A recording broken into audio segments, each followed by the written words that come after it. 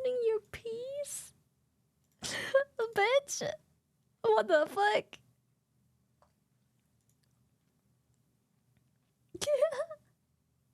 I'm ruining your peace. Well, shit, my bad, I guess. Fuck. Keep quiet. Oh, okay. Shh, shh, shh, shh, shh, shh.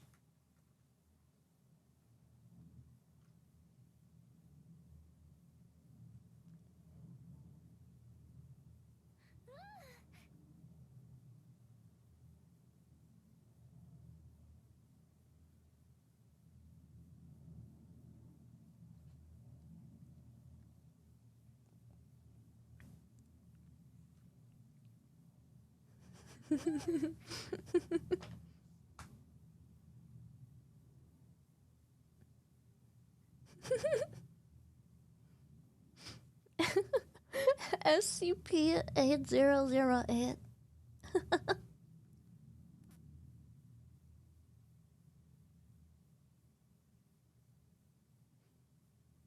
Please don't eat the chat.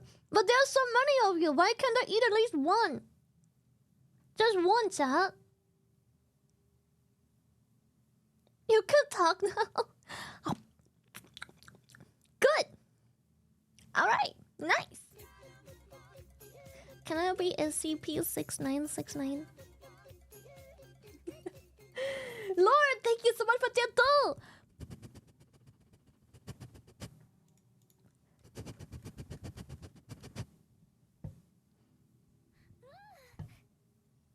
That one is taken. Fuck. Reactor 173. I don't know the numbers, chat. You have to give me like the crayon name of the SCPs. Oh, banger song. The famous one, is it Peanut?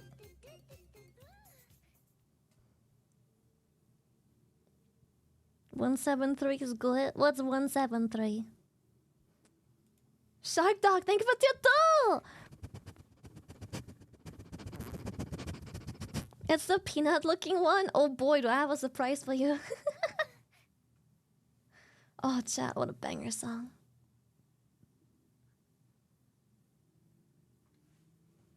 Did we ever watch the original Peanut SCP or just the scenario? I don't know. What do you mean original? Are the animations not the original SCPs?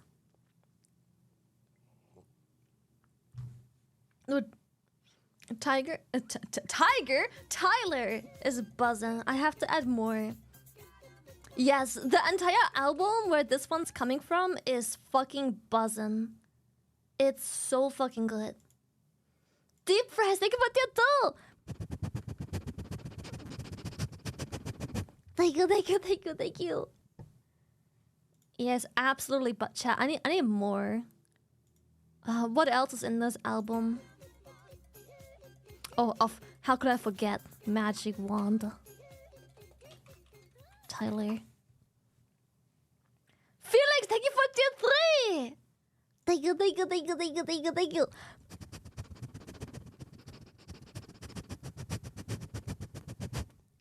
Thank you.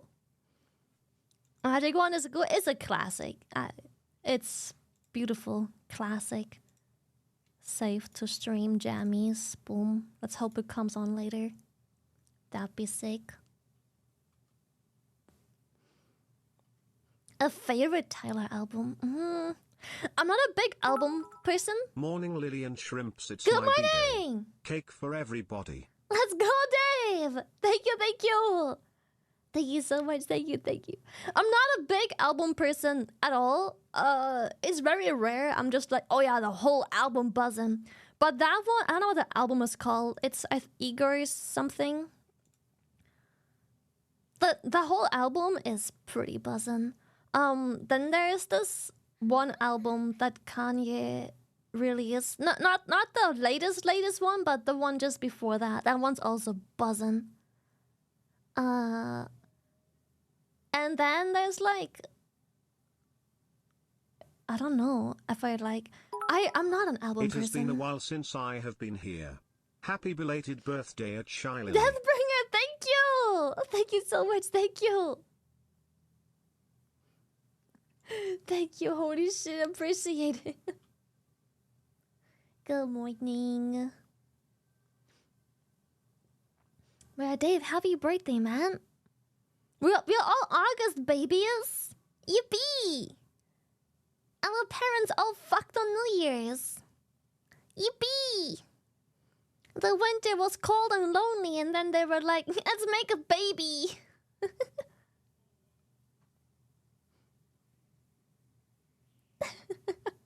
Sis, your mommy and papi had wild, vicious winter hotness, hot cocoa sex. You're right, but why?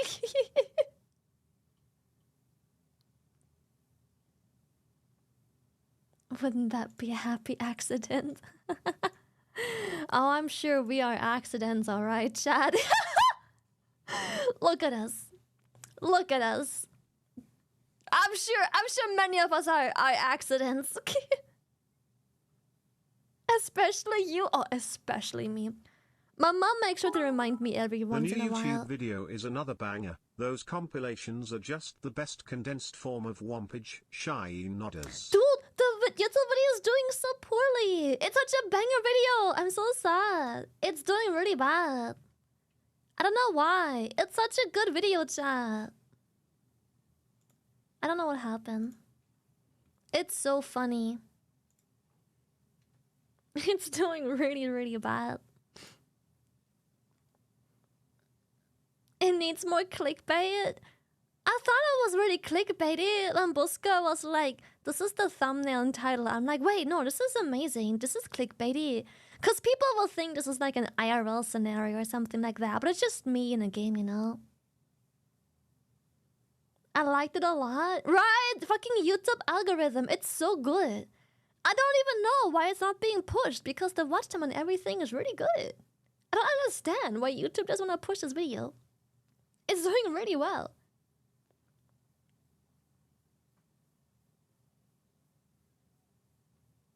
Right? It was so fun. And like the watch time would indicate that too. And that's usually all YouTube cares about. I don't understand why it's not. Dude, for real, YouTube is taking revenge for the tweet. They shadow banned my channel. Dude, the 16k views the video has right now is literally all just me advertising on Twitch and Twitter. Like, YouTube ain't doing shit. They're literally mad I tweeted at them. They're literally mad I tweeted.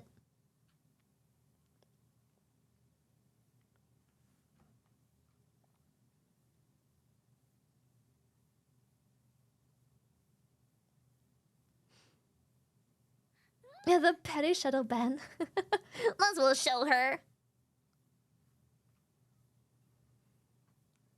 Definitely should have been the didn't see a notification either. See, YouTube is literally mad that we tweeted at them and they shadow banned us. What the fuck, bro?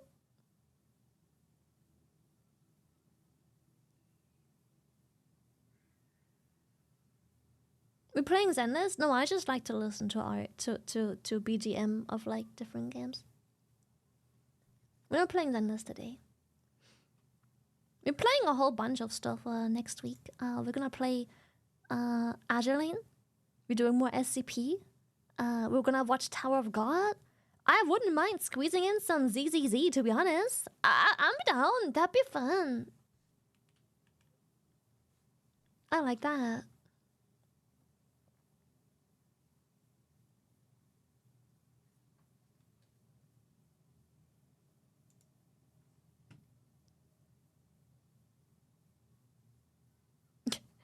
YouTube is a Scooby-Doo villain, and I would have gotten away with it if it wasn't for this fish.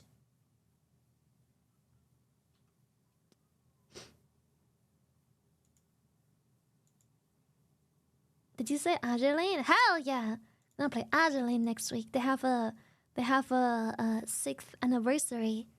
I'm excited. Did you watch the live stream? I was on a live stream. I had a cameo. Eyeliner invited me to have a cameo for the live stream. Did you see it?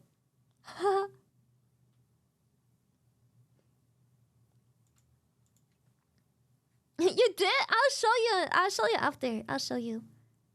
I was streaming, I think, yesterday when it happened, but I didn't know about the live stream. I forgot. I don't know.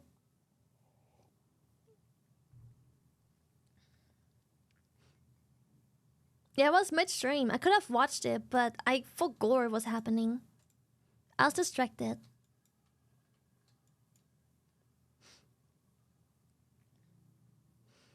I've went to Disneyland. I haven't, but I do want to. It'd be fun. I wanna go so bad.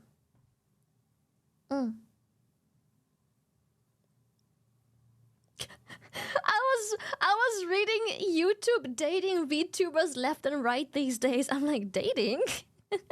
VTubers date? Yeah, YouTube is not having a good time of VTuber stuff right now. Unless you're a VTuber streamer, they don't really want you on the platform right now. Unless you're corporal, YouTube just doesn't care for you right now if you're a VTuber. Someone mentioned a schedule on C1. Oh, I had a schedule. I just uploaded the schedule to the background picture after stream. I don't think you can see that when I'm not streaming. I'll show you in a second.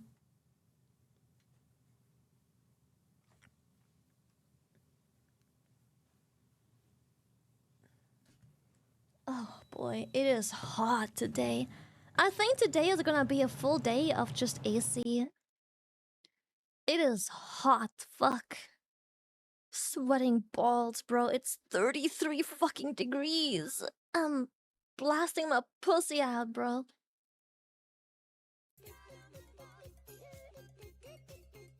It's so hot. 33, holy shit. Yeah, it's quite a bit for a Dutch summer. Regibus, thank you for the adult. And dude, it is so humid because obviously the heat wave comes in the second it rained. Yesterday it's been raining, and then obviously the next day it's like heat wave. It's tropical fucking humidity here right now.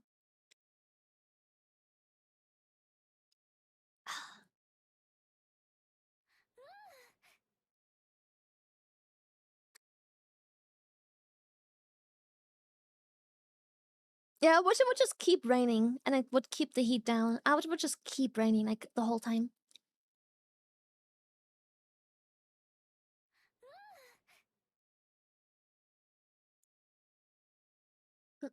Dude, I'm bad with both. I'm bad with hot weather and cold weather. I don't know what is wrong with me, but I have very, very poor, like, body heat regulations, I think. It's so bad. I cannot regulate my body temperature very well. Whether it's too hot or it's too cold, it both is really bad. I sweat super fast and Can't easily, go and outside. I'll melt like an ice am cube on fire. ice cube cold, like, immediately after. Just psh, you hear the sizzling of the ice cube. Psh. The worst part is that it rained, but it kept being hot. Like, it's still 32 degrees, but it's raining. Ugh. Dude, I am a lizard. For real, for real.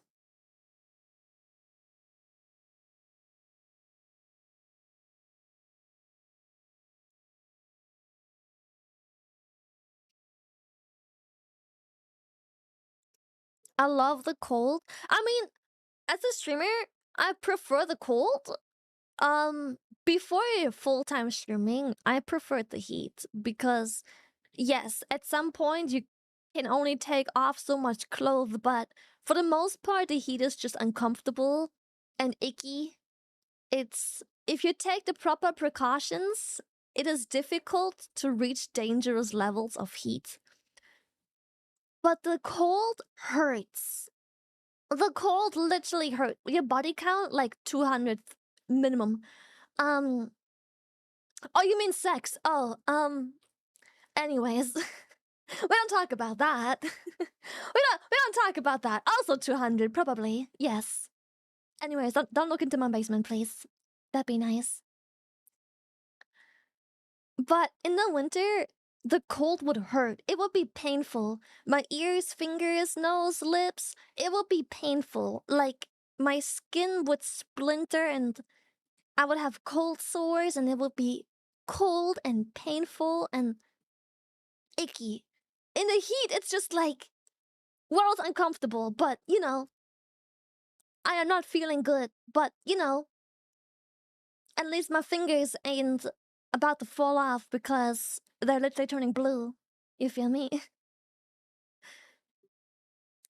Oh my god, Aku. Yes. Oh, no one. Okay. If you haven't had any injuries in any jointed areas, I am so happy for you, but I almost lost a finger once.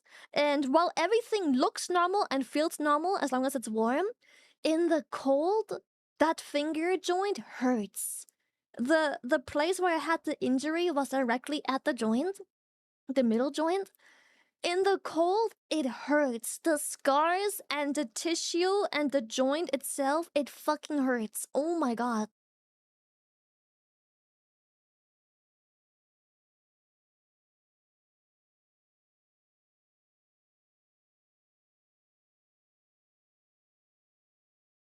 There's a reason many older people move to warmer climates. Yeah, that and also when you're older, you do get worse at retaining body heat. I don't know why. If I had to guess, it's probably just like heart and blood flow issues and stuff, probably. Yeah.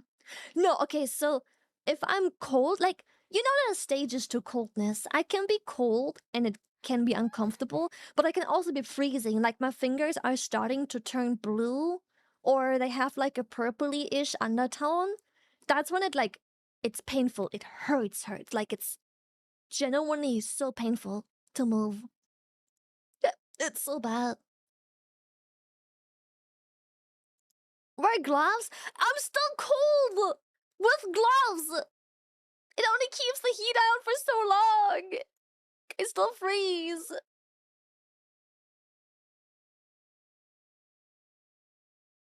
I should be using hand warmers, yeah, that'd be nice. Chat, let's emerge. It's gay time. I mean gaming time. I mean, hello!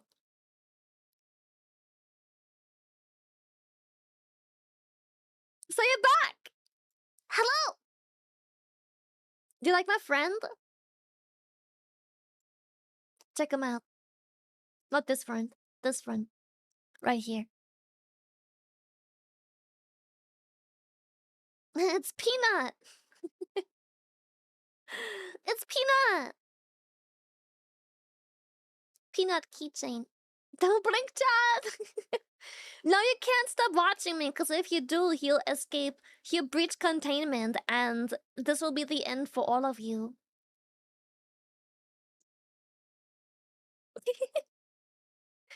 You wouldn't want that to happen, would you?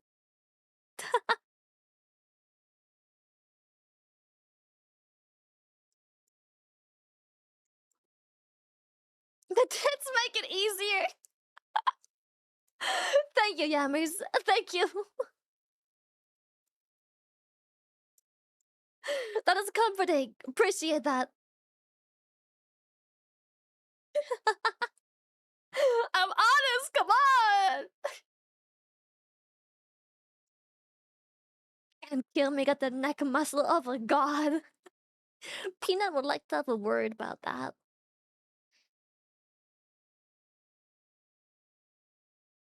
Blind shrimp. Yeah, I can do this. Boom. And I just have to... Boop. Peanut. Ah, SCP day, yes! I'm so excited. Ah. Because we keep watching SCPs on Sunday, YouTube keeps recommending me more SCPs, and I'm just like, oh, I wanna keep watching them. Oh, I can't wait for Sunday. No, Tiki, thank you for the tier 3. Thank you.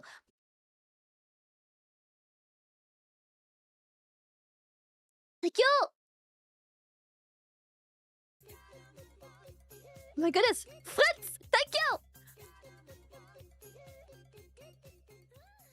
Thank you.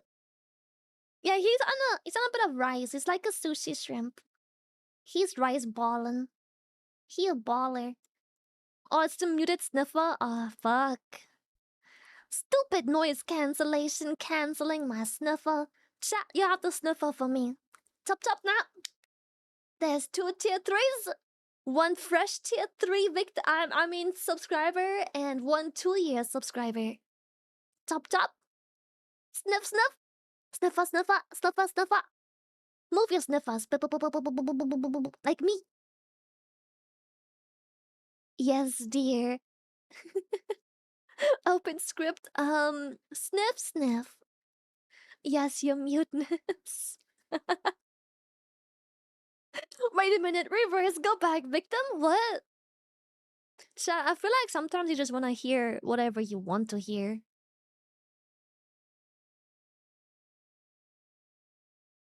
At once, my queen. See, chat, be more like Boba. That's the one. Yes, your SCP-ness. SCP-ness. You said penis. I will not conform. SCP fan movies are actually pretty good. I would love to see those as well, but I want to learn about the SCP first, I think. There's still so much SCP stuff to uncover for me. Hold up, let me do a gamer shower real quick. It's a gamer shower stick.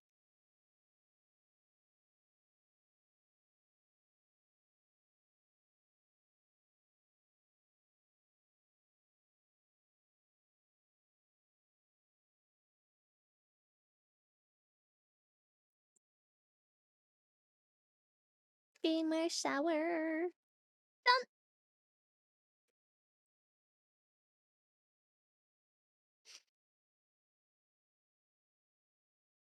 You don't actually need to learn about SCPs for the SCP movies. Or do the movies like explain the SCPs to you as well? Like, is a part of the movie like?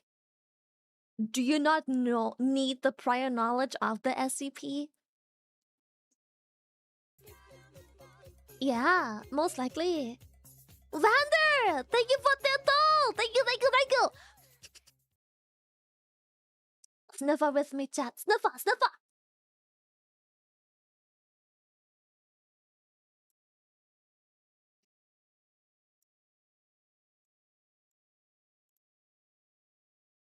Are you sticking to Dr. Bob's videos? I prefer the Volgun because he reads the direct files. Well, I really like Dr. Bob because the visual is just so nice to have. The little animations help me so much. I don't think I could really enjoy just like someone talking over a PNG of an SCP for like 8 minutes. I really enjoy just like the... Yeah, it's so easy to look at. I love it so much. It makes it so much more fun, the visual. I am a visual learner, very much. I'm a very much visual learner. Yeah.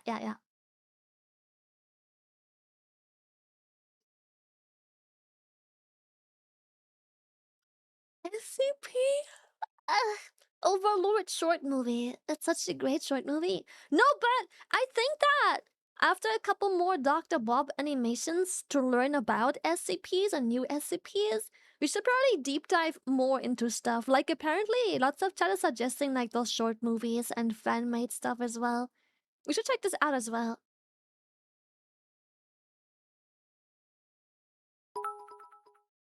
You should react to SCP-1440. 100... 100, 440, 1440.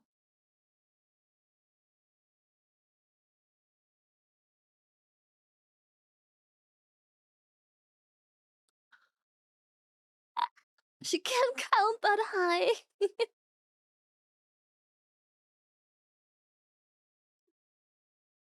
Don't eat the shrimp, Nigiri. What the fuck, chat? That's cannibalism.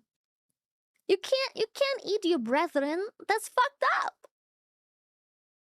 Don't do that.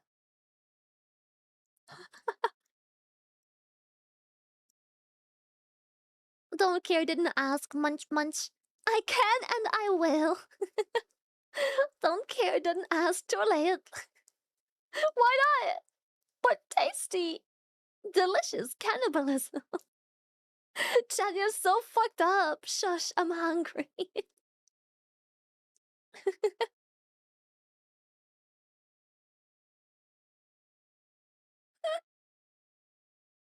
Overlord, Dollhouse, and 096 are good SCP short movies. Two deal with more focus on the MTS, while the third focuses on 096 details as well. We'll dive into this as well tonight. Why not? Why not? Let's watch some SCPs because I just want to learn about more SCPs. How many SCPs are there? Like, is there literally an SCP 001, 002, 003, 004, 005? That's over 7,000. Jesus.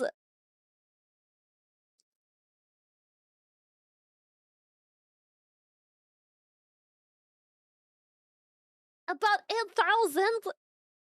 People making new ones every day. That's fucked up, bro. Anyone can make an SCP, so I can become an SCP. At this point you might need to dedicate a Stream Deck button to turn off the noise cancelling for Sniffer. Also, if hypothetically you were gonna be written as one, I suppose an oceanic one would be the most appropriate, right? No promises, Toe. I wanna be one of those brain manipulating ones. I wanna be like a brain worm. You'll be addicted to consuming me. Myself and I's content. That'd be so funny. I'm fine with that. I already am. Yeah, I wanna be like a brain-altering SCP. I'm just like, when you look at me, your brain chemistry changes and you just can't help but to consume my every content. SCP-166, like a siren? Yeah, I think that'd be cool. I have like my shrimp army, ready to do whatever I ask them to. That'd be so funny. My literal shrimp army.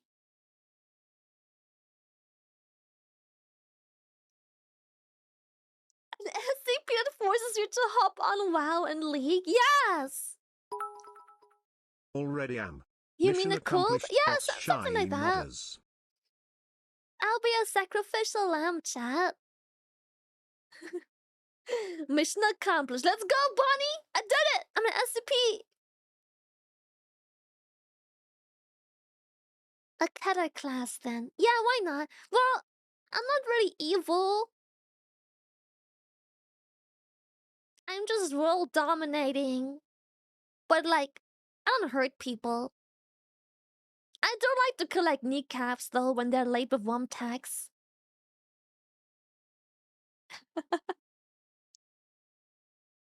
I just think it would be really neat.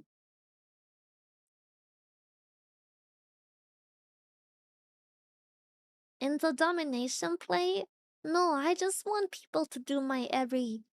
To do whatever I tell them to. I'm just like, worship me. Okay. Cook me food. Okay. Go sleep.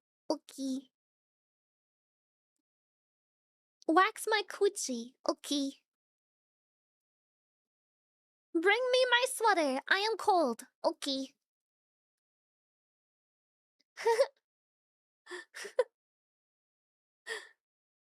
My breasts are sore. I need an ice pack. Okay.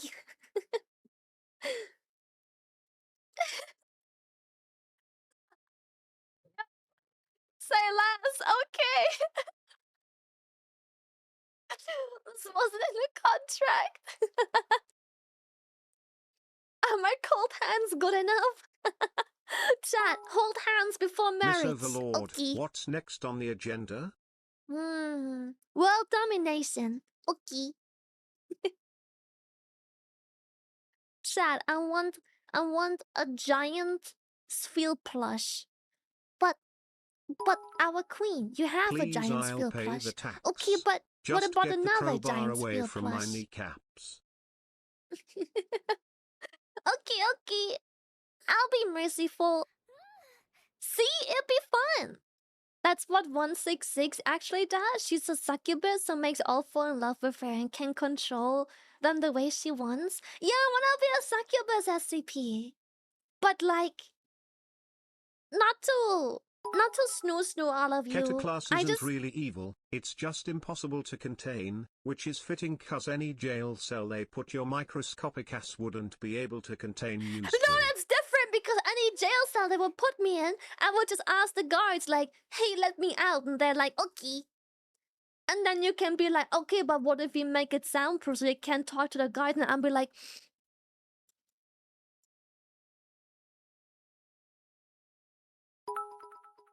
We got a wump tax. Here you go, okay.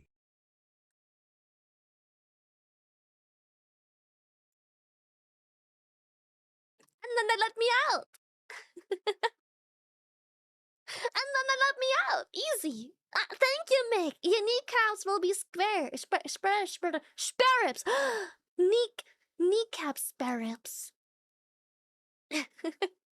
They have robots to control such SCP. Chat, if I don't stop at a bear, who... What makes you think I would stop at a robot? Implying they wouldn't contain you in a revolving door.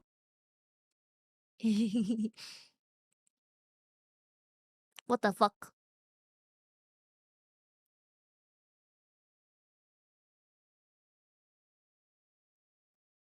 Fuck you.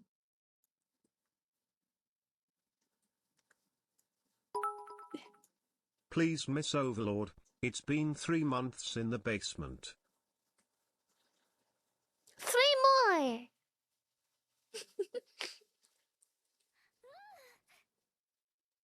Seduce the microchip? Yeah, I'll just seduce the microchip. The fuck?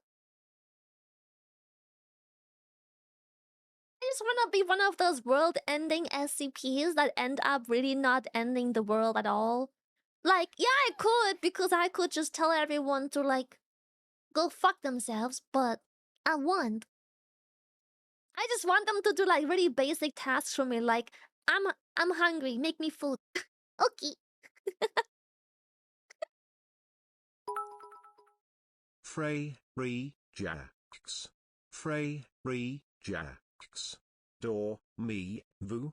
Door, me, vu. Sinale matins. Sinale matins. Okay. Din, don. Din, don. Yeah, like a truly merciful god. Yeah, I like the succubus idea. I wanna be a succubus. I wanna have a succubus at some point. It'd be fun. I wanna have a succubus outfit.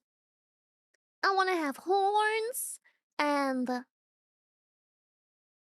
Yeah, I just want horns, to be honest. And a cool outfit. Nothing else really changes. I just really want horns.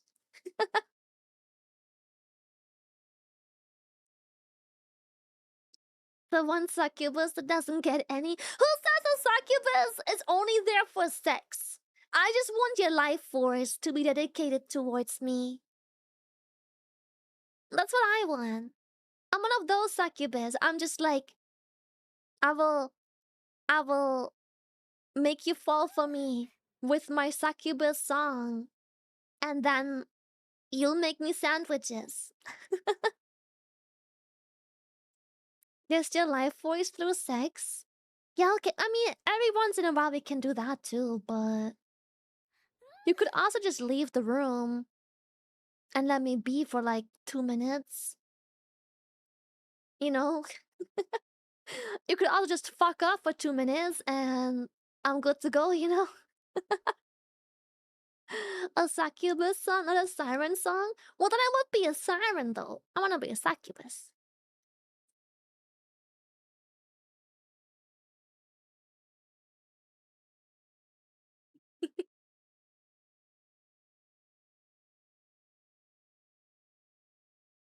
What if they put you in a windowless, doorless room? But here's the thing, they wouldn't.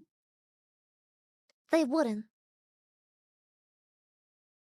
And even if somehow I did end up in one of those scenarios, after like a few hours, everyone would be like, where is my orchid? Where did she go? Where's my orchid? And then they would come looking for me everywhere, and they would turn the whole world upside down until they find me, and they're like, oh my goodness, I found her. All is good again.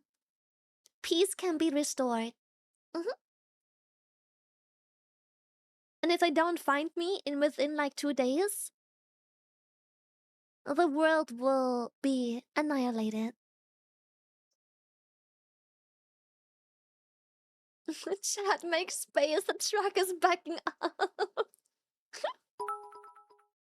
Homegirl trying to become an HK class SCP ain't no way. Shame that she's probably going to be thwarted by the SCP Foundation's greatest task force, the Twitch chatters with their TTS Brian-based weaponry shy weeds.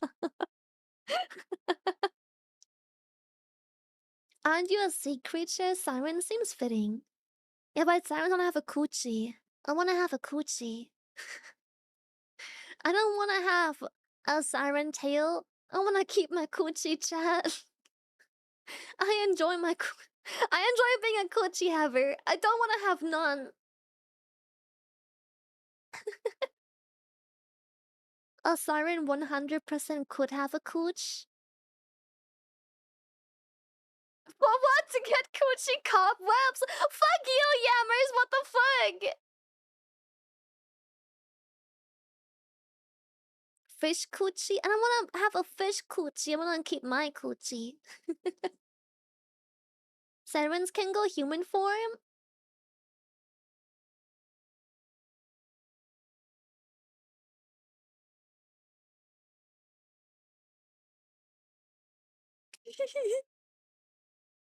Yeah, and sirens sing. I'm not a big singer.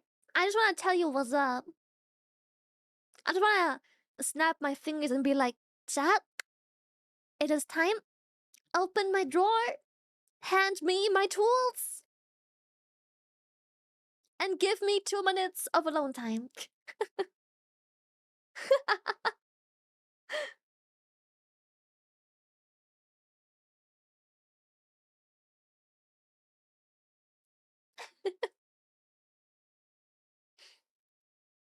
Yeah, exactly. My little friend would be so sad if I had no more coochie.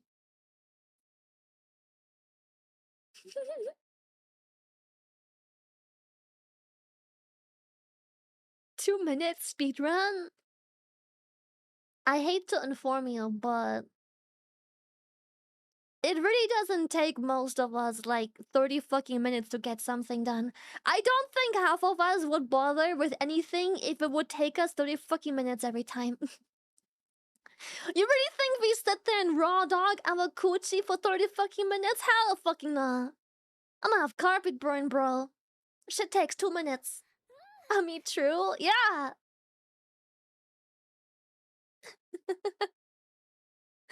Have you ever rubbed any part of your body for like more than 2 minutes?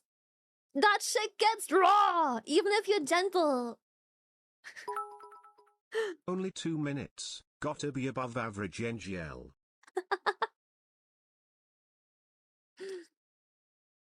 Hello, stankers. Oh, we're talking about coochie. Oopsie! How you do?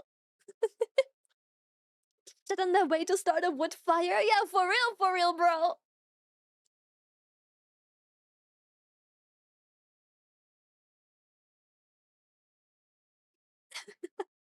You're underestimating us.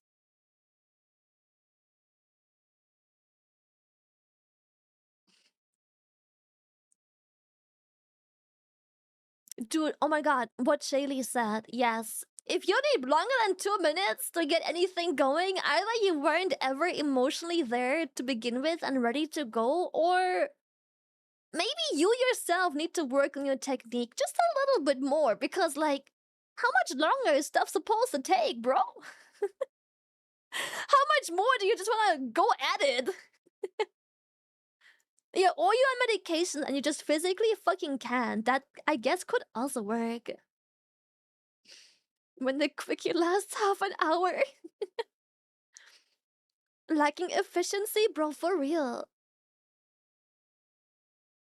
Why do women take so long to get ready? I can tell you why, but you won't like the answer. It's because men don't even know what the fuck they want from a woman. And every time they complain that women need so long to get ready, if you don't do any of that, they'll complain how you don't look put together and how you look like you just got out of bed. Men can't stand that either. And then they will keep complimenting other people like, see, she looks so pretty and natural. I bet she doesn't take 30 minutes to get ready. And I'm like, natural. Okay, just because you can't tell what the fuck's makeup and what the fuck isn't, it doesn't mean that she's natural, okay? There is a weird standard. Alright, we can't just put some gel in our hair and fuck off and go through the door, bro. Yes, but I'm just toxic. We can't just open a fucking door, squeeze some gel into our hair and be on our merry fucking way. Like, it's not how it fucking works. I like it when women look like shit. Every single time I see a dude say or compare women and they're like, they say wild shit like, see, she is such a natural beauty. I'm like,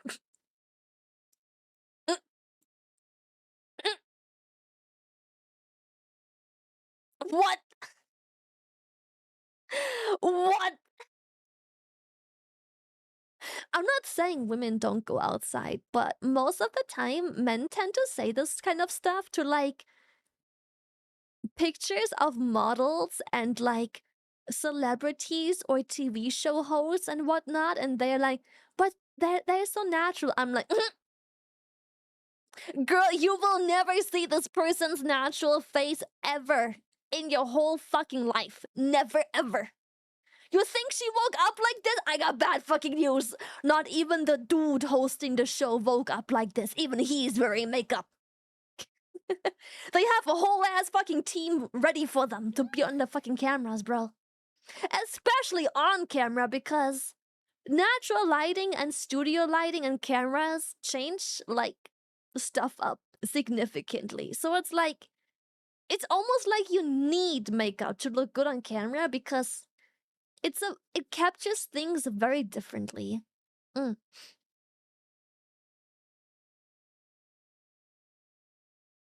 Yeah, and then the screen does also its thing and stuff like that. Yeah, lighting makes or breaks a look for sure. Dude, everyone in a studio uses makeup. Like, you think some buff ass dude that gets interviewed on some TV show host doesn't wear makeup? Of fucking course he wears makeup. You think they interview like some fucking, I don't know, WWE wrestler and you think he goes in there bare face? Fuck no. He's wearing makeup, the fuck? Yeah, they use so much makeup, especially on TV. It should be common knowledge, but for some reason it's not.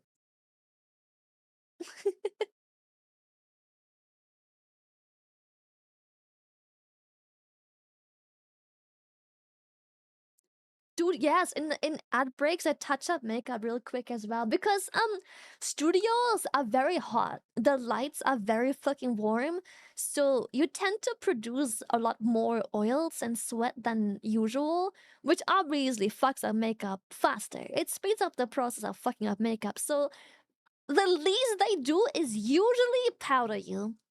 They usually at minimum powder you.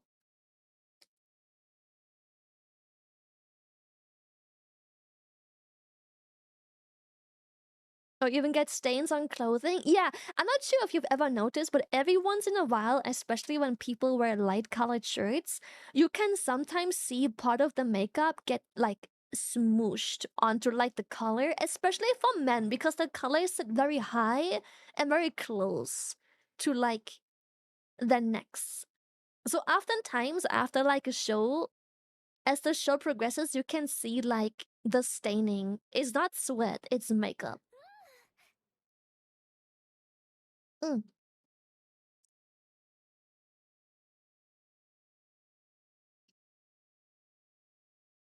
I don't see any when I'm going outside, but I'm not as pretty. I just use a bit of glass. I mean, there's plenty girlies and men, I guess, especially in our culture that don't wear makeup, but girlies, let's be for real. When was the last time your dude or any dude, your man or anyone's mans, has complimented someone that was genuinely barefaced and you didn't have to like swallow your pride to break the illusion that they are indeed not barefaced? Like, when does that ever fucking happen? That never happens. Yes, it literally never happens. Not once in my life has a dude complimented another woman in my like company that was barefaced. They always compliment the women they think are barefaced and still look good. It's never happened to me. I'm not saying it can't happen, but Small to me it's price to never pay for happened. coochie, slay. A small price to pay for coochie, hell yeah. Just some sunscreen and moisturizers, makeup after all. Bro, so many sunscreens and moisturizers have makeup in them. And so many men don't even know. They're like, I just put on some sunscreen and a moisturizer. I just put on moisturizer and sunscreen after. I'm like, it's tinted, bro. It's literally tinted moisturizer. It's literally a mix of foundation. Why do you think it takes you so long to drop this shit in? It's literally, there's literal makeup in there. It says on the fucking packaging. It literally says it right there.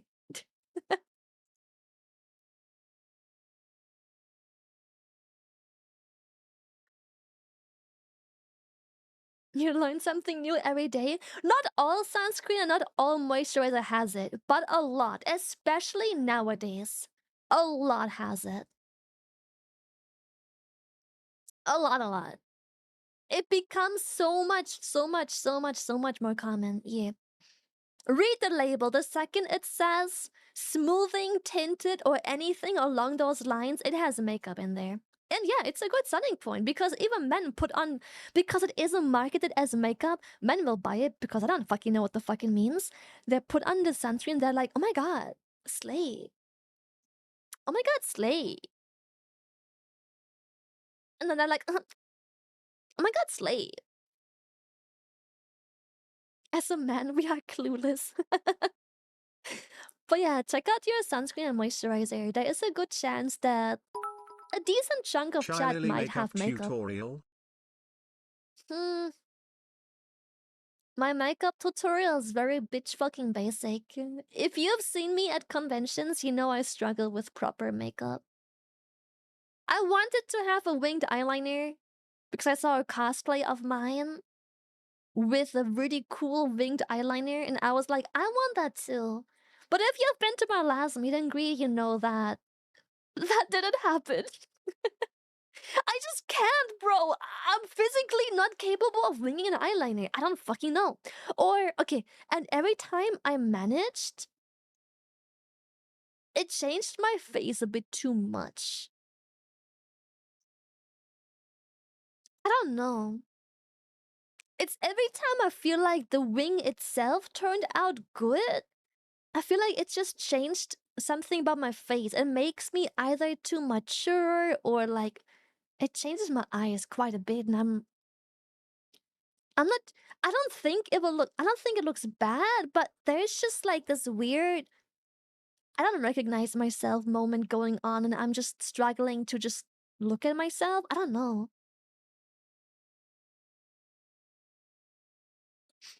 When I started done, it didn't look bad, not winged, but still good. Yeah, I tried my best. I didn't have the balls to make a winged eyeliner because I didn't want to fuck up the rest of my makeup. Because if I fuck up the wing, I have to take all my makeup off and start over. You can't just wipe off the wing, you know, like I have a little bit of what's it called? Not foundation, the other one, the thicker thing. Concealer, there we go. I have concealer because I have really blue under eyes. Unironic. I'm not talking about the markings. But just overall, I have very blue under eyes. Always had, always will, even as a child. Always had it, always will. But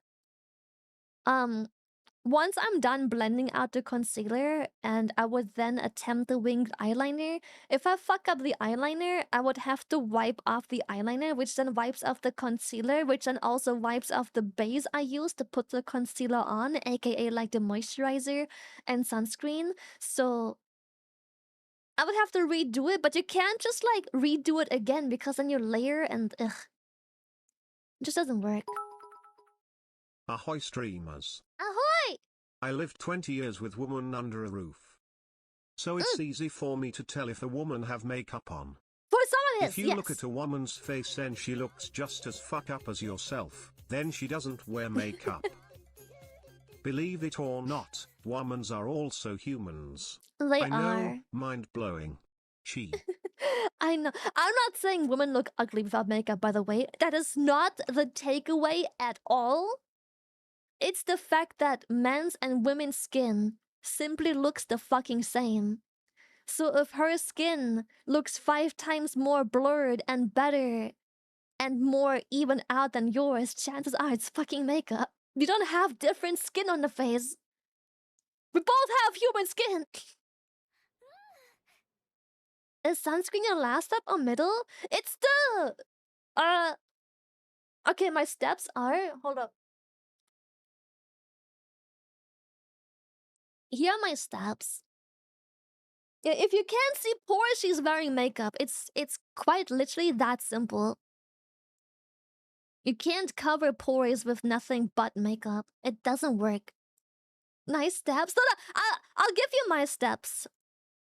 But my steps include just like overall skincare as well, but I don't think... I think it's good to know.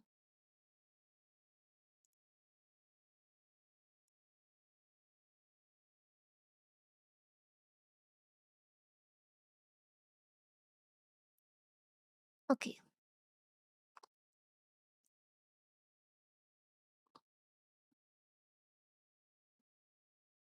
That is the wrong...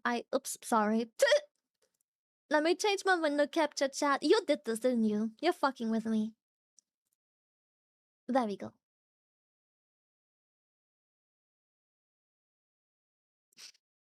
Okay, so first of all, next week's schedule. Anime. Probably gonna play ZZZ or something. I don't know yet. But probably gonna play ZZZ on Tuesday.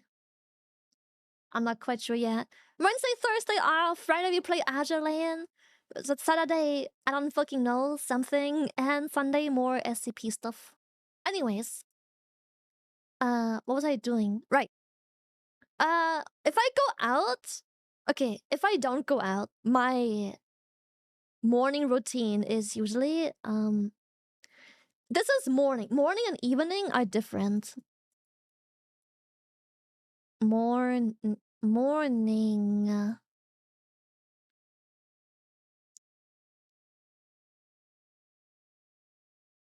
Bedtime. I have 2 routines. I'm not saying everyone should. It depends on skin type. Even though we all have the same skin, we all have different levels of sensitivity. We come from different climates, particles in the air, yada yada yada. I'm pretty sensitive to going to bed without like my routine, but bedtime routine doesn't matter for now. In the morning, water. I wash my face with water. No soap, nothing. You will know in a bit why, but only water. Only water. After I put on moisturizer. How do I spell moisturizer? Like this? After I put on moisturizer, hello Scrappy! Hello. And then, after, I like to let the moisturizer almost dry. Like, how do I put this? It's like 80 to 90% dry. It's not fully dry yet, but like almost. It takes like a minute or two, right? But I have a really good moisturizer. I have like stuff from Korea. It's so good. However, if I'm planning on wearing makeup or going out, this is without makeup. My moisturizer and then after sunscreen. It's all makeup free. There's no tint, no nothing, no smoothing, no setting, no base, nothing in there, right? I do that mainly because, okay, two reasons. Even though these two right now are from Korea, I live in the West. I am not from Korea, obviously. I live in the West. If you buy tinted moisturizer and sunscreen, I am very fucking pale. If you buy them tinted, they always make me look darker or tanned, and I don't like that because then it doesn't match my neck and takes me 5 billion years to like actually get this like properly blended into my skin. It doesn't match my skin, even the palest one in the West fucking doesn't. Sunscreen can double as a moisturizer, but I feel like I have very dry skin. My skin is super dry. If you have oily skin, if you're not dry but you're oily, you might just want to leave out moisturizer and just use sunscreen. Or if you still kind of want to use moisturizer, at least a little bit, you can leave out the moisturizer and use a serum instead. It's much lighter than a moisturizer. It's very watery. It soaks in like no time. But I am fucking dry as balls. I need to layer some stuff on. So for me it's moisturizer. I wait like maybe a minute. I do other stuff like shave my armpits or whatever the fuck I feel like. And I put on sunscreen and then I put on let me think of my steps. Now I have to consciously think about them. Concealer. How do I spell concealer? Concealer? Is it with a C? Concealer? Something like that. It looks weird. Concealer. Yes, with a C, isn't it? I put on concealer, and if you have a face, which I hope all of you do, if you have a face, I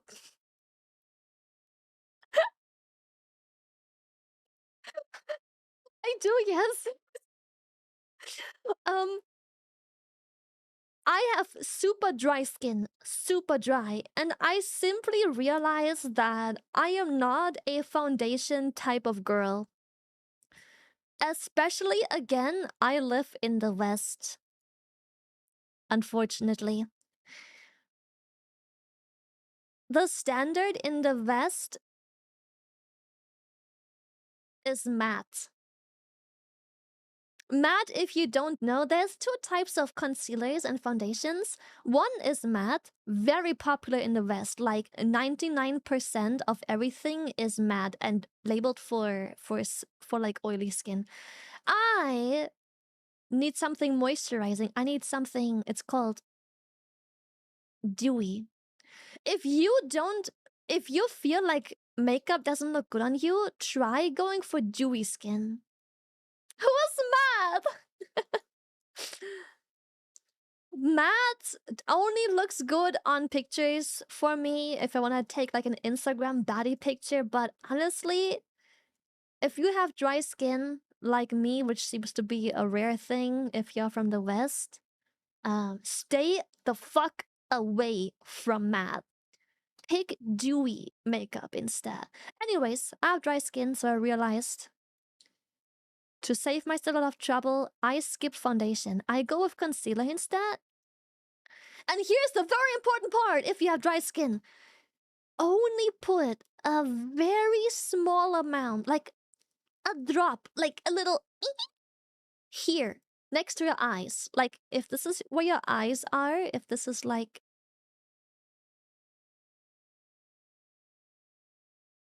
If this is where your eyes are, you'll put the concealer like here. One small, teeny tiny, very thin drop. I swear, if I see any more of these fucking makeup tutorials that put that shit like here, everywhere, like that, and then I have to blend that bitch in, girl, at that point, just wear foundation. At that point, just wear high coverage foundation. This is the reason your concealer always looks ass, especially just like half an hour after applying it. It's so annoying. Just put it here, the smallest thinnest drop, and then you blend it out with your pinky finger. You blend it into this direction, away from the eye. So you put the bulk here, and then you blend away from your eye. You do not touch this part. All of this part of the eye, illegal. Do not put anything here. You blend here. You blend into this triangle. Right here. Don't fucking touch this part with concealer. This is why you always look cakey and old and wrinkly. Especially if you have dry skin.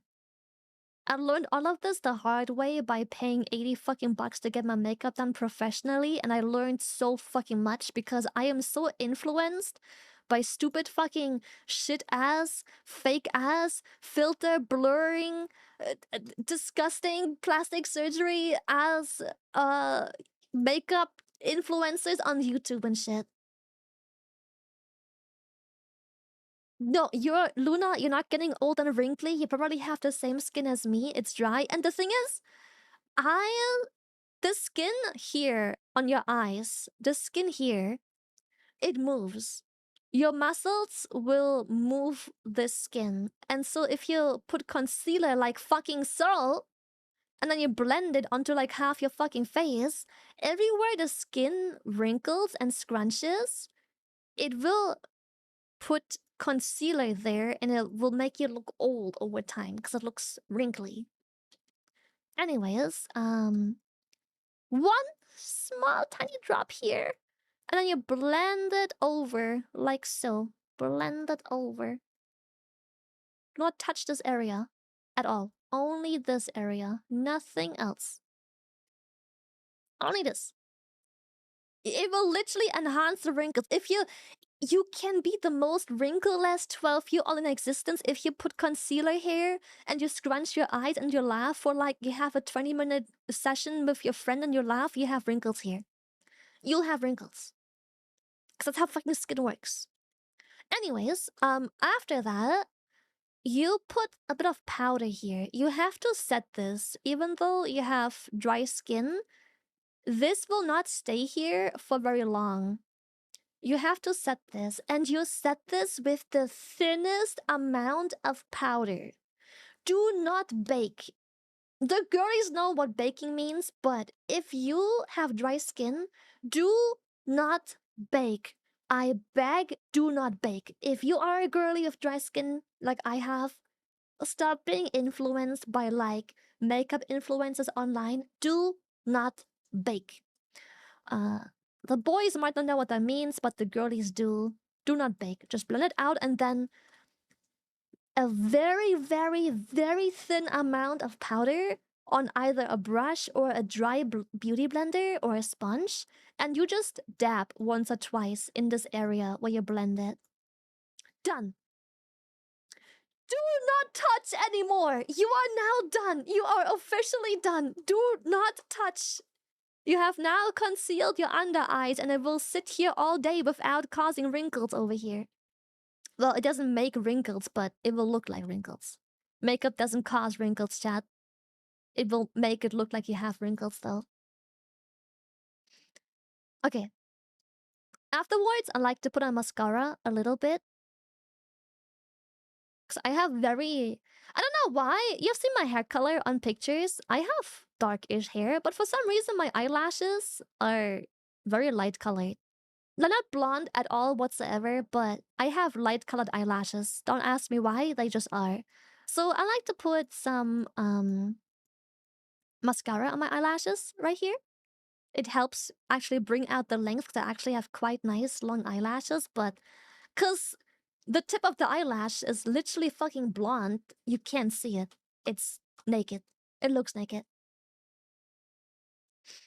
And then, one problem I have is when I smile, I do this.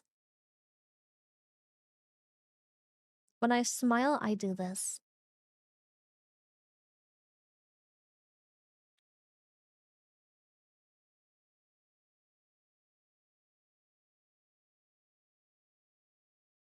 And for some reason, I do that so much that my eyelashes touch this part of my bottom lip. I do this squint so hard, my eyelashes touch this part. And it transfers some of the black from the mascara. So what I do is, remember how we used powder here? I also powdered this a little bit with eyeshadow. I take a brush and I put a thin amount of eyeshadow here. It doesn't prevent it fully, 100%. But the fact that this part is no longer dewy and damp and wet from the skincare and everything helps it transferring a lot, a lot. A lot, a lot. Yeah. Just don't smile. Just don't smile.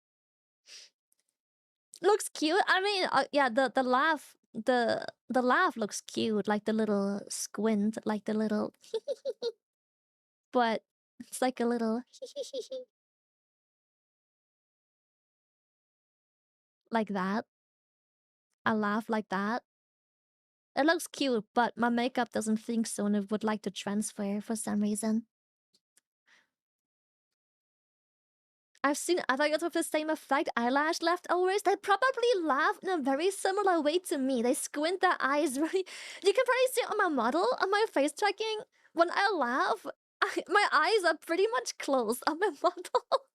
So, yeah. So what I do is I pick a nude eyeshadow and I put it here. Again, don't pick too much. Don't layer that bitch on. Don't cake that bitch on. Just make sure that you remove a little bit of the moisture, or like you lock in the moisture behind like a more drier layer canvas. It helps a lot with transfer. It doesn't make it okay. It doesn't prevent it 100%, but it makes it much more endurable. Um, and then I put on lip balm, and I like to put a little bit of color. I can't draw, but you know, imagine like a lip. Imagine a lip like this. Imagine that. I like to put on lip balm. It's nice and shiny. Nice and shiny. And then right here, I like to put a bit of color. And then I take my pinky finger and I blend it out towards the outside. And it looks really cute. I like it. It gives my lips a bit of color. I don't need too much because I don't like when my face focuses on my lips anyways. But yeah, I like when people look me in the eye when they talk to me. So I like to keep the focus on the eyes instead. And when I go to TwitchCon and stuff, I go the extra mile and I draw like a little bit of uh an eyeliner. I just do this.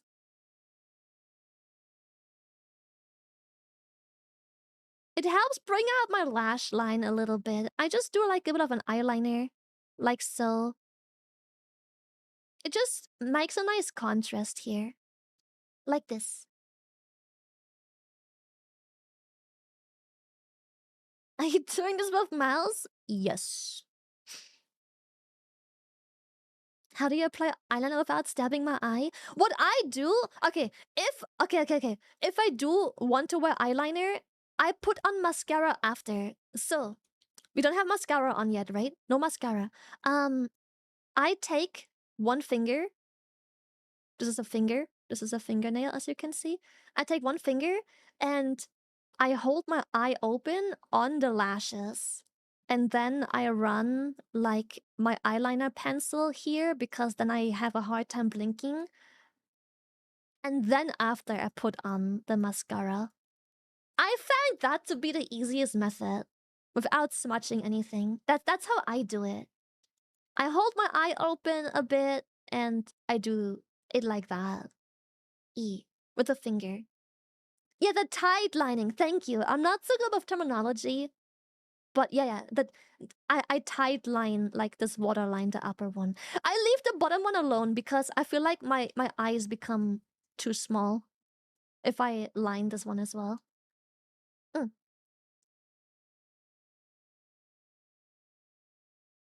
Can you post video of this?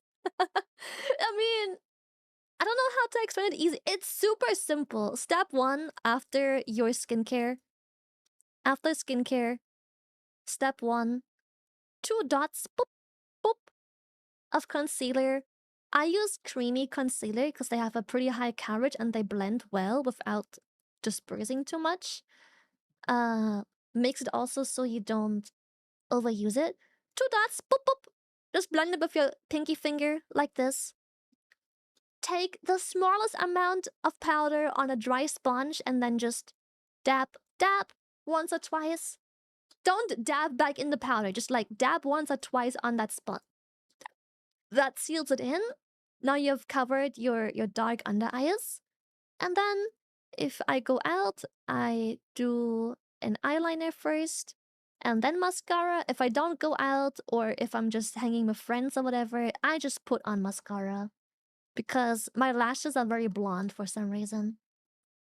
That's it! Literally it! That's it! What I wish I could do is... I really want to do this. I really want to do this. Like a really cute cat eyeliner and then like a...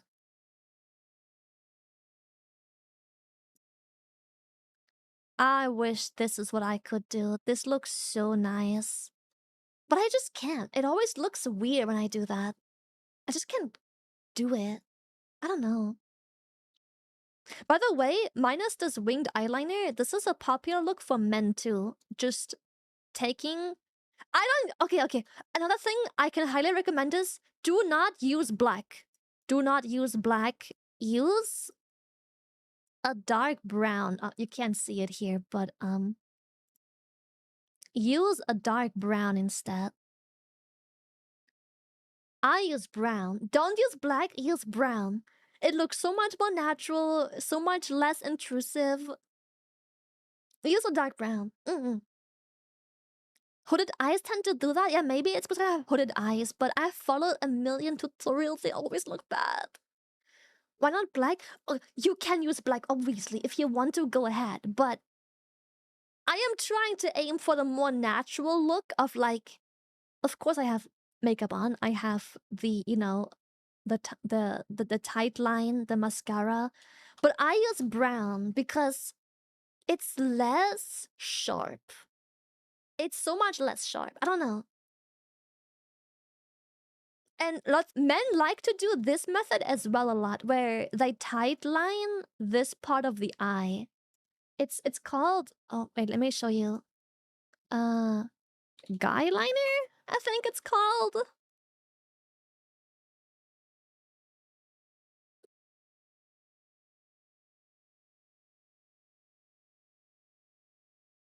But yeah, men like to do this a lot, where they do this.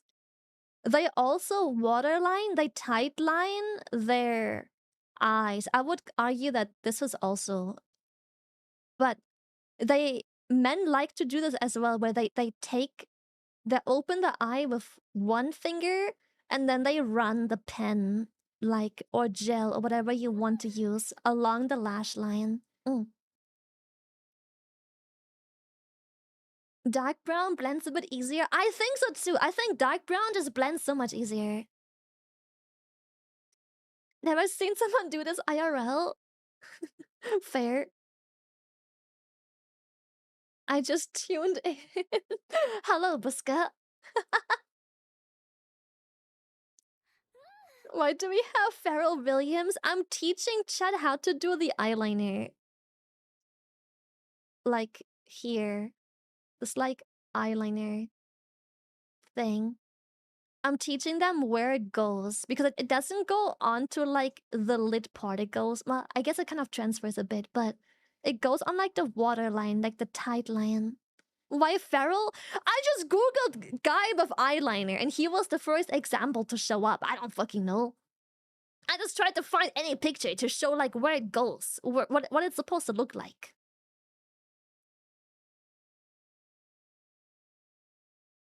It goes on the eyeball. Yeah, he's just an example. I just googled the picture guyliner and he's just an example that I found in like the first search. So it's just like, you just put it here. on the waterline of like the upper lash line. Yeah. Mm. I used eyeliner when I dressed as Jack Sparrow, and it was cool. Yeah, exactly. Feral is obnoxious as fuck, but I don't give a shit. I don't even know who the fuck that is, but I was just showing off the eyeliner. You're playing with necks again? Let's fucking go! I'm excited!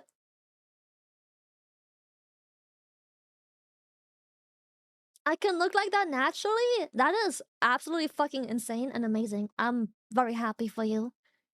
But most men want to achieve, well, they want to achieve this, but they think it's natural, but it's like, no, you just have to... It's eyeliner, obviously. It's fucking eyeliner.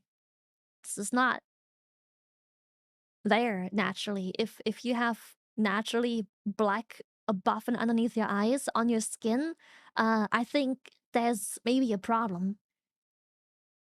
I think your blood circulation is cutting off and your skin is suffocating.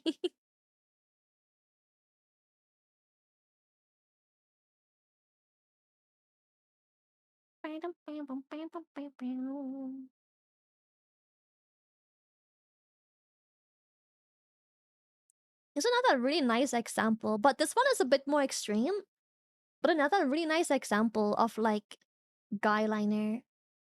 But that one is a lot. That one is extreme. I would argue that this is on the eyelid. This is probably not on the waterline. This is more the eyelid itself. Eyeliner reminds me of something in Islam. We call it kohl, similar Yes, style that's where where we it's cover both from! upper and bottom of the eye thing. That's literally where it's from, chat. That's where we got it from. That's where we stole the idea. Because everyone there uses kohl. That's literally where it comes from. All of the Middle East uses it. Yes, that's literally where we got it from.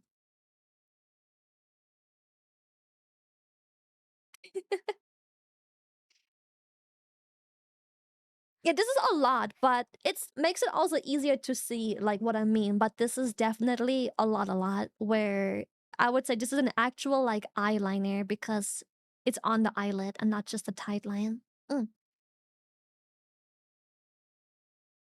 It's literally from kohl. If you don't know what kohl is, kohl eyeliner.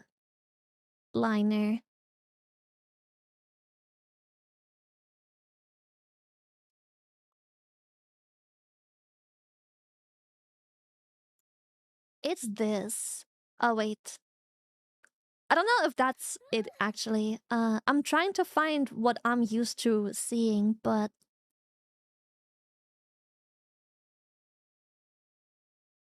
I'm trying to find the one. Well, I think this is also it. I'm used to a different packaging. Egypt first recorded use of eyeliner.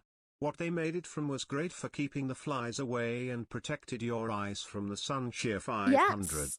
I think it's literally made from, like, burning something. I think it's soot. It's this one. It's like... I am not used to it being on a stick. I'm used to, like, the substance being on a metal stick and you, like, use it. But this is literally where it's from. It's also apparently really good for your actual eyes, like the antibacterial properties. Oh, this is what I'm looking for, but I can't fucking... The picture quality is so bad, but I found exactly what I'm looking for.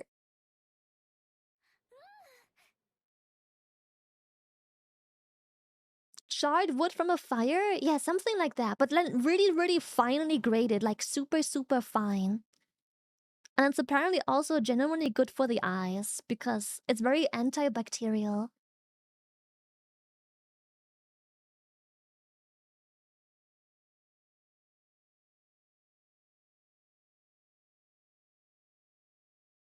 Yeah, we literally just stole the idea and we just marketed it as eyeliner instead. It's literally just a stolen idea.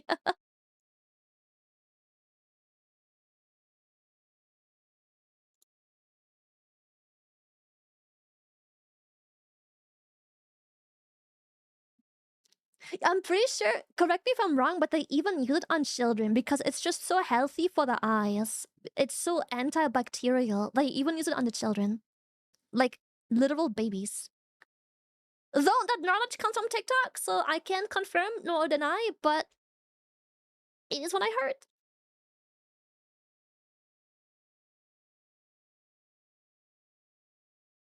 It's medicinal? Yeah, yeah.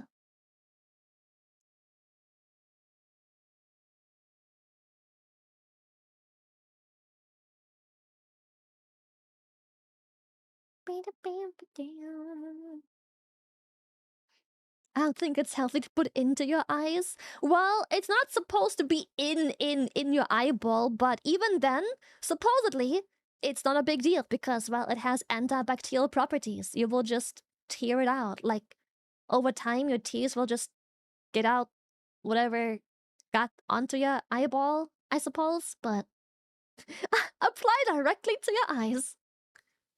Man, I'm trying to find, like, the applicator I'm used to, but I can't fucking find it. It looks like this, but the thing is, you can't fucking see what he's holding and how he's doing it, but this is how you usually apply it. You have, like, a little metal rod, and you apply the coal to the metal rod, and then you apply Coal it is to your similar eyes case to by henna. closing your We eyes use it a around it lot and, as like, well. shifting the It's rod good and back and healthy for forth, you, but like again make the sure from eyes. you are buying it, and what is it made from. Mm. Oh yeah, 100%. It's like this, but like, it's so fucking pixely, you can't see shit. Mm.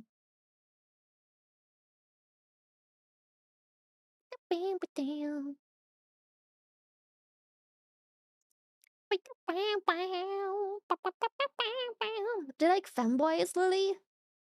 Oh, fembots. Wait, what's a fembot? Hold on a minute. What's a fembot, chat? What did you mean, femboys? Am I just stupid? So is femboy? I don't care. I don't know. I just like any men, to be honest. Chat, okay. I know we just talked about this, but hear me out. Women have very different standards than men, usually. There is always exceptions to the rule, but nowadays, most women don't give a shit if you're buff, skinny, tall, short king, whatever the fuck. Women look for a lot of emotional stability and then get to know, like, I don't know, how do I put this? Of course, looks have to be attractive in a way, but what is and isn't attractive is very, like, it's very vague. Whereas men are usually a lot more focused on the looks before exploring someone's personality, if that makes sense. Does that make sense? I feel like in chat, that would be the opposite because most of chat lives online. So you usually do get to explore a person's personality before you get to know what the fuck they look like, but usually outside the online world, it's a lot more based on looks, which again, nothing wrong with that, but a lot of men think that women also choose men with that criteria, but lots of men will get the same answer when I ask a woman what she's into, and she will just be like, I don't fucking know anything. And they will keep thinking that she's joking or making this shit up or she's just trying to be nice. It is not trying to be nice. This is literally how it is. That's literally what it's about. It doesn't fucking matter. It's a lot about personality and confidence and emotional intelligence. When I spread misinformation over the internet. Yeah, what good do looks bring when you're an adult toddler, bro? I'm learning life lessons. Yeah, we just had those topics, and I'm gonna go too deep into it, but it's so true. I'm not saying for men personality isn't important, but to engage with someone to find their personality, it's often based on looks. They had to have a certain level of attraction prior to further wanting to explore. Exactly. Looks are the bait, personality the hook. Yeah. We like shapes a lot. I didn't say there's anything wrong with it at all whatsoever. I was just explaining why many women can't answer what they're into because most of the time, the looks are just the cherry on top. Like, if someone is emotionally intelligent, caring, and like their masculinity is what makes them a man and attractive. The looks are just a cherry on top. If he is a very confident masculine man and also looks good and whatever you're into, that's just like the cherry on top. But it didn't have to be, you know? Mm. Yeah, it's like a bonus. Yeah. A very feminine man with confidence. I would argue that to be a feminine man, you have to have maxed out your masculinity.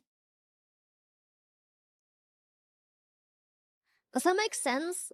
That sounds so weird, but how do I explain this?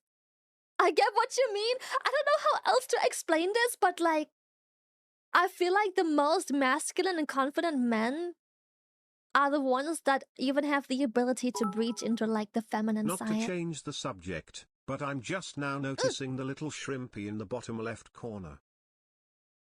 Hello. You have been noticed. Mwah. Mwah. Mwah.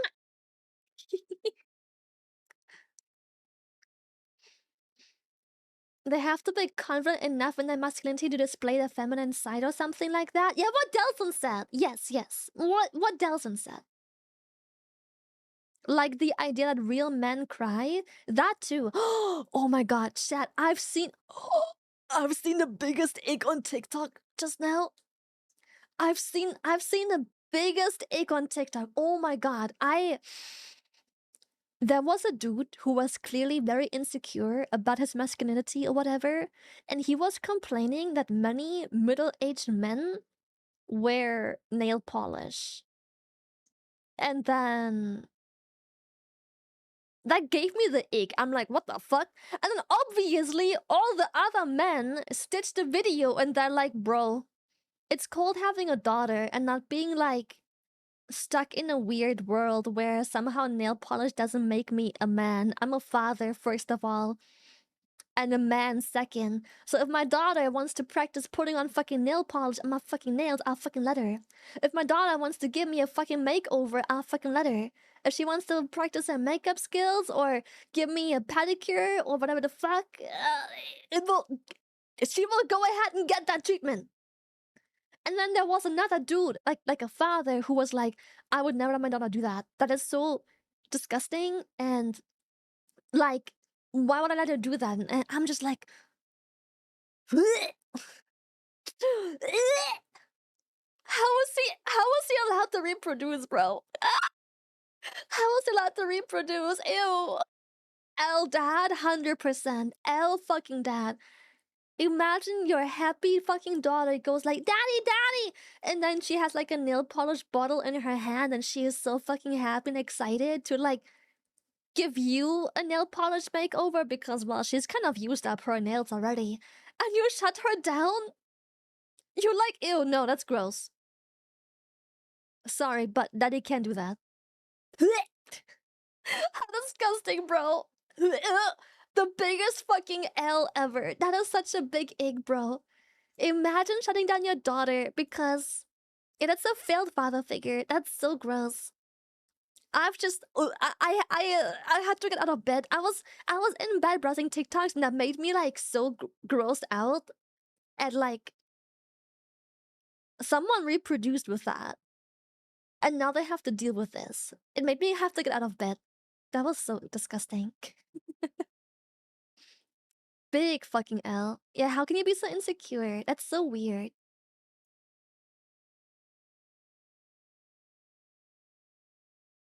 Yes, daughter, you may paint my nails pink. Right, you have to be so fucking fragile to turn away your daughter just because you're gonna have to walk around with nail polish for the next couple days. Holy shit. Yeah, it was so cringe. I had to get out of bed, bro.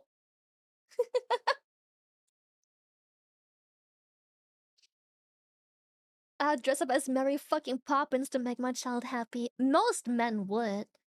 It's just the weird, insecure ones, and then it doesn't happen. It doesn't matter how attractive, because the man saying that, he was objectively very attractive. But not a single comment in that entire fucking comment section would ever date that piece of shit. Every woman that saw something in his looks immediately dried the fuck up, shriveled up like a raisin. Masculinity and femininity are social constructs, so it is a coping mechanism. There are cultures where men crying is not seen as weak. I find that so weird. Men crying seen as weak. I don't know, man. That's just so wild to me. Like, why can't you cry? It's just strange. Yeah, if your daughter invites you to a fucking tea party, you man the fuck But up. if your son wastes time polishing their nails, how will they be able to learn how to beat a bear in a fight to the death? All men need to be able to do this by the age of 10. 100%, obviously. Oh my goodness, waste of time. You put on that tiara, exactly, and listen to Mrs. Nesbit talk about her day. That's true.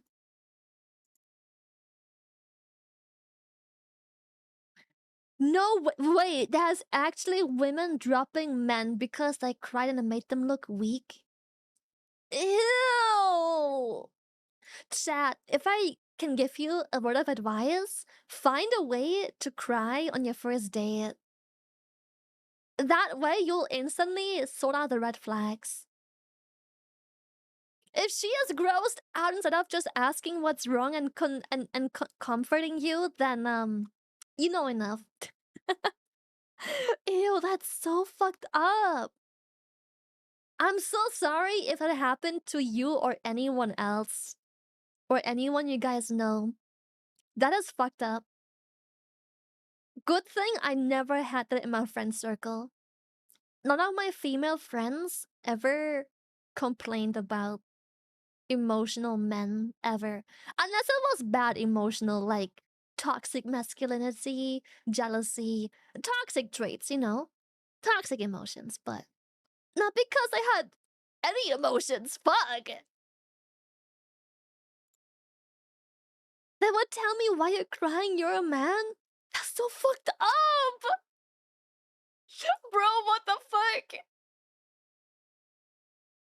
Bro, I swear half the fucking men I know and stick around with, I've seen cry at some point in my fucking life. I would, what the fuck? I make them cry! What? Imagine, I would have to sort out half my friend circle just because I've seen those men cry. That'd be so fucked up. Crying as we speak. Bro, I'm so emotional. I cry all the fucking time. How could you make them cry? It's because I cry and then they cry. I don't know. I just have this aura. I just make men cry. I'm sad and emotional and I'm crying and I'm like, I miss you. I love you so much. And then they cry. And in a weird way that makes me happy. I mean, I'm sad that they have to leave and I made them cry, but like, I'm happy they feel the same, you know? Even if it's just watery eyes because they're holding back tears. Because they have to hop into an Uber.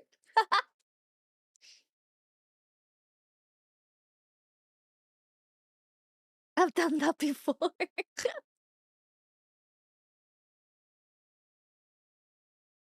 This feels targeted. I cried when my family had to put down our dog Tank last year. Yeah. It was a difficult decision to make after having him for 11 years. But it was better than letting him spend his final days 100%. suffering. 100%. crying at movies, oh my god. I love crying at movies, and I will get upset if whoever I'm watching the movie with won't let me cry. If the movie is emotional and I'm crying and I turn around and then why are you crying? What the fuck? Haha. I'm like, oh my god, shut the fuck up. You're ruining my emotional moment. Fuck. You're ruining it. Just start crying or something. Leave me alone. What the fuck? Stop, just let me cry, bro. It's my emotional moment. I'm feeling the scene. I'm feeling the acting right now. A good tearjerker movie as first date? Yeah, why not? Just have one of those. If you cry when watching movies, but I feel like movies is very different between people because some people feel no emotions watching movies because they're like, well, it's acted. It's not real. And I'm like, yeah, but you have to let go of the it's not real. Just be in the moment. Like just get lost in the good acting, you know? Just feel empathy for like the people. Of course it's not real, but you know, you can try.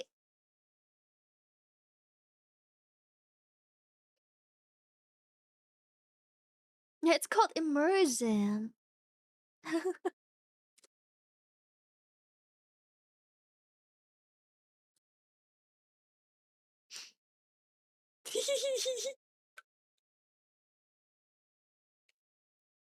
I don't know about movies and the first date. Okay, here's my hot take.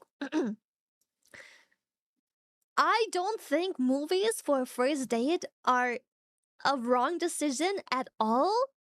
I do think you should do something after though.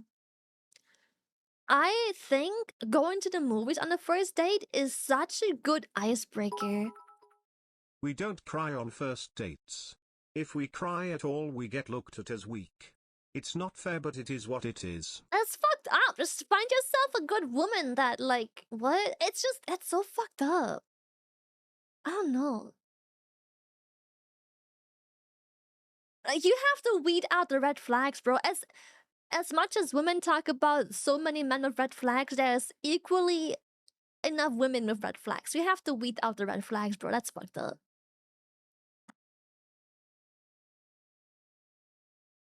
Just movies doesn't work. Go for dinner after. Yes, I think movies as a first date is fucking amazing, and here's why. Yes, during the movie you don't have much interaction. I get that, but it's a really low risk kind of environment. It takes away so much pressure. You have a plan. You don't have to keep conversations going for hours without really knowing each other. And after the movie, worst case, you can talk about the movie. No matter if the movie was good or bad, you will always have a conversation topic to fall back to keep conversating until you can come up with like better things in the meantime. It's genius. It's so good.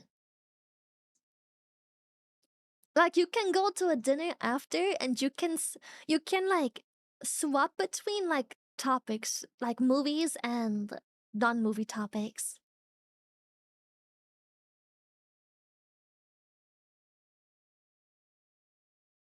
Drive-in movie theaters? Oh, I've never been. I couldn't tell. It sounds like a cool concept though.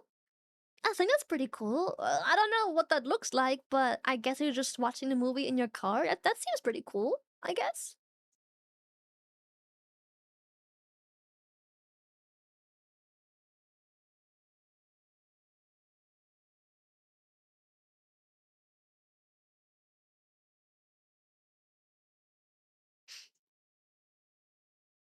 Mm.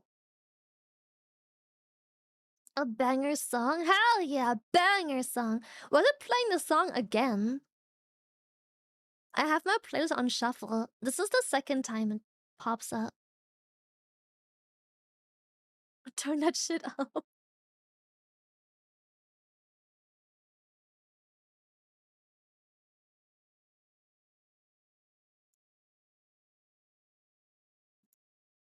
Such a good song. This one, it's such a good song. I love it. Dude, yes, even when the movie is shit, it gives you something to talk about. It's so good. It's so nice. Song name?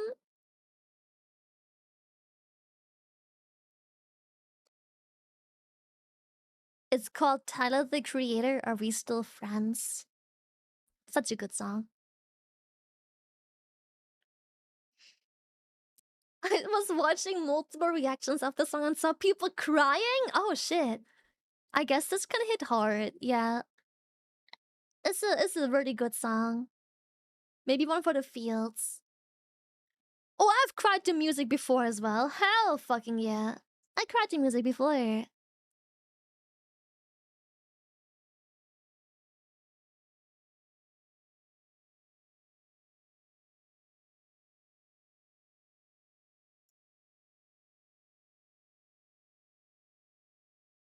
Do you have a sad album? um, I don't know about a sad album, but like, I don't know. Sometimes when I listen to like a sad song, it just like brings up emotions from either something that's been on my mind or just like memories. And sometimes I get really happy or sometimes I get really sad because I miss a person or something like that.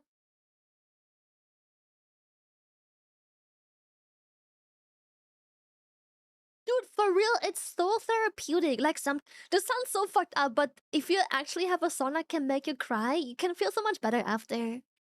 You can just let out like your garbage feelings by repeating a song like a few times and then you're good after. It's like, okay, now I'm good. Now I'm happy. I have that sometimes.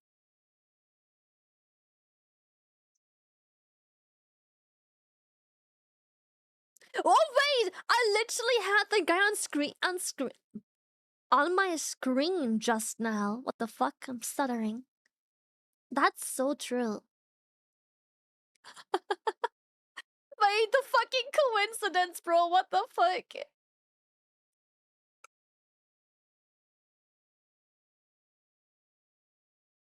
Also works you have a song to pump you up? Dude, that too. Yeah, that too. Wait, this one is also good.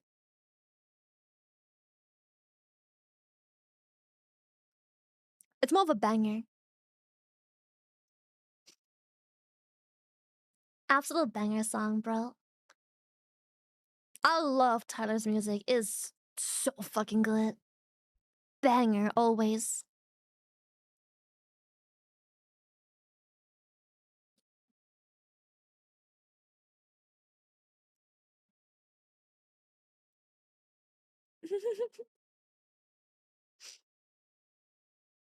We'll never have such a unique artist as him again. Yeah, he makes it so good. I love it.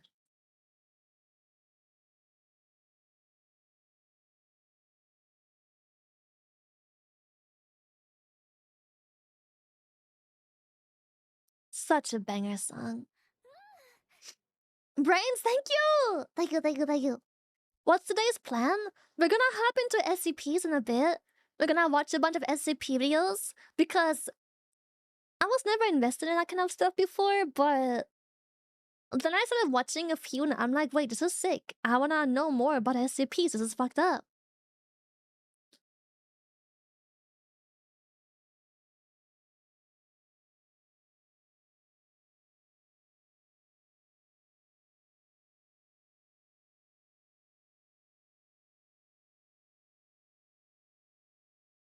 Such a banger, bro. A favorite SCP? Not yet. I do have to say, the alcohol bottle one. That one was fucked up. That one is pretty fucking good. I do like that one. I do like that one. That one is really fucked up. The bottle one was, yeah, that one was ill as fuck. I love that.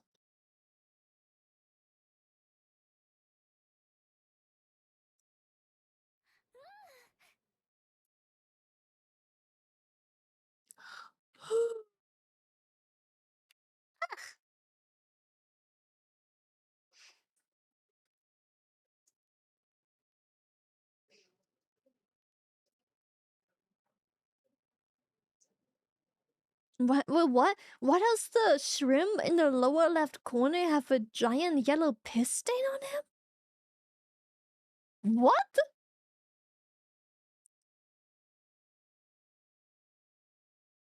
Oh, right corner. Huh?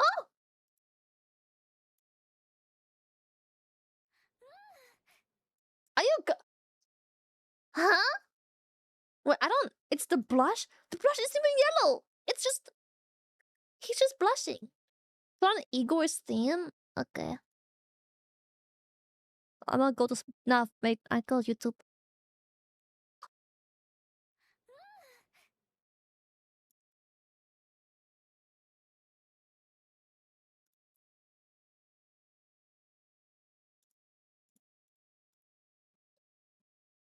Skip Nikkei?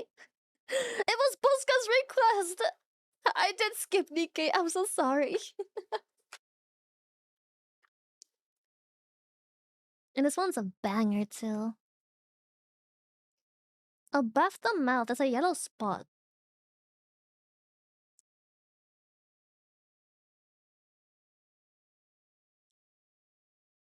Am I blind?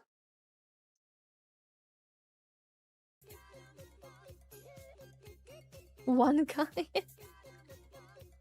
It's yellow shading? Is that what's being talked about? The yellow highlight on his head? That's just like the face? The yellowish high... Okay, chat. Yeah, alright. Yeah, alright. Okay, what the fuck? Yeah, how the fuck is that a piss stain? What? What? It's just a highlight, bro. What the Huh? Yeah, just the sun hitting his head, bro. He's just gonna highlight it. What the fuck? It's just the sun, bro. He's just... What? It's just where the lighting comes from.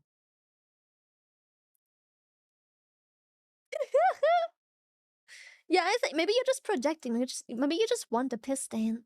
Thank you so much for the tier 3, 10 months. Thank you. Sniffer, sniffer. Sniffer, sniffer, sniffer, sniffer. Sniffer, sniffer. Sniffer, sniffer. Sniff, sniff. Sniff, sniff, sniffer. It's irregular. It's just a water paint style. That's just the style. Chat, you crazy, bro.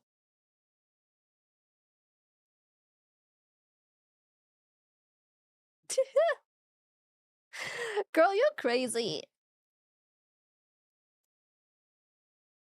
Like, streamer like chat, I would never. I would never. Nuh-uh.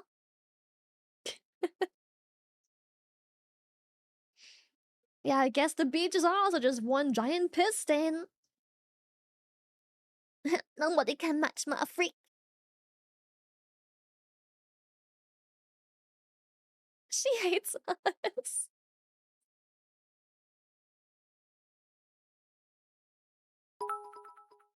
Speaking of crying, and I extend this question to chat too, you find yourself crying more due to games, movies, shows, or music?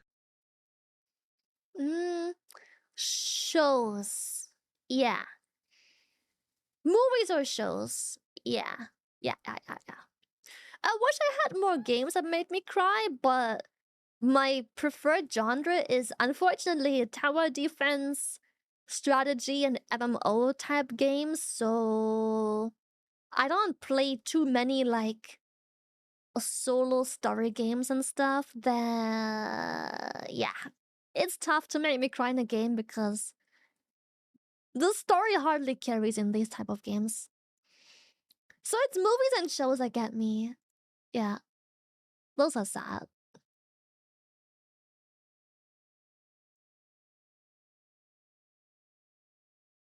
Oh, I also have this one. Oh, what a banger. Hold up. What a fucking banger. Instagram called the song NPC music taste. What the fuck? It's such a banger song, bro. NPC music. Dude, Puska, fuck. It's such a banger, man. It's such a good song. Really? I I think Insta is just upset it's like really popular and maybe overplayed, but I'm more like, well, it's your fault for browsing 500 reels a fucking night and hearing the song like 200 times. It's a banger song.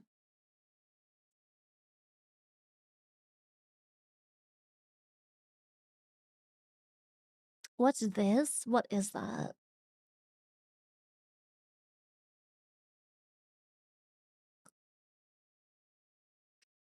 Why is the title I'm a Nut?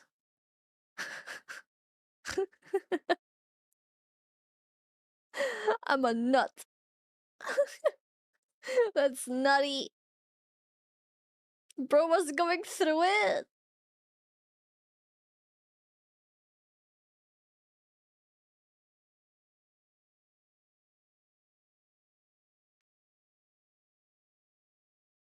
The song is carried by the beat, the lyrics can be non-existent. Okay, but that's a lot of songs nowadays. Especially popular bangers. Because people just want to be able to easily vibe to them. They don't want to have to solve fucking algebra to understand the lyrics. That's so many songs. And that's never been different. A lot of songs are carried by just beat. So many. Even old school stuff. Just overplayed? Yeah, I can agree with overplayed, but then I'm more like, well, it's your own fault for being chronically addicted to social media to the point where it's already overplayed.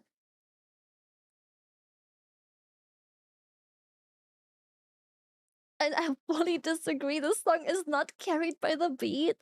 I think it's both. I think the beat is sick as fuck, but the $1,000,000 baby, so good. The ad-libs go crazy. It's just such a, like, you just have to sing along. Critique ska? Dude, music and buska go crazy. Wait, let me see what the fuck is going on here. Why is he nodding to Tyler?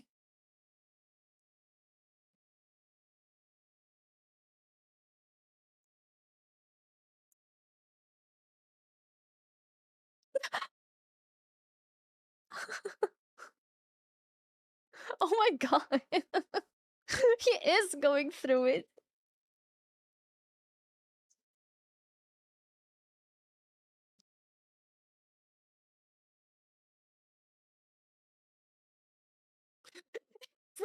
Bro broke under the slightest pressure, bro. Look at him go.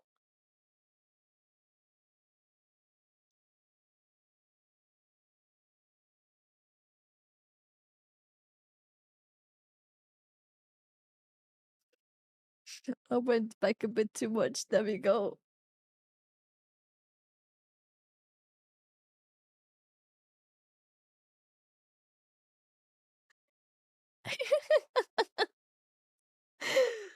Well, I'm glad bro was enjoying the fucking album. Let's go, bro. Hell yeah.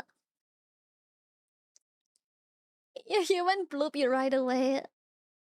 He is feeding the album. Good for little bro. Yeah, he's so immersed, man. Look at him. Me at K-pop concerts. Dude, that is one banger album for him, huh? I mean, it's a banger album, but damn. That must have struck a chord for sure, right? That must feel good listening to that. Can you imagine how you must feel after? So relieved, bro. Yeah, he is living the beat. The moment the synth hit, so did his feels on. Yeah, bro took the song personally. It's his song, man. The album was good, but didn't make me feel this hard. Bro is probably just going through it. It's probably hella relatable. He cried at Earthquake? Oh, well, yeah. Playboy party start. Oh my god, yo, bro. Yo, put that bakery away. What the fuck?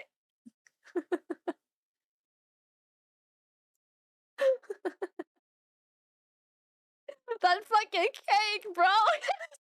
The way he adjusted his fucking gyat!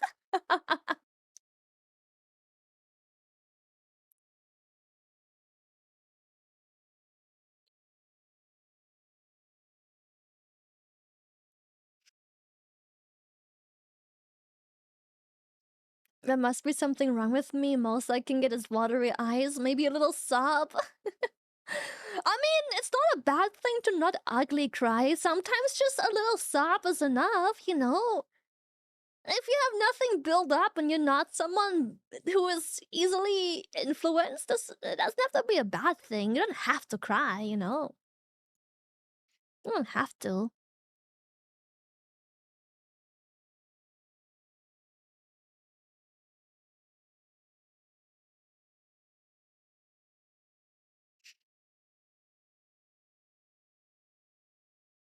Mm.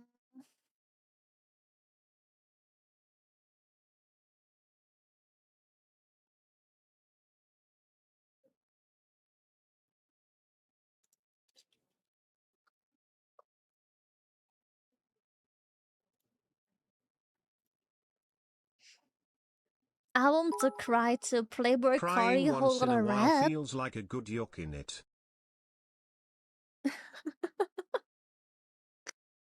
I, I mean, sure, sure, sure.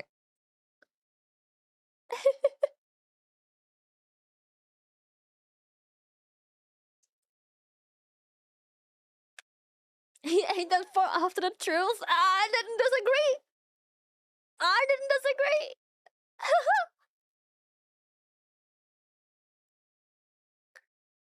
We need some SCPs. Let's see. What is YouTube recommending today?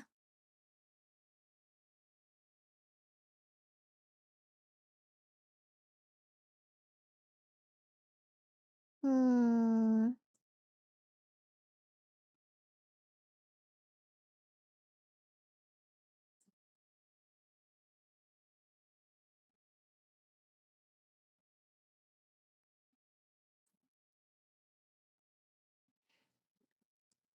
SCP time? Yes, sir. Yes, sir.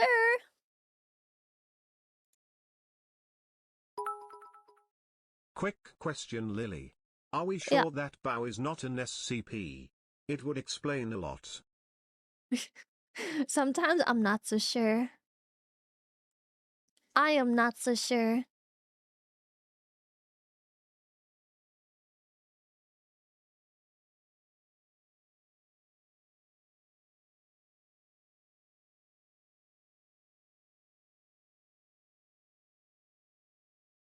Let me see. SCP, Dr. Bob.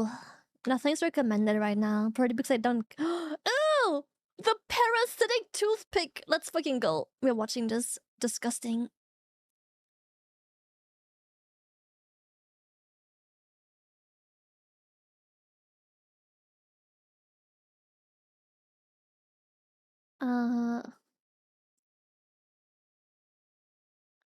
God, some of these are fucked up.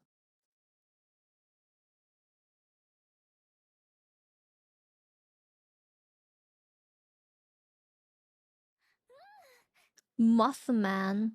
That's a long ass video about. Yeah, I wanna see Mothman. Mothman looks pretty cool. The organ eater, ew.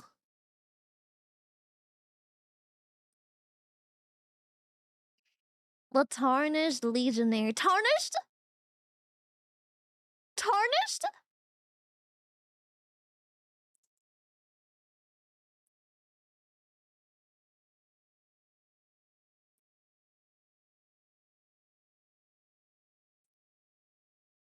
Elden Ring, is that you?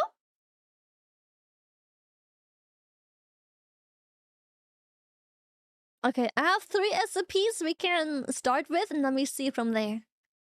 We see what's going on.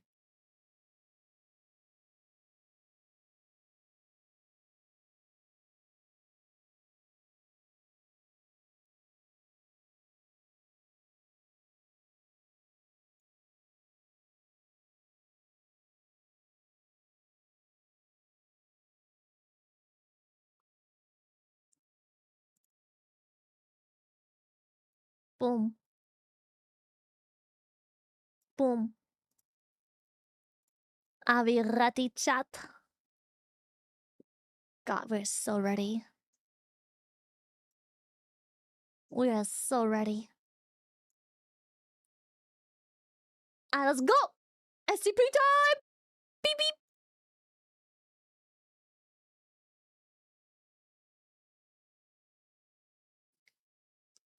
What the fuck happened? Did I skip ahead? What the fuck? Ew!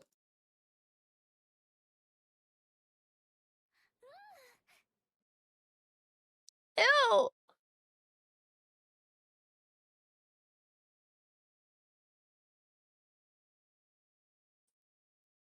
Ow.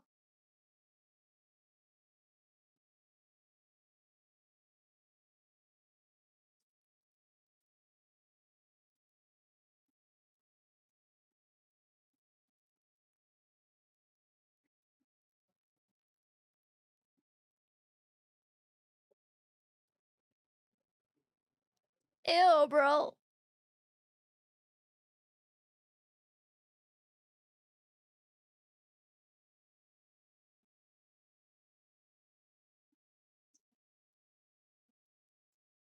Ew! God! Fertilized. Penetrated.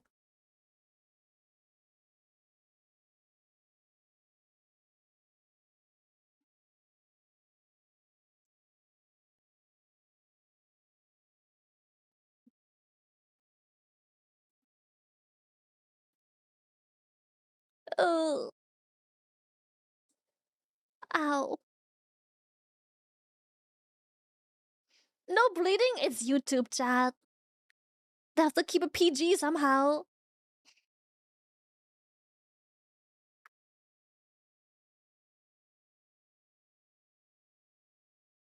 Ugh.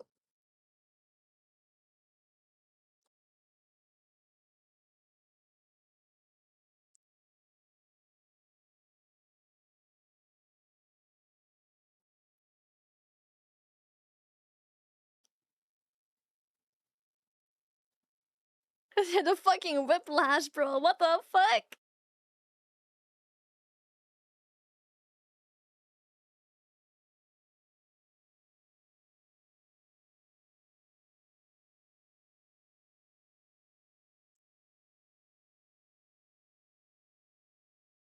Ew. No, ew. Stay away.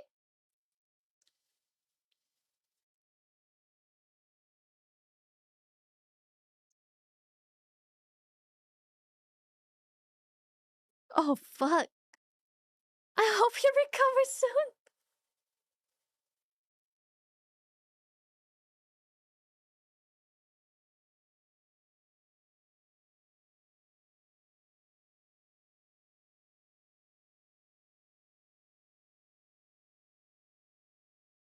Oh, God. Ew.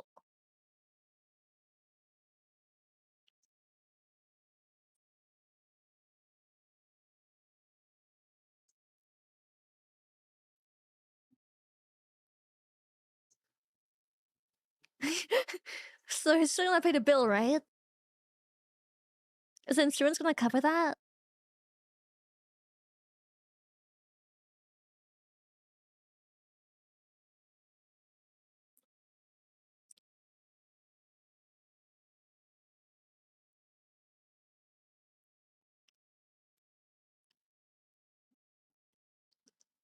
Ew.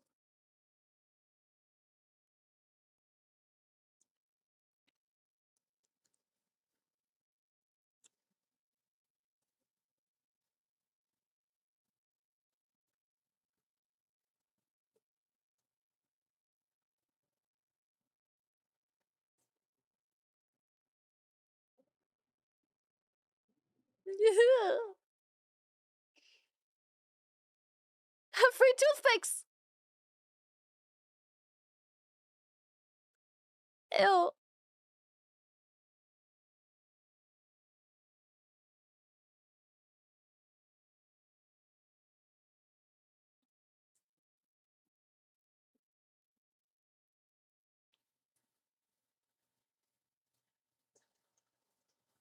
What about himself?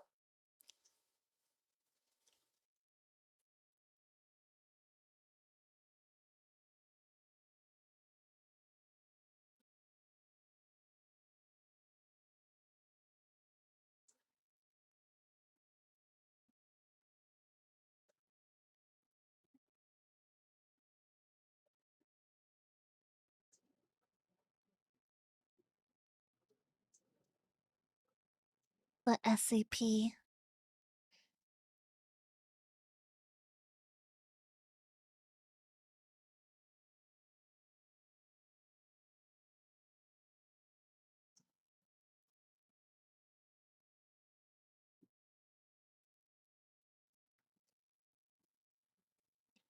Ew, the fucking cracking sounds.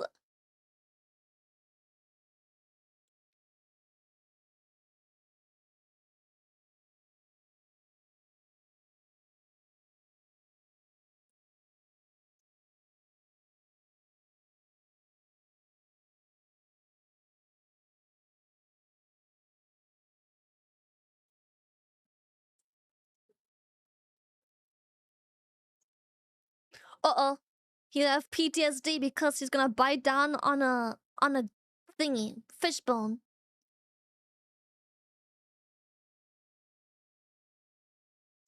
There it is. There it fucking is. There it fucking is.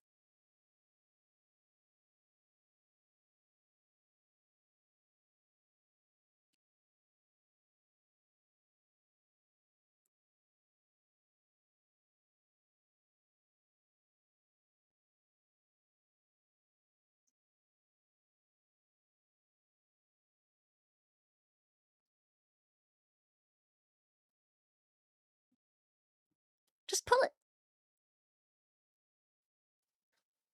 No! Why would you? Just pull it out. Pre-watched. Pre-watched.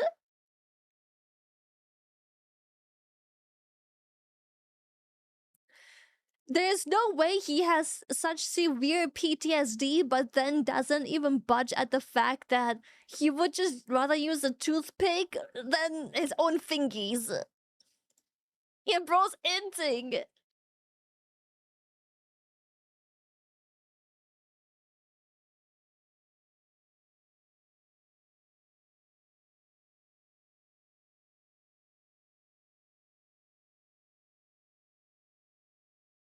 Pay attention, chat. This will be on the test.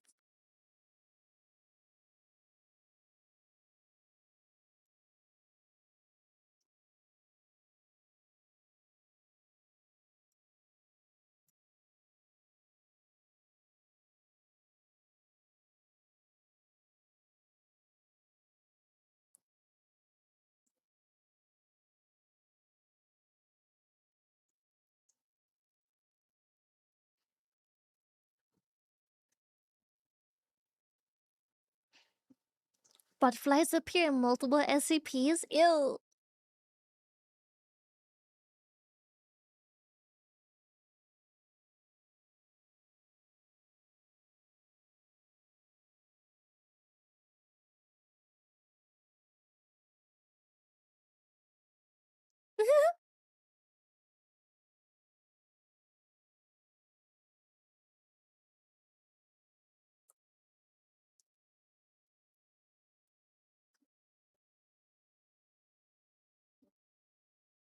What happens after? Uh-huh.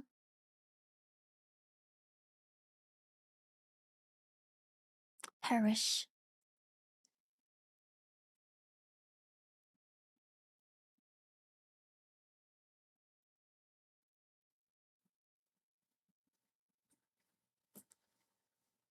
Ew. Gross.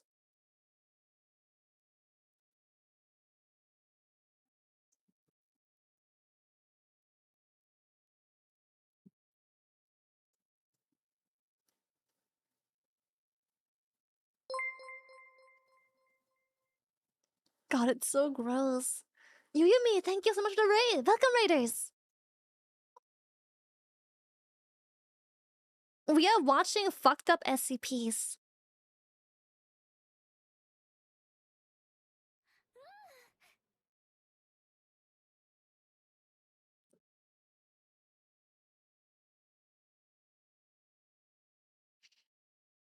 I hope you had a good stream.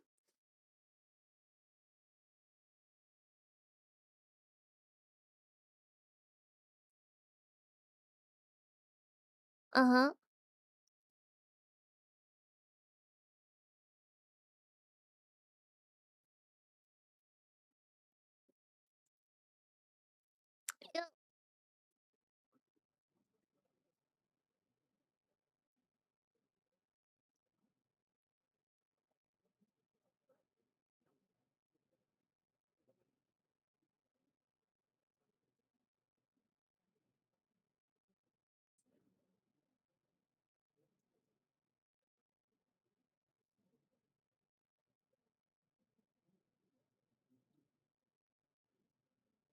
Uh,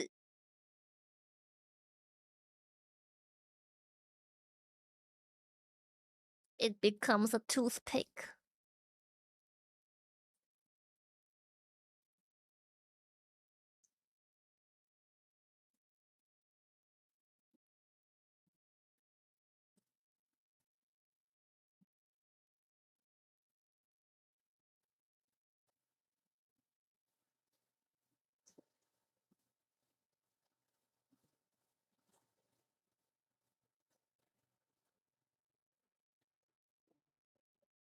It looks so peaceful when it's just flying around, like la la la.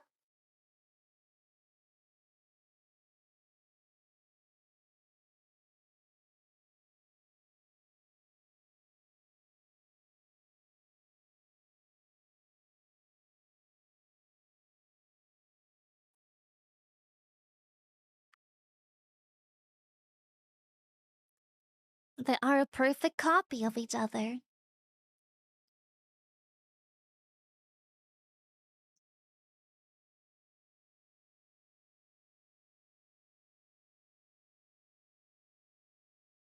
Mm-hmm.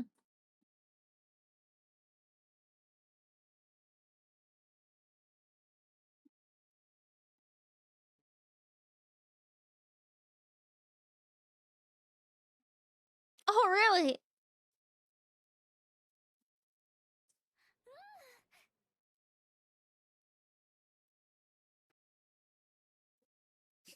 Why is she so interested? She wants a taste?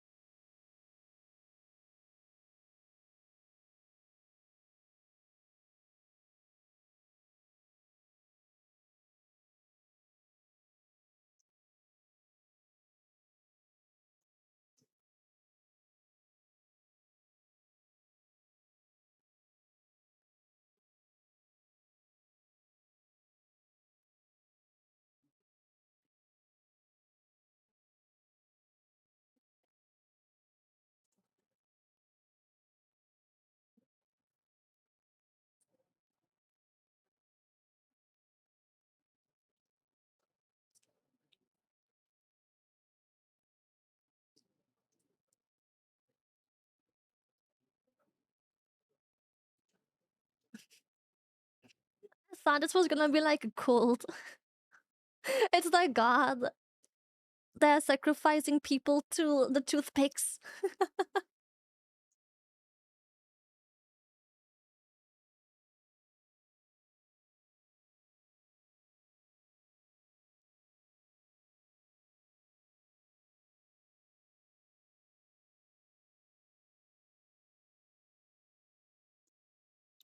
So they do have to fertilize each other still.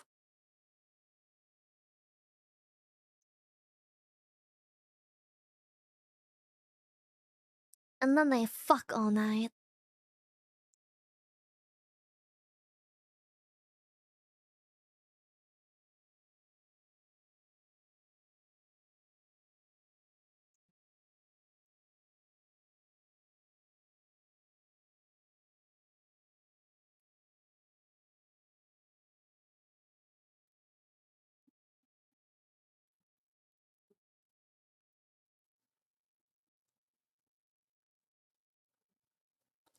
Butterfly.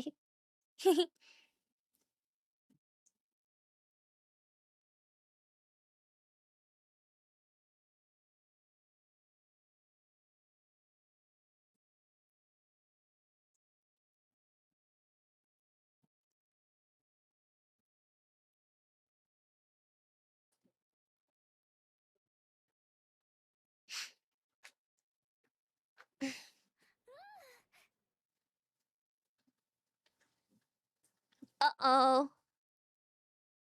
Uh-oh.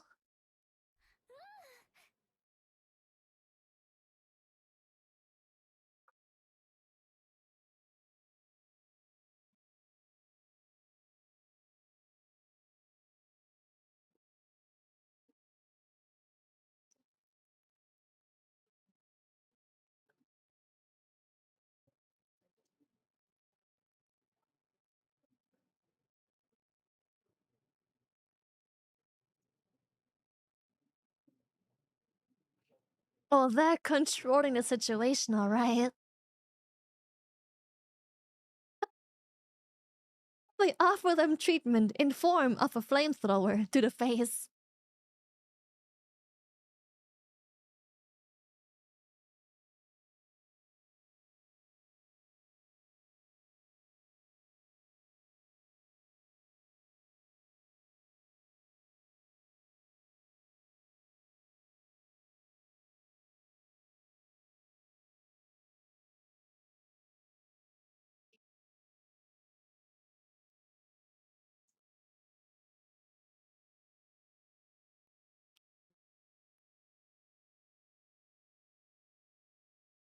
God, the way they're throbbing, I can't.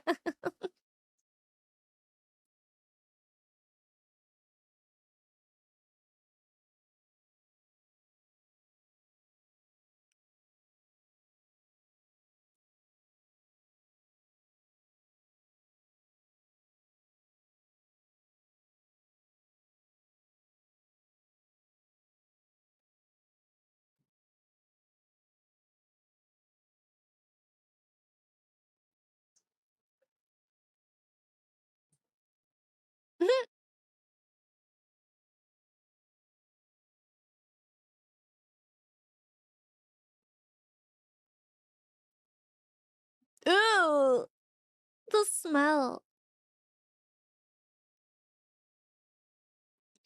Yeah, how about we don't keep them alive? Ew.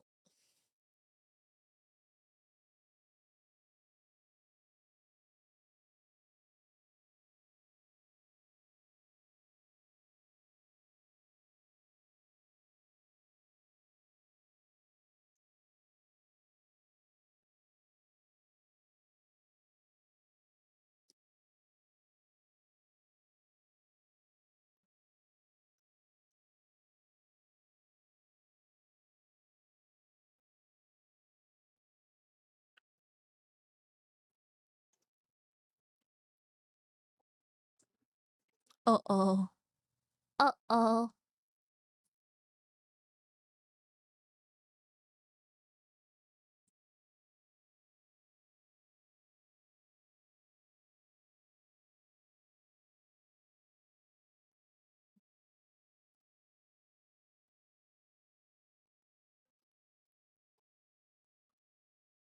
Huh.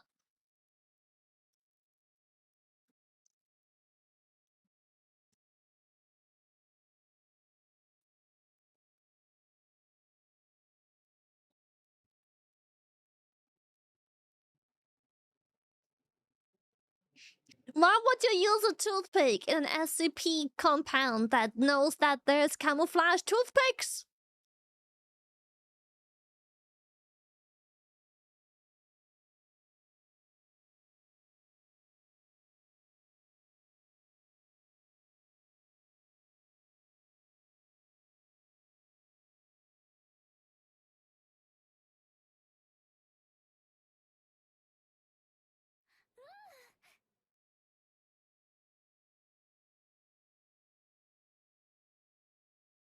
Some.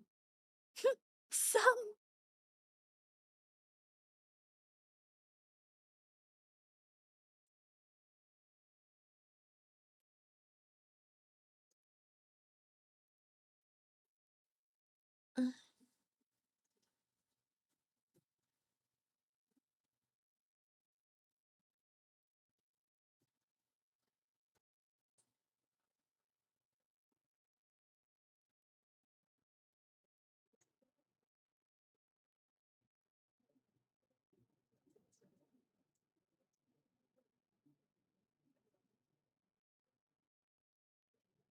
That was a fucking disgusting SCP. I love it.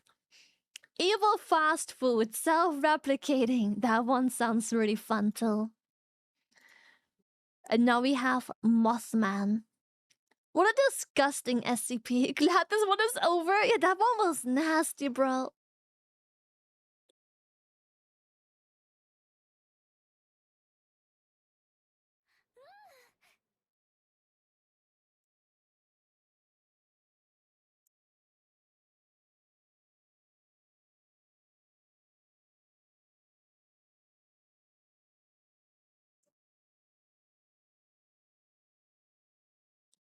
So pretty, chat. So pretty. Oh. So cozy. Apple cider. Mmm. Christmas.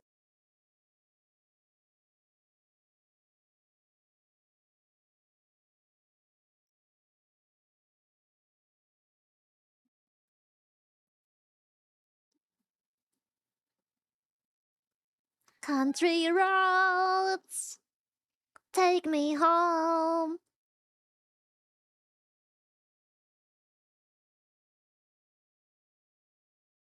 Together, but after a long stretch of road with nothing much in sight, they decide to drive a little bit further away from town, over toward an area nicknamed the TNT area, for its former life as a World War II munitions plant Did we site. just start? We did finish one. Now, of course, it's just mostly wildlife out there, but it'll look beautiful at night, and it should be completely private.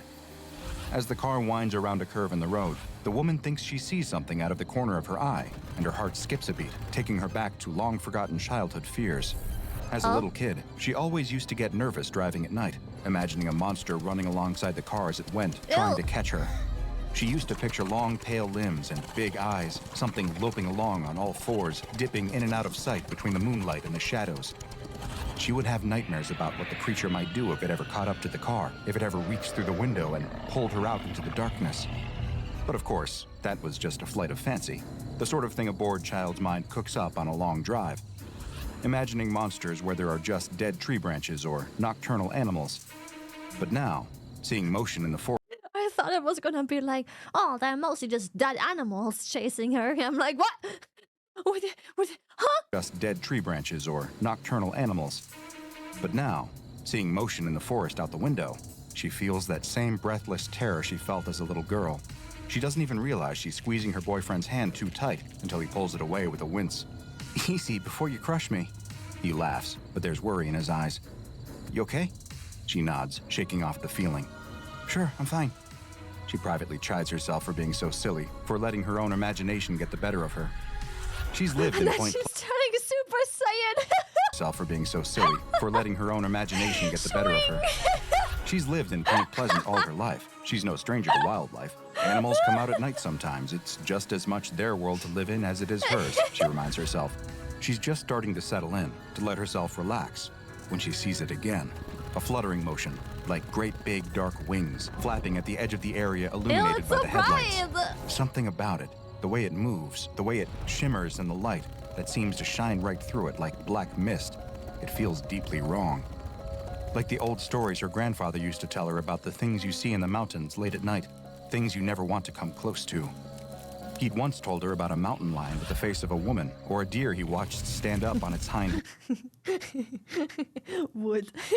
legs. She'd never seen anything quite like that, but the feeling he described, the deep sense of the unnatural, the way her mind and body recoil instinctively from this sight, Lily, no. feels the same. Lily, yes. Did you see that? She asks, her throat so tight that her voice comes out in a whisper. Cougar or something. Her boyfriend shakes his head. See what? There deer out there? You know, a deer completely wrecked my last car, ran right into me. He was fine, got up and walked off like nothing happened. Me, on the other hand, no, it wasn't a deer. She shakes her head. Never mind, it's silly. But the little break in her voice makes him pause. He turns the wheel, pulling the car over by the side of the road, and parks there. Hey, look at me. What's got you so shaken up? He puts a hand on her shoulder, giving it a comforting squeeze. I thought I saw something. She sighs, feeling absurd as she says it out loud. Well, you probably did. All kinds of animals out here. But it's fine, they're more scared of us than we are of them, he reassures her. She shakes her head, frowning. No, I know that. It wasn't an animal, I think. I couldn't quite see it, but I got this awful feeling. All the hairs on the back of my neck stood up. Whatever I got a glimpse of, I can't explain it. I just feel like there was something wrong, like it wasn't supposed to be here. She rests her face in her hands, struggling to find the words. He rubs her back, unsure what else to do, what else to say. They sit like that for a long while, before she finally sits back up. Want to go home? He asks. She nods weakly. I'm sorry. I know you wanted to go driving more. It's a new car. He cuts her off. I want to do what you want to do. Come on, let's go by the diner and get a couple burgers. See if they've got any cherry pie left. I changed it back now. She nods. I realized a little bit when you guys reminded me of country roads. I'm like, oh shit, I think it's muted. When there is a sudden fluttering motion, something moving through the headlight's beam. It should this be fine time, now. they both see it, and they can only watch wide-eyed as it settles to a stop directly in front of their car. There, the size of a grown man with a 10-foot wingspan, is something unlike anything they have ever seen before. Where's his dick? It's massive, dark gray, its face shielded from view by the limited light, with one notable exception. Boring into them are a pair of glowing red eyes, wide and piercing. Then, with a flap of its wings, as quickly as it appeared, the strange thing is gone again. Fuck. The couple sit in complete silence for a long time before they turn to look at each other. They don't speak, but their expressions both say the same thing. Did you see him? He was jacked as too, fuck. Right? Still too shocked to speak, the young man cranks the engine with trembling hands, and the two speed off back down the deserted road toward town. They have to get back. They have to call the police and tell them... what? That they saw a monster, a flying man with glowing eyes? Will anyone even believe them? Suddenly, the young woman's voice breaks through the tense quiet in the car. Behind us, she cries out. The man glances in the rearview mirror and sees what he would assume were red headlights, if he didn't already recognize them. Sure enough, the massive thing is flying behind their car, following them along the road. It's me. The car takes a turn, and so does the creature.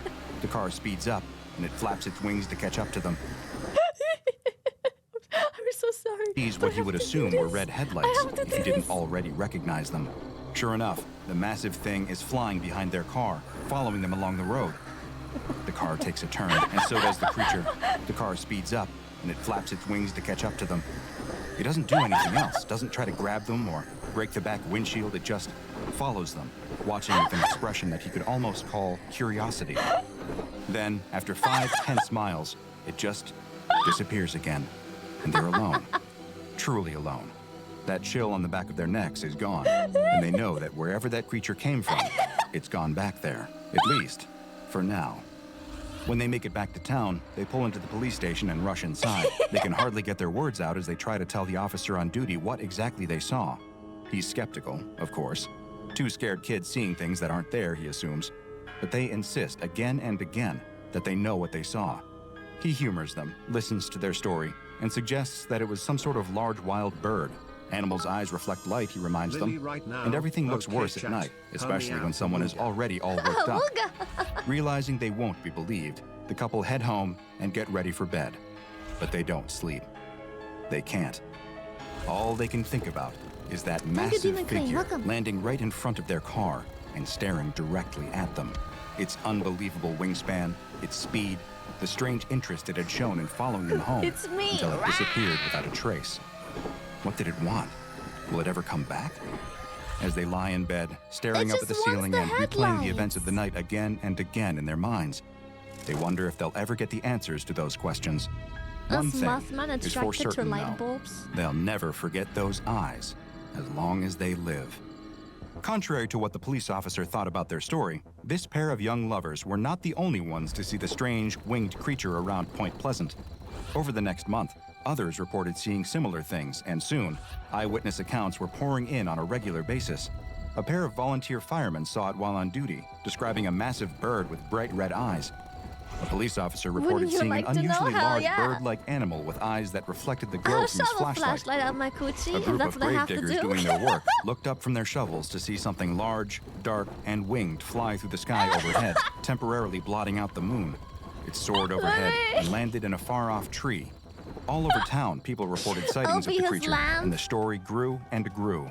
The sheriff tried to calm the Twitch. townspeople down, positing that it was just a sandhill crane, a large bird with a 7-foot wingspan and reddish coloring around its eyes. But the reports kept coming in, and they only got more bizarre. Some said it could fly over 100 miles per hour. Others said it could appear and disappear at will. A man in Salem, West Virginia blamed the creature for strange patterns appearing on the screen of his television set, Jesus. and for strange noises he heard outside of his home at night. Then came the strange being's most infamous appearance.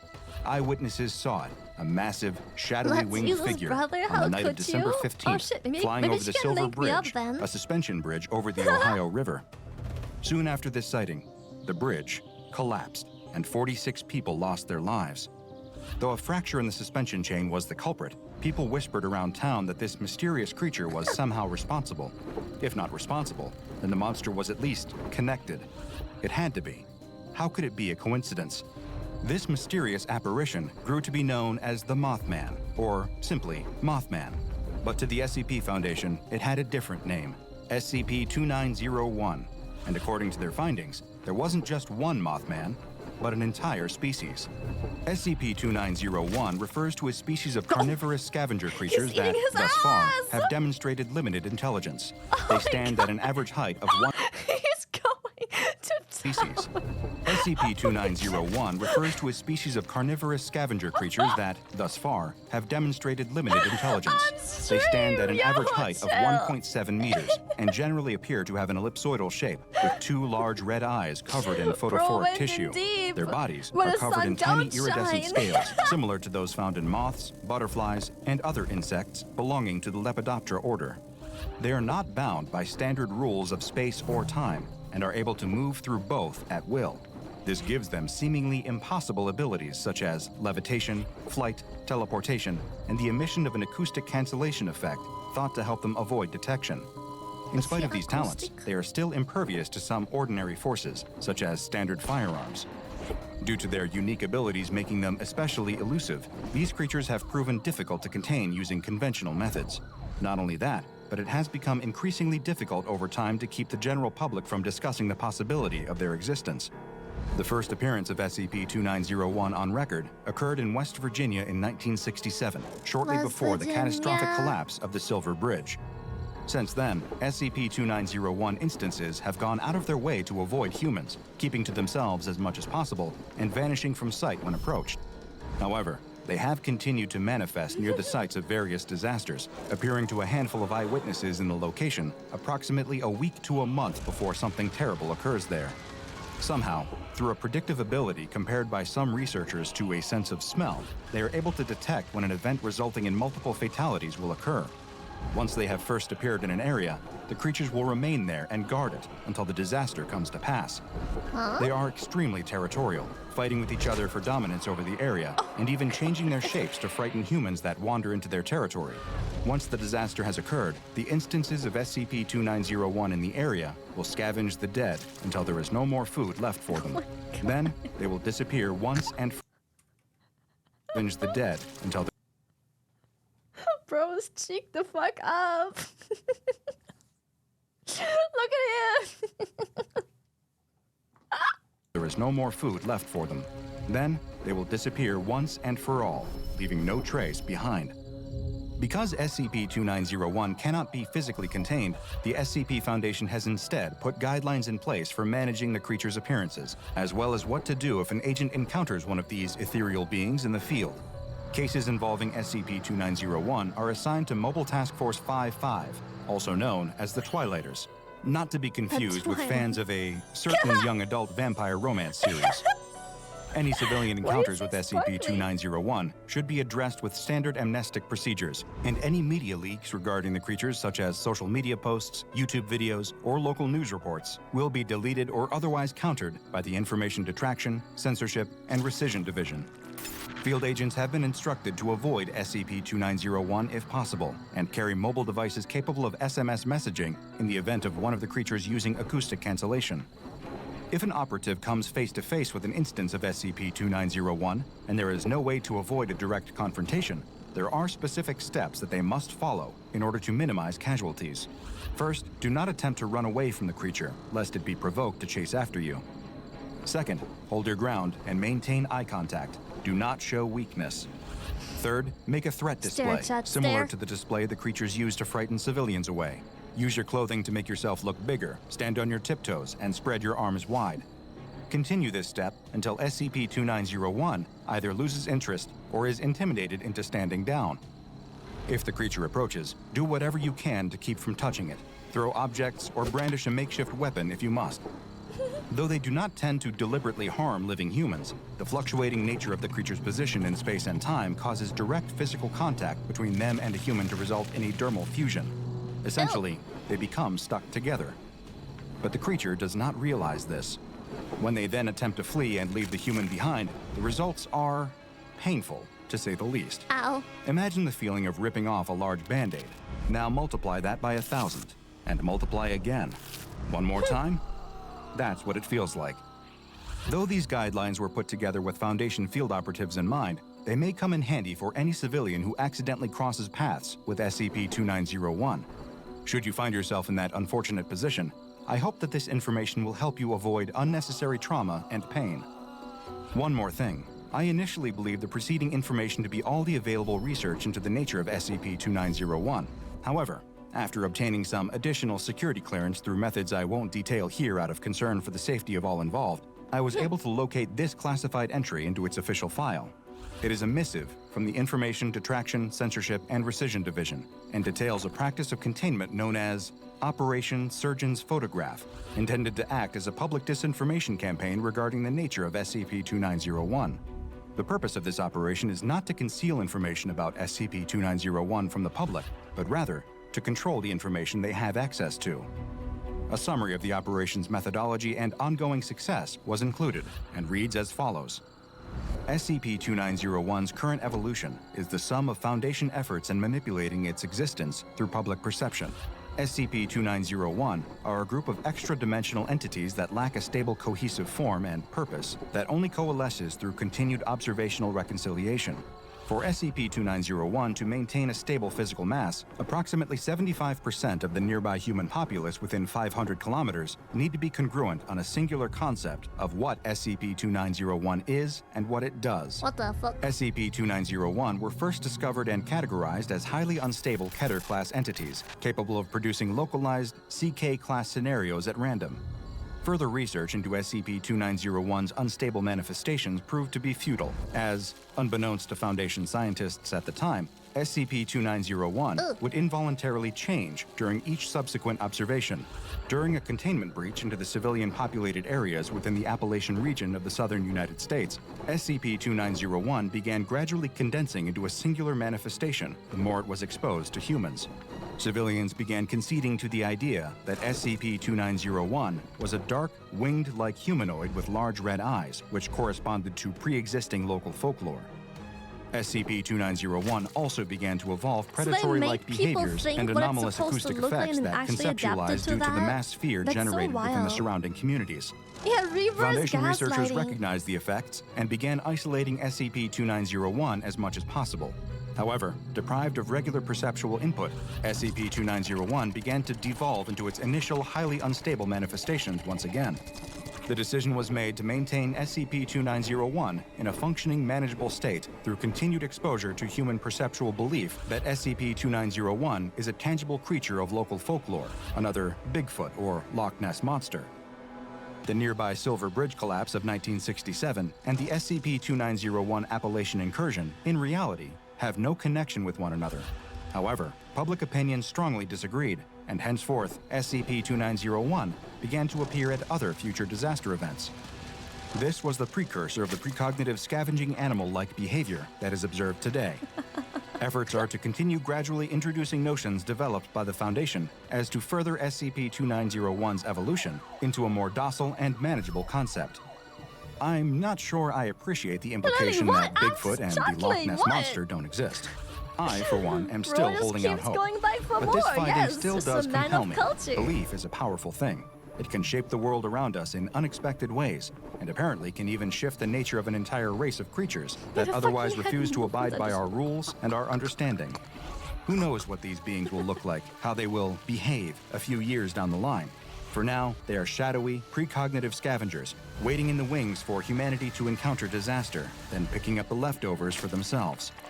They may not mean us any harm, but the sight of them can and should still strike terror into the heart. If you're ever out on your own and you spot a wide pair of glowing red eyes in the darkness, hear the rustle of leaves, of something floating through the trees like a cloud of black mist, you should probably leave that place immediately. You won't want to be there for what's coming next, because whether it takes a day or a month, SCP-2901 only goes where it knows it will be fed. If you want to support this important mission while also getting influence over the anomalies we cover and an exclusive look behind the scenes, check out the Dr. Bob Patreon and become a junior researcher today.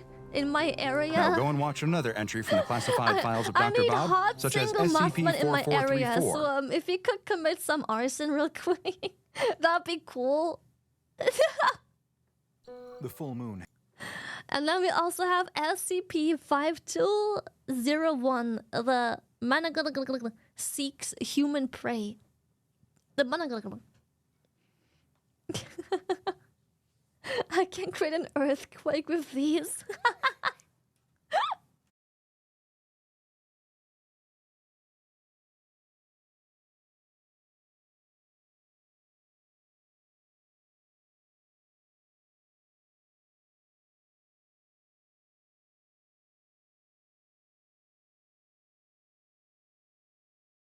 Yeah, I'm a catter class SCP. Just look Papa meat. He's a good Papa. Eh?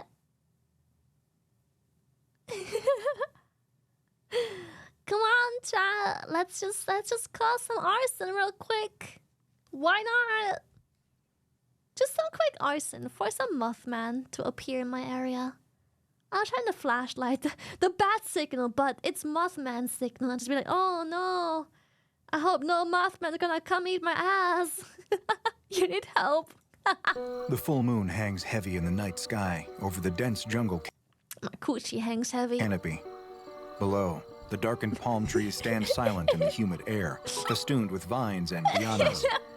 And tropical insects hum in the undergrowth. The night is quiet and dark here, far from the city, in one of the farthest, most secluded I drove past and offered some nuggets out my window. They all looked at me weird and noped away. I promptly drove off to return to my shylily stream safe space buff poop cry. I mean, people don't know what you've done to those nuggies. They're worried, you know? Full moon hangs heavy in the night sky over the dense jungle canopy. Sorry. Below, the darkened palm trees stand silent in the humid air, festooned with vines and lianas. And tropical insects hum in the undergrowth. Lily in heat, the night is quiet and dark here, far from the city, in one of the farthest, most secluded provinces of the Philippines. One would hardly expect people into becoming Mothmen too, cause he makes me want to go where the sun don't shine, being that cheeked up looking. It's hum in the undergrowth. The night is quiet and dark here, far from the city, in one of the farthest, most secluded provinces of the Philippines. One would hardly expect anyone to be out at this time of night. The young woman is hurrying home, carrying a lantern before her face so that she can see where she's going in the pitch black of the night. Her swollen belly reveals that she's at least several months pregnant, her new middle throwing her off balance just we don't make those assumptions, what the fuck? Maybe she's just bloated, damn, boy! enough that she has to be careful not to stumble. A woman in her condition, she thinks, shouldn't be out at this time of night, and certainly shouldn't have to do household chores like this. But the work has to get done, no matter what. She carries a basket of wet laundry under her other arm. She is returning from washing her clothes in the river, and if she had planned things out better, she would have been home long before the moon rose. Unfortunately, she spent far too much time gossiping with several other village women before getting to work on scrubbing her filthy clothes against the rocks. Luckily, it's not too far from the river back to her home in the village. The worst thing that might happen, she reminds herself, is that she might lose her footing in the dark and trip over a rock or a root. There's no chance that she might run afoul of some nocturnal animal, she tells herself, even though the sudden chills down her spine and sweat dripping from her brow reveals the truth, that she doesn't believe that at all, and, in fact, she's getting more and more nervous as she staggers through the dark. It isn't just the threat of wild animals. She remembers the stories that her mother told her when she was a little girl, all about sinister supernatural monsters that live in these woods. Of course, Those are just stories invented to scare children, she tells herself. She's a grown woman now, about to have a child of her own. She shouldn't be worried about boogeymen. She just needs to keep her head on her shoulders, and she'll be sure to arrive home safely. The lantern throws its light over a figure standing below the crook of a catmon tree. The woman jolts, nearly dropping her laundry. She gulps back a scream as she realizes that what she sees isn't a wild animal, but rather a person. "Oh, sorry," says the young woman, her voice shaking a little. "I didn't think anyone else was still out this late. I thought you were a wild animal." "Don't you worry, little one," says the figure in a soft, sibilant voice. Oh no, The figure Chad. steps forward, and the young woman recognizes her. It's an old woman from the village, her back hunched and her long white hair falling over her shoulders in a messy tangle. The young woman feels inexplicably nervous running into this particular villager here in the jungle at night. Many of the village kids whisper that she's actually a witch who has all kinds of weird supernatural powers. Even some of the village elders are afraid to cross her for fear of Grandma getting was cursed. meeting Mothman. Where are you going at this hour? Someone in your condition shouldn't exert yourself so much. "I'm just heading home," says the young woman, hefting the basket of laundry for emphasis. It's dangerous to be out so late alone. A Here, Mothman might let come me eat your walk ass. home with you. There's safety in numbers, you know. Thank you." The young woman almost wants to protest that she doesn't need any help getting home, because she really does not want to spend any more time with this old woman. But at the same time, she is reluctant to say anything that might insult her. After all, even if the young woman doesn't believe in witchcraft, it's not like she wants to take any chances.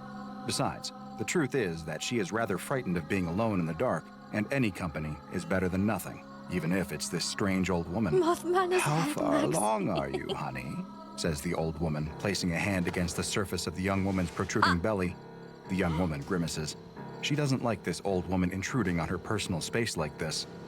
The old woman's hands are wrinkled and veiny, flecked with liver spots, and her fingers topped with gnarled talons. The young woman wants to cry out at the sight of them, but she bites her tongue.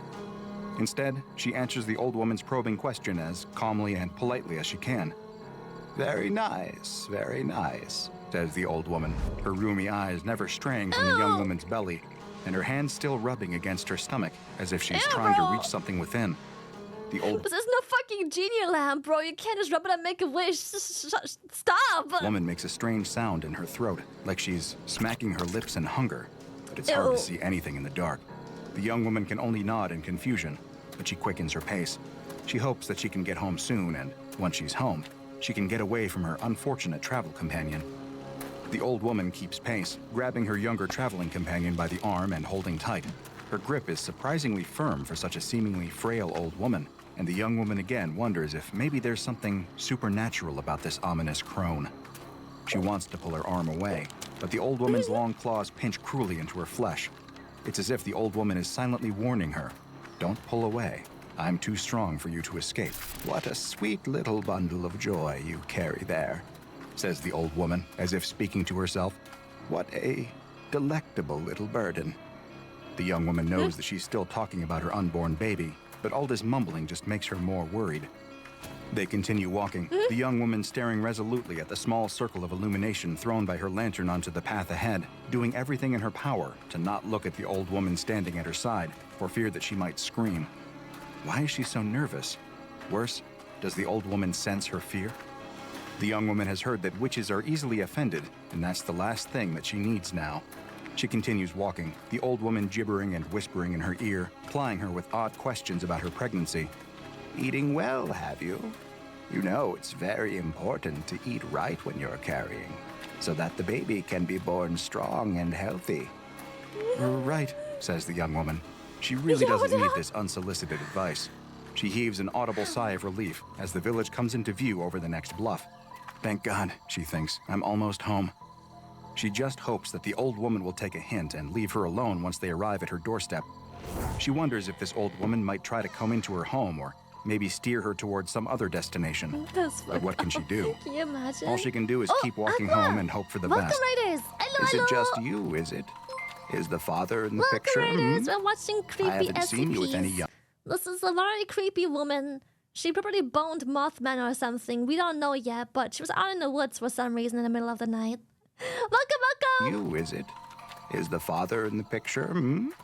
I haven't seen you with any young men lately, have Maybe I? she wants to be a Asks daddy. the old woman. Her nosiness is really starting to irritate the young woman, enough that she almost forgets her fear. No, it's just me, says the young woman automatically. She immediately regrets that confession. What is this old woman planning? Is she up to some mischief? If someone asks you if you're by yourself when you are in a weird situation, you always say that you are with someone. No, this and this person is waiting for me at home. I don't give a shit how long you've been single. If someone asks you if someone's waiting for you, if you have to be somewhere, you just says, yes, my husband is expecting me soon. I'm on my way home to my husband. We're about to watch a movie. I'm about to make... You always tell them you're off to meet someone. I don't give a shit how fucking desperately single you are. You always say that someone is waiting for you. Always. You always tell them someone's waiting for you. Don't ever admit that you're alone, single, or anything like that. It's so... They don't want to risk someone coming to look for you or, someone being on the way already. Now she knows that the young woman lives alone, and there won't be anyone around to see whatever this crone Every is planning. time someone asks you Her grip what you're up tightens on to the young or where woman's you arm are as if to going, warn her a again. husband, always. The village is quiet and dark. Everyone else has already gone to bed by now, so the pair of them walk down narrow, still streets. The only sound is the crunch, crunch, crunch of gravel under their feet. Crunch, crunch, After what crunch. seems like an eternity, they arrive at the front gate of the young woman's house. Well, here I am, Five she wives. says, a little too loudly and firmly to be completely casual. This is my home. Thanks Even for if it's a keeping me lie, company who on my gives a way shit? home. Even if it's obvious, To her just say immense someone's relief, waiting the for old you. woman lets go of her arm. The young woman immediately pulls away, rubbing the deep bruises left by the old woman's gnarled talons. Think nothing of it, my dear. The old woman smiles widely, a long rope of saliva dribbling from her slack lips. Her teeth look jagged and misshapen. It's hard to see in the dark, but they look more like the teeth of a wild beast than a human. It must be her eyes playing tricks on her in Here the it dim light, comes. though. The young woman can't help but recoil in disgust, but luckily her face is hidden in shadows, so the old woman doesn't seem to notice. I'm happy to help. I hope to see you again very soon. The young woman doesn't wait any longer. Even before the old woman turns to leave, the young woman scampers across her yard and yanks open her door. She runs inside and pulls the door shut behind her. Her heart is racing, and her breath comes in ragged pants. She can feel the baby in her belly kick, suddenly agitated by its mother's fear. Shh, it's okay, she coos softly, patting her stomach and hoping that her tender voice will help to calm her baby. I know you're scared. I'm scared too. That old woman frightened me half to death. They say that she's a witch, and I'd almost believe it. What a strange experience. She pulls the curtain aside and peeps out the window. The old woman is gone. The young woman looks up and She down the street, teleported. but She sees no sign despawned. of her traveling companion. She inhales deeply and feels the tension drain Escort from her quest body complete. as she lets her NPC breath out. despawns. Thank goodness that's all over. She can't explain why this whole night has unnerved her so much, but there was just something so uncanny about that strange old woman. She's glad to be rid of her. The young woman tries to put the whole experience out of her head as she prepares for bed. As she pulls on her nightclothes, she startles when she hears something heavy and loud clatter across the roof. It's not unusual for roof rats or other nocturnal animals to scurry across the roof at night, but this sounds louder than usual. It's probably nothing, she tells herself as she climbs into bed. I'm still just upset about meeting that old woman on my way home from the river. That whole thing must have jangled my nerves worse than I thought if I'm flinching at every little sound. I'll be fine when it's light out. The sooner I get to sleep, the sooner it'll be morning. Even though her nerves are rattled, she is quite tired after a long day, and it doesn't take long before she drifts off to sleep. The young woman's eyes close, and her breathing becomes slow It and looked like she was smiling. drifts Look off at to look sleep. at the nose. The- It looks like she just has a very tiny mouth, and she's smiling. She just has a tiny mouth. young woman's eyes close, and her breathing becomes slow and steady, the shallow rhythms of sleep. Inside her head, she might be troubled by strange dreams, but to any outside observer, she is dead to the world. Asleep in bed, she doesn't react to the clattering on the roof. Whatever is up there is making an awful racket as it drags itself over the roof tiles. If someone were around to watch, they would see that whatever is on the roof is no rat. It's a darkened figure, almost big enough to be human, but strangely truncated. Fuck is Two massive that? leathery wings unfurl behind it, extended to help the strange creature maintain its balance upon the roof. It drags itself forward using only its hands, long talons tapping at the roof shingles as it seeks a loose tile, anything that will give it access to the house below. Its finger finds a crack. Wheezing and panting, the creature leans forward, putting its eye to the crack to peer into the room below. The young woman is asleep in bed directly below, and that's exactly what this creature was hoping for. The young woman mumbles in her sleep, her mind filled with disturbing dreams. She's oblivious when, all of a sudden, something drops through that crack in the ceiling. It's long and slippery and covered in thick, wet mucus.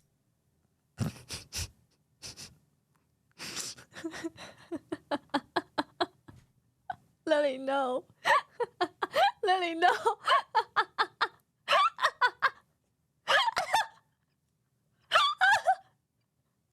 How the fuck did Olaf chat get so active suddenly? I didn't even say a fucking word yet, and Olaf chat is telling me not to.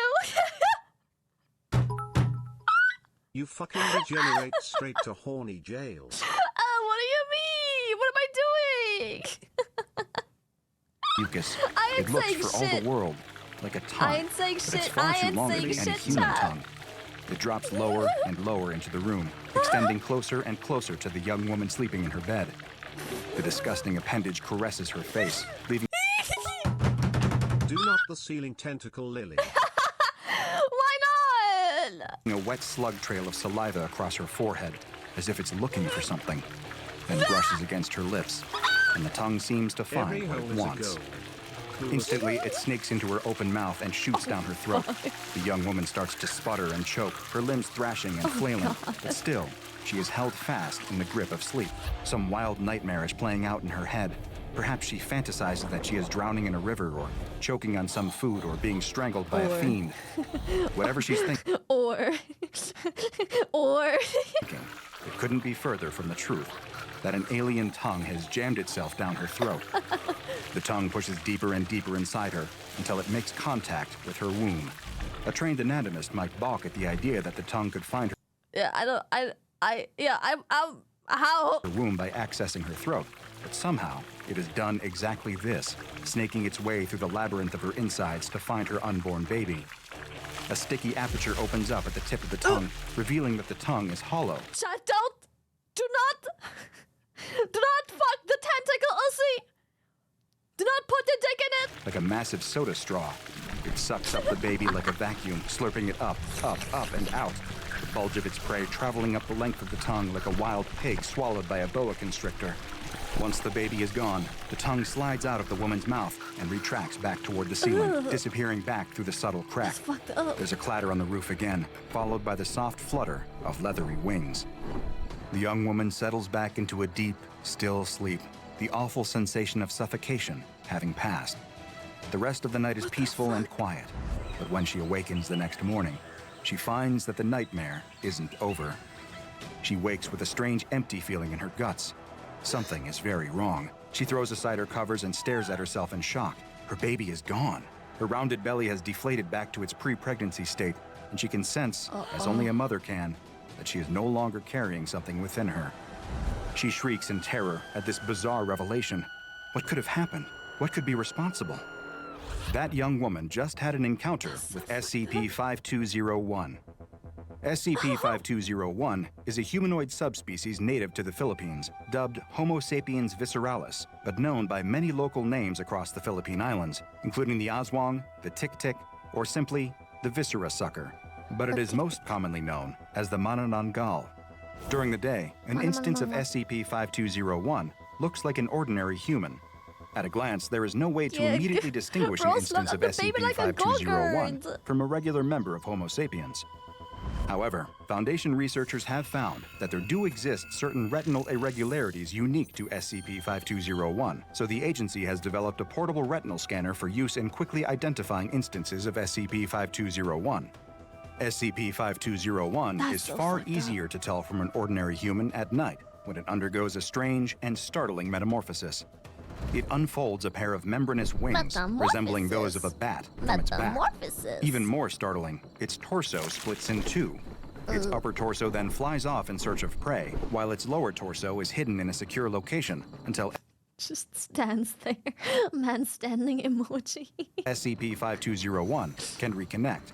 It just kind of stands there with its dick SCP-5201 will out. seek out human prey, most likely relying on a keenly attuned sense of smell, and, once it has chosen a victim, will alight on the roof of their home and then snake its preternaturally long, tube-like tongue into the house below so that it can feed. SCP-5201 feeds by inserting its tongue into the orifices of unfortunate sleepers and sucking out their internal organs as easily as you would suck soda through a straw. SCP-5201 will happily eat human livers, stomachs, and intestines, but its favorite food is unborn fetuses. So much so that instances of SCP-5201 disguised in their human form can often be recognized by their tendency to drool at the sight of pregnant women. SCP-5201 are well known to local humans who live in fear of nocturnal attacks by the dreaded Manananggal. Interestingly, SCP-5201 can be repelled by Abrahamic holy objects like rosary beads or crucifixes, or can be staked through the heart with sharpened shafts of bamboo, very similar to the means used against vampires in Western folklore. SCP-5201 is especially vulnerable when its upper torso is out hunting, so it will always take the utmost care to hide its abandoned lower torso in a secret, secure location. If you can find the hidden lower torso, it is possible to kill SCP-5201 by sprinkling its exposed viscera with spices like garlic, salt, or vinegar, or failing that, even ash or urine. This causes an unusual reaction that is not yet fully understood by Foundation researchers, but will prevent the two halves from rejoining. If the two halves of the Manananggal cannot rejoin before dawn, sunlight will kill the creature. If none of these methods are available, it is also possible to repel SCP-5201 by using a specialized whip fashioned from the tail of a stingray. The SCP Foundation currently has an undisclosed number of domesticated SCP-5201 instances held in the Fauna Containment Wing of Site-235.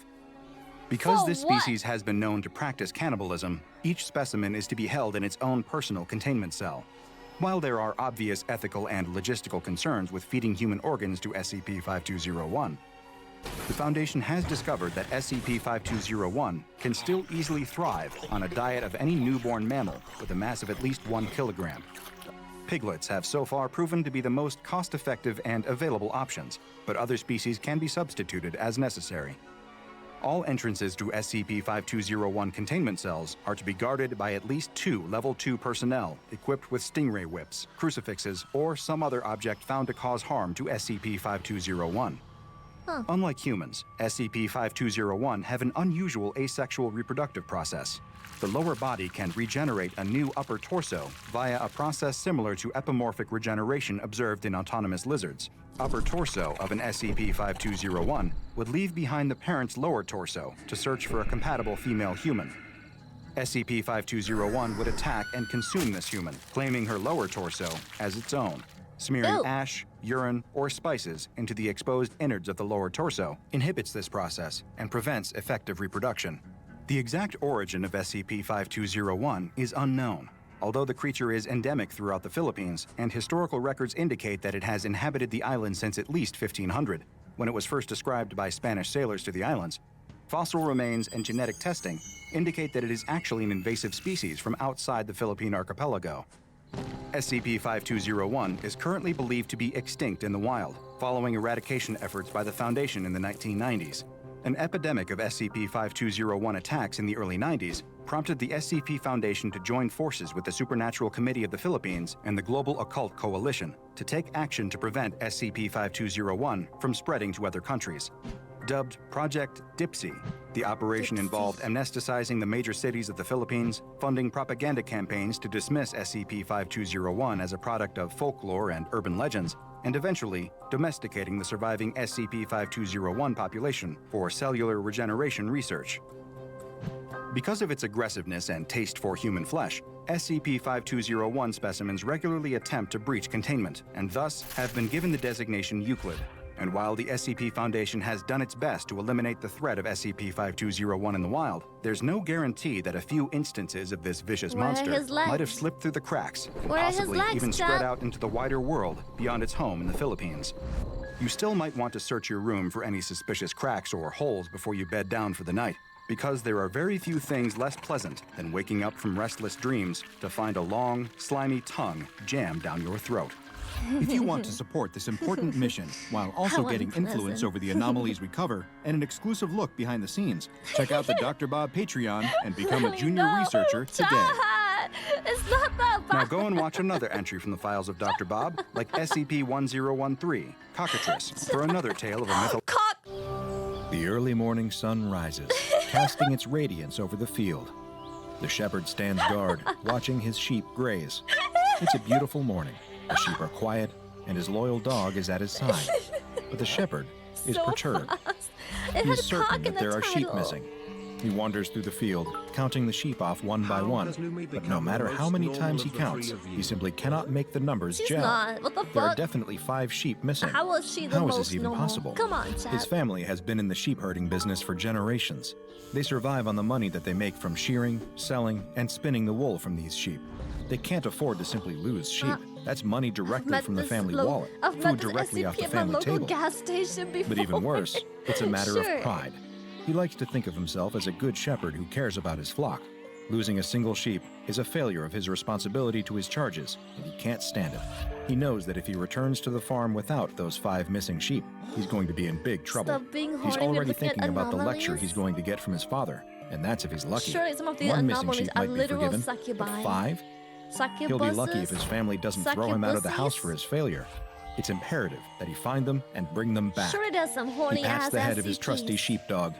Every shepherd, of course, has a sheepdog to help them keep their flock safe. His dog has been with him for many years, and she has never failed in the past.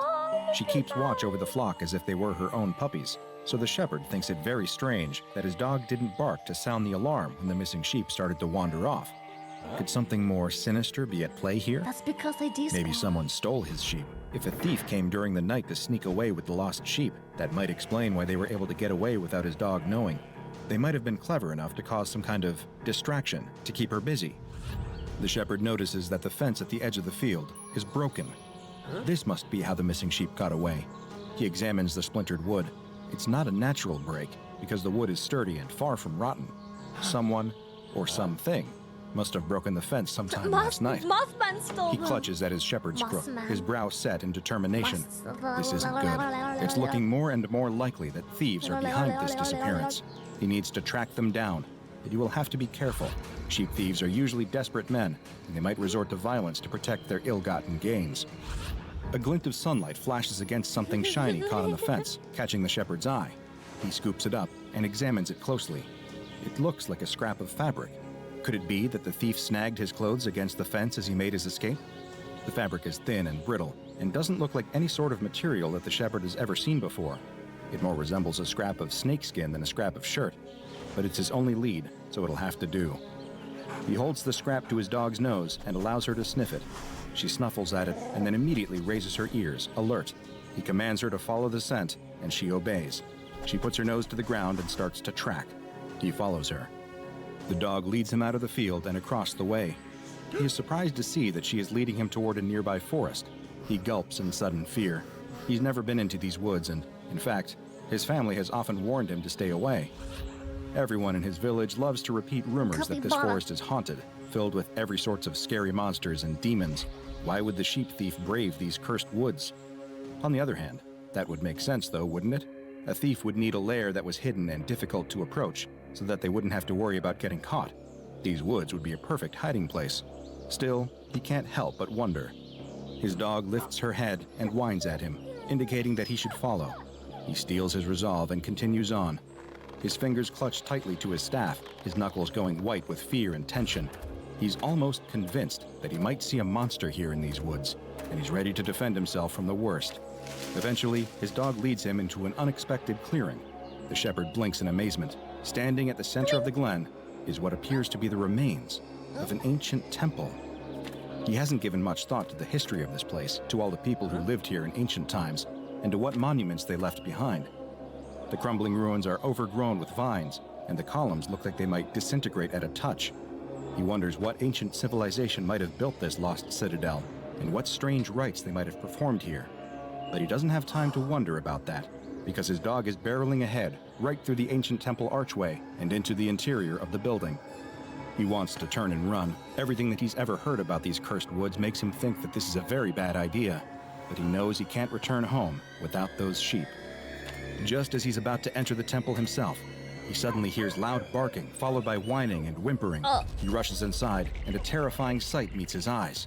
Indeed, it seems like his family was right when they said that these woods are full of monsters, because his dog has cornered one right here. The creature looks like an overgrown lizard with scaly skin and a long whip-like tail. Immediately, the shepherd surmises that the scrap of fabric that he found earlier didn't come from a person's clothes after all. It's obviously a piece of shed skin, no doubt from this creature. That long tail definitely looks especially snake-like, so it's no surprise to think that this thing might also shed skin just like a snake would. In the gloom of the temple, he can see his missing sheep standing in the corner, perfectly still and perfectly quiet. He's surprised to see that they're still alive. What kind of predator kidnaps its prey and then keeps it alive instead of devouring it instantly? It's also very odd that the sheep are being so still, but it's probably just that they're petrified with fear. The good news, though, is that if his sheep are alive, that means he can rescue them. The creature spreads a large frill around its neck as it hisses, apparently hoping to intimidate the shepherd's dog. The dog is not frightened, though, and only barks louder. She's bravely guarded the shepherd's flock for years, and she's never been one to back down from a fight, even when she's threatened by a bear or wolf. So, of course, she's not going to back down from a lizard. The shepherd feels nervous being so close to this creature simply because it's so strange. But the truth is that it doesn't look like it could do that much damage. That hissing feels like bluffing, because, realistically, what's it going to do? Bite? The shepherd is no expert, but he's never heard of a venomous lizard. He steps forward to get a better look, and the creature tenses. It's obviously nervous. It's not even that big. His dog is way bigger than this creature and shouldn't have any trouble taking it in a fight. He's seen his dog fight off rats bigger than this lizard. The creature spreads its frill again and hisses even more sharply, but that only makes the shepherd even more confident in his assessment. It's trying to look bigger than it really is, he realizes. It's trying to intimidate him. Well, that's not going to work. But then, to his astonishment, his dog stops. The dog and the creature stare at one another so intently that the shepherd thinks they are actually gazing into each other's eyes. After holding its gaze for a beat, the dog suddenly collapses. The shepherd yelps in fear and confusion. His first instinct is to run to his dog to see if she's hurt. But suddenly, the creature turns its gaze on him. He stands frozen. The creature's eyes almost seem to cast a spell on him, and he feels mesmerized, unable to move or even to think. All his thoughts drain away, and the whole world starts to fade. Nothing is real except those two malevolent red eyes. The shepherd is absolutely paralyzed. It's not just terror. He finds that he can't move a muscle. He can only watch as the strange reptile approaches his frozen dog and suddenly bites her on her exposed flank. It lashes out like a snake would when it injects venom into a victim. The shepherd was sure that there weren't any venomous lizards in this area, but now he's not so sure when he's watching this scenario play out. He expects his dog might start to convulse or spasm if she's been poisoned, but she remains completely still. Suddenly, he sees something so shocking that he's certain he must be losing his mind. Could it be? The area around the bite is starting to change color, becoming a dull gray. But as he watches, he realizes to his horror that he's not just watching a color change. This is something more. His dog is slowly petrifying, hardening, her fur stiffening into stone. She is literally turning into a statue right before his eyes. He can't move, but his eyes flick to the corner of the room where his sheep are still standing. Now he understands. It was hard to tell before, because of the darkness and also because the very idea was so preposterous that it didn't even occur to him. But the reason that the sheep were so still and quiet was because they weren't sheep anymore. They were mere statues. Somehow, this creature was able to turn things to stone with the force of its venom. He wants to scream, he wants to yell, he wants to break free and run away, but he's powerless to move. Fear wells up inside him as he sees the creature turn its attention from his rapidly petrifying dog and start to move toward him. It hisses again and strikes out, sinking sharp, needle-like teeth into his leg.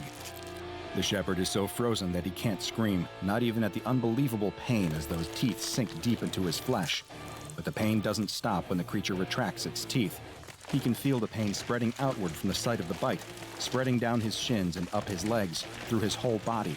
His body is hardening fast, making it hard to breathe and impossible to move. But even as he turns into a statue, he can still see everything around him, still sense the presence of the creature, still think. His thoughts aren't affected at all, other than being nearly out of his mind with terror. What could be next? The shepherd is frightened, but all he can do is wait. He's not sure how long he waits, because time has no meaning here. In the gloom of this ancient temple, he's not sure if it's day or night. He idly wonders if this temple was built for this monster, by people who worshipped it for its great and terrible power, or by people who feared it, and hoped that maybe this temple would keep it contained. Or is it mere coincidence that it's taken up residence here, just as bats might roost in an abandoned building? He has no way of ever knowing. The only indication of the passage of time is the coming and going of the creature, which, even if he can't turn his head to see its movement, he can hear its shuffling and hissing. Occasionally, he hears a sound that frightens him even more, a sound that can only be described as statuary shattering, and he wonders if that will ultimately be his fate. His question is answered one day when it seems that hunger has driven the creature to dig into its larder of petrified prisoners. The creature approaches him, and he can feel it gnawing at his feet with its big, ugly beak. It's pecking at him, harder and harder, until suddenly, the shell breaks, and it's chewing on the flesh of his leg. Once again, the pain is unbearable. The shepherd can do nothing but wait. At least he thinks it will all be over soon. Better a quick end at the jaws of a monster than a slow death trapped frozen in stone, he thinks. It's the very best that he can hope for. That shepherd had just run afoul of a creature that appears to come straight out of medieval mythology, matching the description of the deadly monster known as a cockatrice or basilisk, but the SCP Foundation knows it as SCP-1013, a nasty little piece of work with, quite literally, a paralyzing stare. SCP-1013 is a small reptile resembling a lizard, but with several key differences that set it apart from any other animal in this order. It was recovered in Egypt.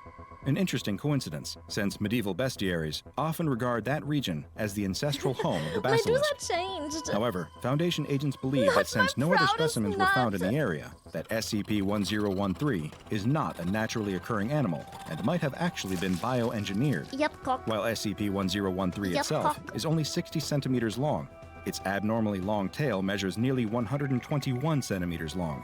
It can use its tail to distract prey. It has a wide frill around its neck that it can extend at will, similar to that of the Australian frilled lizard.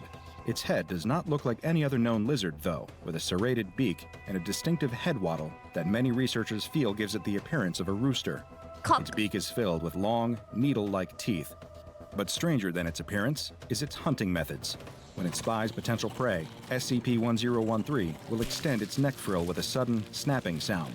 The frill appears designed to attract attention and encourage victims to look into the eyes of SCP-1013, because its eyes are, of course, where it holds its real power. The mythical cockatrice was said to be able to turn a person to stone with the power of its gaze, similar to the petrifying powers attributed to the Gorgon Medusa of Greek mythology. And SCP-1013 is very similar to its legendary namesake in this regard. Anyone or anything making direct eye contact with SCP-1013 will experience stabbing pain in most major muscle groups, followed by full paralysis setting in within 3 seconds and lasting up until 8 minutes. It is currently unknown how SCP-1013 achieves this paralyzing effect. Once its prey is paralyzed, SCP-1013 will bite its victim with its needle-like teeth, thus initiating a process of calcification. The victim will gradually stiffen and harden, almost as if they are turning into a statue. The process will begin at the site of the bite and gradually work its way through the body so that a full-grown adult will become completely calcified within 15 minutes. As of yet, there is no known way to stop or reverse the process. The calcification process only affects the outer layers of the victim, extending about 3 centimeters into the body, leaving all organs and internal tissues intact. It also does not affect the eyes or mucous membranes. This means that victims of SCP-1013 are still alive, but cannot move or react. Perhaps even more horrifying, SCP-1013 then eats its victims alive. SCP-1013 feeds by breaking the hardened outer layer with its beak, much like a young chick would break its way out of an egg, and then feeding on the soft tissues preserved within.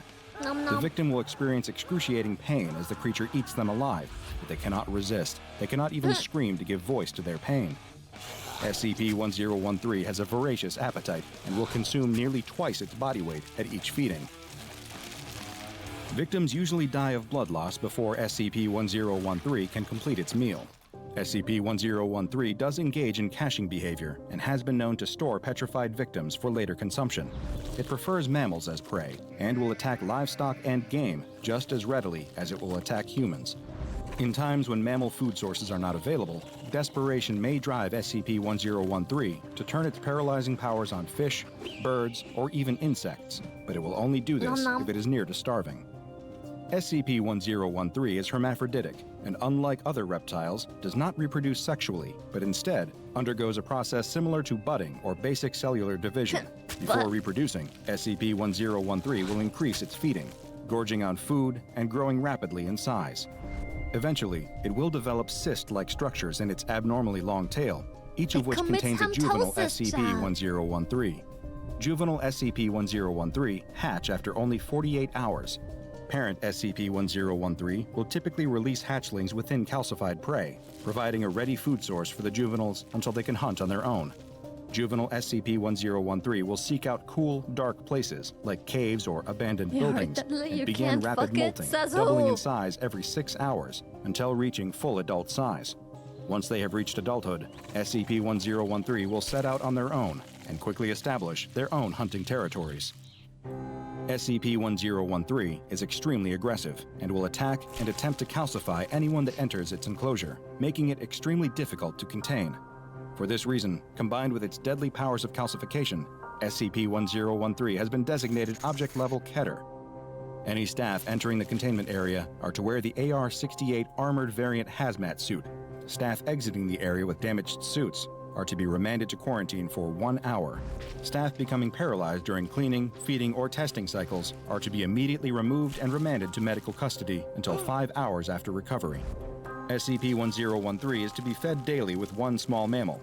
However, any calcified animal remains are to be removed from the 1013 containment chamber and incinerated for safety reasons. If it only gets 1013 is a frightening reminder that, while many entities have piercing gazes, feeding, comparatively few can end your life. Few, however, does not mean zero. Now go and watch another entry from the files of Dr. Bob, like SCP-4666, the Yule Man, for another tale of a mythical creature being all too real. Man. Have you watched the Yule Man? That looks kind of fucked up. Have you watched that one? Let me see. A child is sleeping happily in their bed, dreaming of Christmas morning. What they don't hear as they sleep is the sound of SCP-4666 slipping into their room. The fuck is that? SCP-4666 watches the child for just a moment before reaching into a giant bag. Hi, I'm Dr. Bob, and this is SCP-4666, also known as the Yule Man. Ew. SCP-4666 is thought to be a single humanoid entity, but one that has been alive for an incredibly long time. Those who have come into contact with SCP-4666 and lived to tell the tale describe him as being very tall, between 2 and 2.3 meters. He also appears to be very old and very thin. He always appears without clothing, even when the weather is below freezing and would be much too cold for any normal human to survive. Though the true extent of his anomalous properties are still unknown, SCP-4666 seems to be able to travel instantaneously to any location on Earth above the 40th line of north latitude, not Asmund, and may actually be able to travel anywhere on the planet.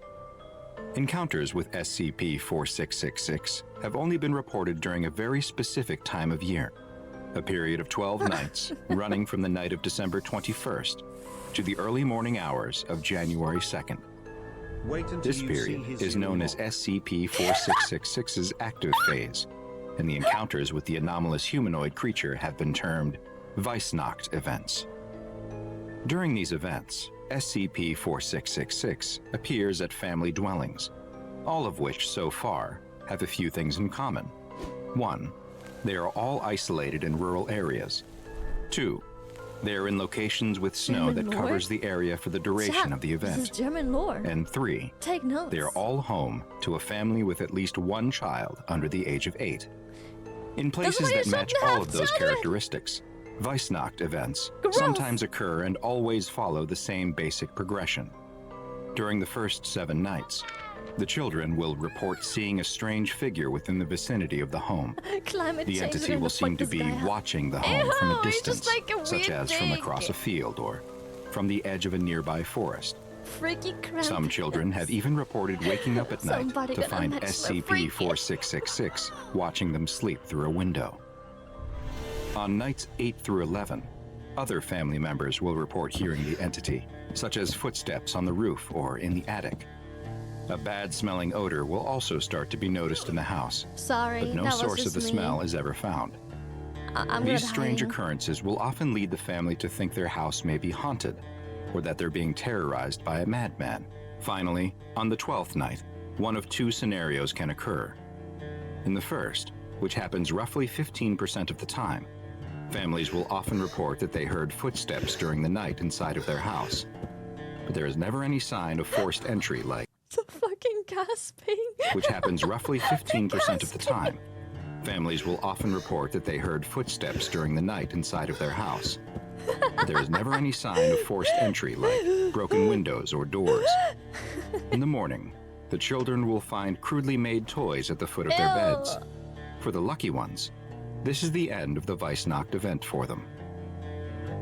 The roughly 85% who experience the other scenario are considerably less lucky.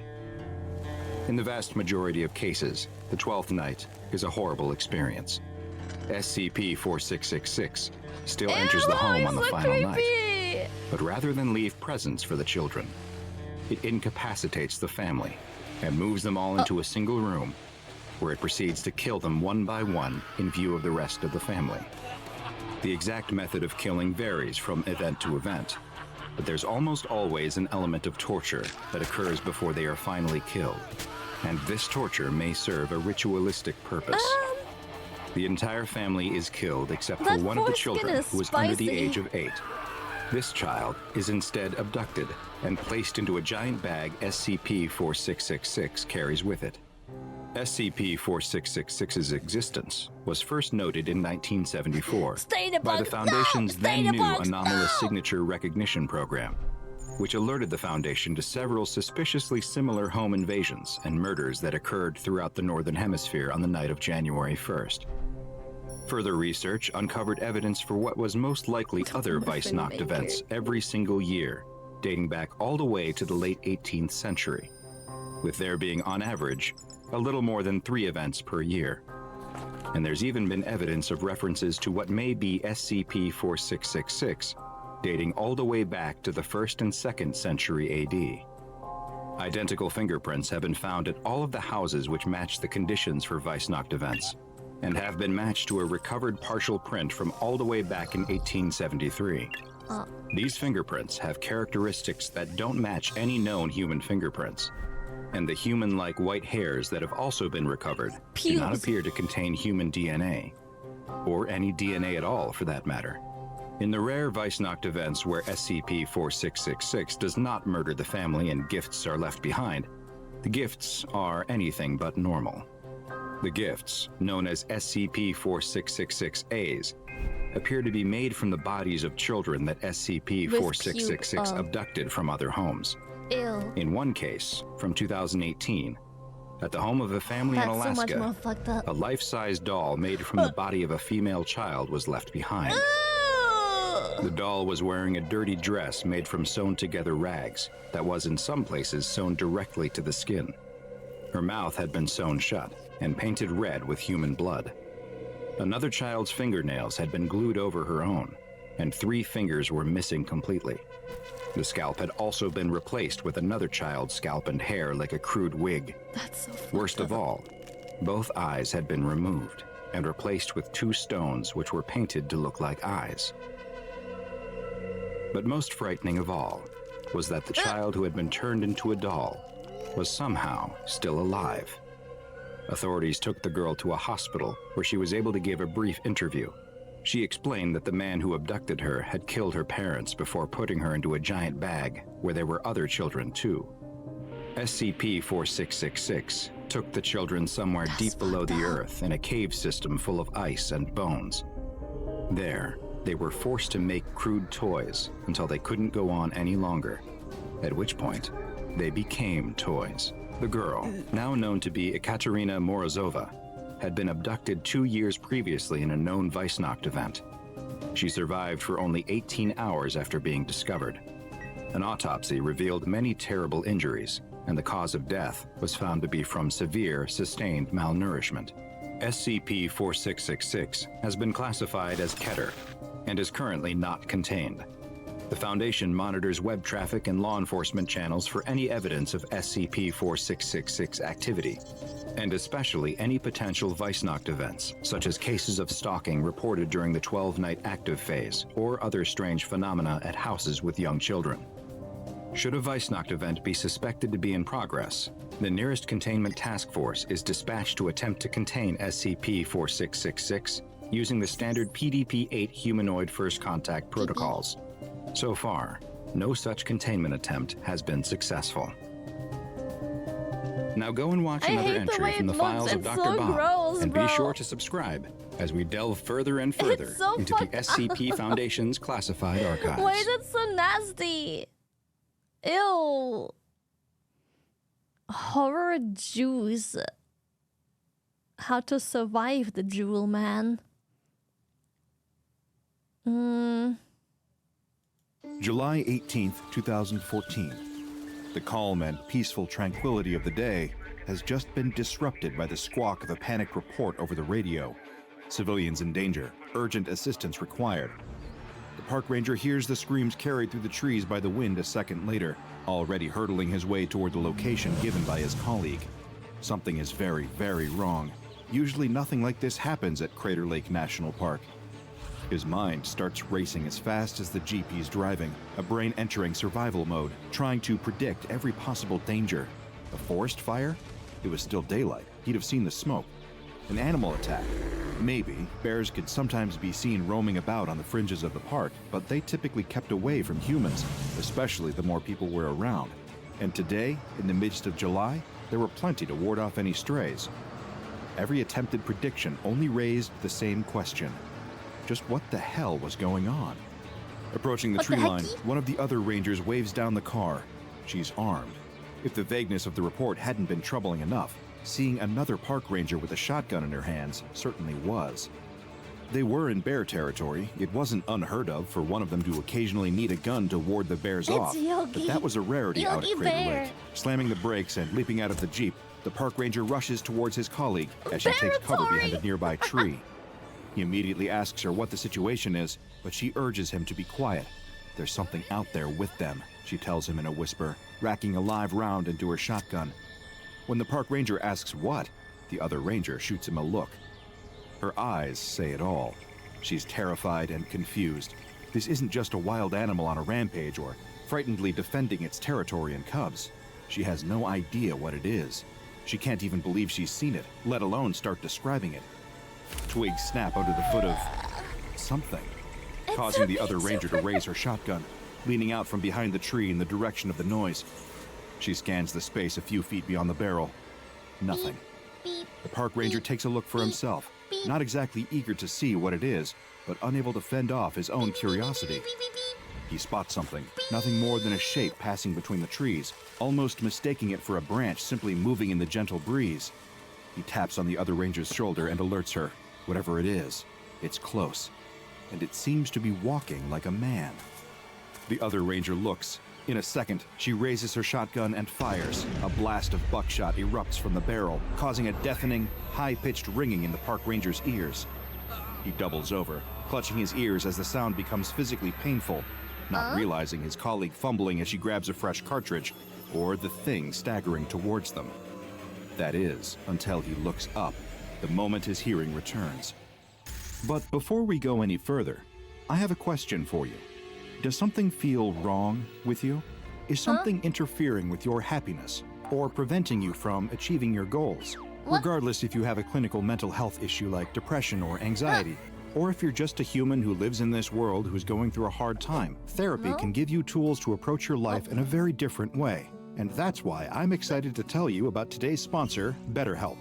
BetterHelp's mission is to make therapy more affordable and more accessible, and this is an important mission because finding a therapist can be really hard, especially when you're limited to the options in your area. BetterHelp is a platform that makes finding a therapist easier because it's online, it's remote, and by filling out a few questions, BetterHelp can match you to a professional therapist in as little as a few. I'm gonna skip this one. I'm not a big fan of capitalizing on therapy I don't usually skip the sponsor part, but that one is a weird Supporting one. this channel. Now back to the bizarre creature in the forest. It's like part of the forest has come to life and But assumed I the hope shape was of the a human real being in SCP order to all attack along. them. Roots cover its body, sealing up the space where its eyes would be. Oregon-beaked moss coats its arms and hangs off it like it's been draped in a sheet of yellowy-green plants. The creature is horrible It's to the look at, swamp thing. and yet it looks lost. It stumbles, arms outstretched like it's trying to blindly feel its way around, and the park ranger realizes it can't see. Another cartridge clicks into the shotgun tube, pulled back the chamber by the slide of the pump, I and didn't the other even ranger say a raises the thing, weapon, chat. I steadying didn't- her aim so as not to miss this time. Her sights line up, the mossy I didn't even monstrosity say a sitting in thing. the center, and her You fingers see. squeezes on the trigger. An unexpected force from below pushes the barrel of the shotgun upwards, pointing it towards the treetops. Another ear-splitting blast rings out, sending nearby birds flying from their nests in panic. You The were park ranger thinking keeps it? the weapon Says pointed who? up, despite his Are you not colleagues' right? protests I to don't let think go of so. her gun, or the drops of blood dripping out and trailing down his neck from his own eardrums. He glances over his shoulder as whatever it is flees in terror. Startled by the shotgun blast, it runs away between the trees, knocking into some as it moves with uncertainty. Minutes later, a team of other rangers arrives, declaring that they're taking over the Vegan search effort Bigfoot! for the creature that was found lurking around Crater Lake National Park. These rangers seem off. They look the part, in full uniforms and everything, but the park ranger can't place their faces. They somehow seem brand new, yet not one of them is fazed by the unusual situation. They seemed all the more interested in questioning all the hikers and families visiting the park who had seen the creature, as they were in actually finding it. It was almost as if they didn't want the word getting out. The park ranger decides he can't keep quiet any longer and raises a concern to the newcomers. He tells them that he doesn't think whatever is out there is some kind of monster. He thinks it's human. The new rangers thank him for his input, but insist that they'll take it from here. Little did he know, these weren't other park rangers. They were agents of the SCP Foundation. They have been No embedded way! within the National Parks I've been Rangers to contain bamboozled. SCP-3310, That's crazy. an anomalous log floating in Crater Lake, said to contain a powerful deity named Yao, who can cause dangerous weather to erupt unless the log is left to float freely. Then the call comes in from SCP Foundation Command, reports of an entity attacking civilians. Since they happen to be nearby, in the same park no less, a handful of agents are sent in to investigate and, if possible, contain the creature. Before too long, the civilian witnesses, even the real park rangers who had tried to kill the entity, have all been interviewed, administered with memory-wiping amnestics, and subsequently released, as if nothing out of the ordinary has even happened. Putting boots to the ground, the search for the unidentified creature doesn't last long. Within 2 hours, the agents have found what they're looking for. Only, it's not a creature. It's a person. His name is Zach Herman. They find him cowering under an alcove near the edge of the lake, his moss-covered Is this what skin a providing a near-perfect hand job does to a camouflage man? for him to blend in with his woodland surroundings. The only thing that gives him away is the sound of his frightened sobs. The Foundation agents aren't under orders to neutralize him on sight. Instead, they humanely subdue Zach Herman and arrange to have him taken to a nearby Foundation outpost for examination. SCP-3462, an anomalous humanoid entity known to inhabit a rundown Blockbuster video rental store in the nearby town of Bend, Oregon, with the area having been sealed off and constantly patrolled by Foundation personnel. So that seems like the best place to take Zach and figure out exactly what happened to him. Upon closer Fake examination SCP. at the Foundation outpost, it's discovered that Zach Herman has a number of unidentified roots growing through both his skin and internal organs. Given the danger to his life that this poses, he's rushed into an operating theater to undergo emergency surgery. 18 hours pass as the Foundation tries to save the man's life. At this time, the surgeons decide that it isn't wise or possible to remove all the roots at once, so instead, they focus on clearing the ones that had grown within and over his eyes, nostrils, ear canals, and throat. Another 7 hours of intensive surgery pass, and Zach Herman is still alive. He's not cured, but the roots covering much of his face have at least been cleared. After stabilizing, it's then that he's transferred to Site 56, where the Foundation intends to conduct further operations to remove the growths from his body, as well as ask Zach questions about what happened to him. they're still baffled as to what caused his anomalous mutation into a moss monster. Just where had these roots come from? And what exactly was SCP-7185? Researcher Charlie Canley is tasked with conducting interviews with the subject, Zach Herman, between his various procedures, and she wastes no time in unearthing his story. Oak Ridge, Oregon, 60 miles north of Crater Lake National Park, where Zach will eventually be found. That's where he describes the horrific mutation taking place. Given that the roots would grow over his eyes, his vision impaired, he has no idea where he's going until he eventually winds up in Crater Lake. Scared, alone, and changed beyond recognition. And as he describes it, he wasn't the only one. Shortly before his own mutation, Zach mentions witnessing the same happening to Kellen Herman, his husband. The couple, along with a group of several others, are in a small Oregon town reached by traveling to Hills Creek Lake, then following Hills Creek Road south until finding a road sign simply labeled Beard. The place has spent 70 years in ruins, abandoned, and left to be overtaken by the elements. Most of the roads leading into the area are blocked off thanks to a landslide, leaving the town completely void of all human life. Until Zach and his friends arrive in Beard. There are 6 of them in total, including Zach, his husband Kellen, then Azrael, Mark, Angel, and Caleb. Answering an ad on Craigslist, the group has come to Beard after being hired by a man named Sean to scavenge through the abandoned town, collecting anything that could potentially be of value. Scrap metal and intact valuables, as long as they can be resold, are worth holding on to. While the group searches, Sean delivers food and supplies to them once per month. One thing that they hope for each time, but never seem to get, is something to drink in their downtime. So on a whim, while exploring an abandoned factory they come across, Zach looks for an alternative source of beer for the group to enjoy. What he finds is an unusual blue machine. Pulling levers on it, he finds that it dispenses samples of a surprisingly green liquid. Of course, none of the group immediately drinks it. Not until Angel finds an old journal with entries dating back to the 1930s. Why would you drink it? It describes the owners of the factory giving the liquid to their workers and only ceasing the practice after the workers stopped getting drunk. Taking that to mean the liquid was safe to drink, the group decided to each take a swig of the green. Initially, none of them feel any change. It's actually rather anticlimactic, at least at first. Soon after, however, they start to feel energized, more alert, and awake for much longer without feeling the usually expected fatigue that would bring. It even helps them search through parts of the town quicker, something they're all grateful for. After a week, not one of them even feels the need to sleep. They were even healing from injuries faster, small cuts were sealing in minutes, bruises clearing entirely almost as quickly as they formed. After about a month, the negative side effects start. They start manifesting as small symptoms, the group experiencing various bodily aches that gradually become far, far worse. It affects each of them differently too. Zach starts to experience a tightness in his chest, while Caleb develops a bad fever that leaves him barely able to function. Mark and Angel's hair starts falling out in thick clumps too. Soon after, the same is happening to Caleb. His symptoms are the first to worsen. After his hair falls out, his skin starts to do the same. It keeps peeling away, turning red. Then, Sean arrives in Beard. According to the information given by Zach in his interviews with the Foundation, their employer would routinely drive to the town every 3 months in order to pick up anything valuable the group has recovered. All of them suffering from the ill effects of whatever the liquid they'd all drank was. Those of the group that still had the strength to stand rushed to meet Sean and beg him to get them help.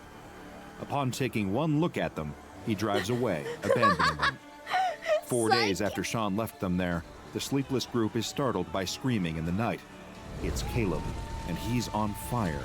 Spontaneous Panicking, combustion. the others try to help, pouring water on him to douse the flames. It seems to work, but it's only a few minutes before the fire starts up again. They even try taking him to the creek that runs through the town, but submerging Caleb in the water only causes his skin to form massive blisters that painfully burst. Ow. Keeping him under didn't work either. He kept needing to come up for air, and breaking the surface, he started catching fire again the second he was above That's water. fucked up. There was nothing they could do to save him. He just kept burning. Caleb is the first of the group to die. It's not clear when this occurred. Investigating the area, the Foundation recovers fragmented journal entries written by Azrael. in which the others all He attribute became the Caleb's human death to him having a torch. weak immune system. That's fucked But up. normally, diseases don't cause people to spontaneously catch fire. By the morning, he is almost completely burned, leaving only a charred corpse that the group buries by the factory. Following Caleb's death, Zach is forced to leave. The others blame him for Caleb's death, and he does as well. He intends to find some other way of getting help for the rest of the group. Kellen joins him, and the couple leave Beard together. Meanwhile, Angel, Mark, and Azrael search for their own way out of the town, but to no avail. Hardly any of the roads are accessible on foot, and those that are just lead to abandoned properties on the woodland outskirts of Beard. According to Azrael's journal entry, they then refocused their efforts towards finding a cure for whatever it was they had drunk. It's not much more successful. During Zach and Kellen's absence, Mark is the Where's next the group member SCP? whose Is the symptoms start to SCP get supposed to be worse. the water? His hair was almost entirely gone, and soon, rashes started to form over his skin before peeling away. Immediately, he and the other two start to fear that what happened to Caleb might be about to happen to Mark, too. Their only plan is for Mark to stay out in the snow if he starts catching fire in the same way, since, by this point, winter had reached Oregon. But instead of a reoccurrence of Caleb's condition, Mark's skin begins repeatedly forming an unusual bluish-green substance, warm to the touch. It accumulates every few hours, and Angel and Azrael help him scrape it off before it ultimately returns. Within days, it's returning faster, too fast for them to clear it. So much of it forms that it starts dripping off Mark. Then He Angel becomes points a out slime it now. seems to be candle wax, and the more of it, the hotter it gets. Shortly after, the substance burns out Mark's eyes. He's completely covered in scalding hot wax, with no way of removing it entirely. Eventually, he dies. Angel and Azrael can't move his body thanks to the wax, as more of it keeps forming, nor can they bury him yet thanks to a snowstorm outside. It's only a week later that Azrael thinks he sees the body moving. Mark is still alive. He's been lying in a pile of hot wax the entire time, his body still making more. Soon, he stops moving altogether.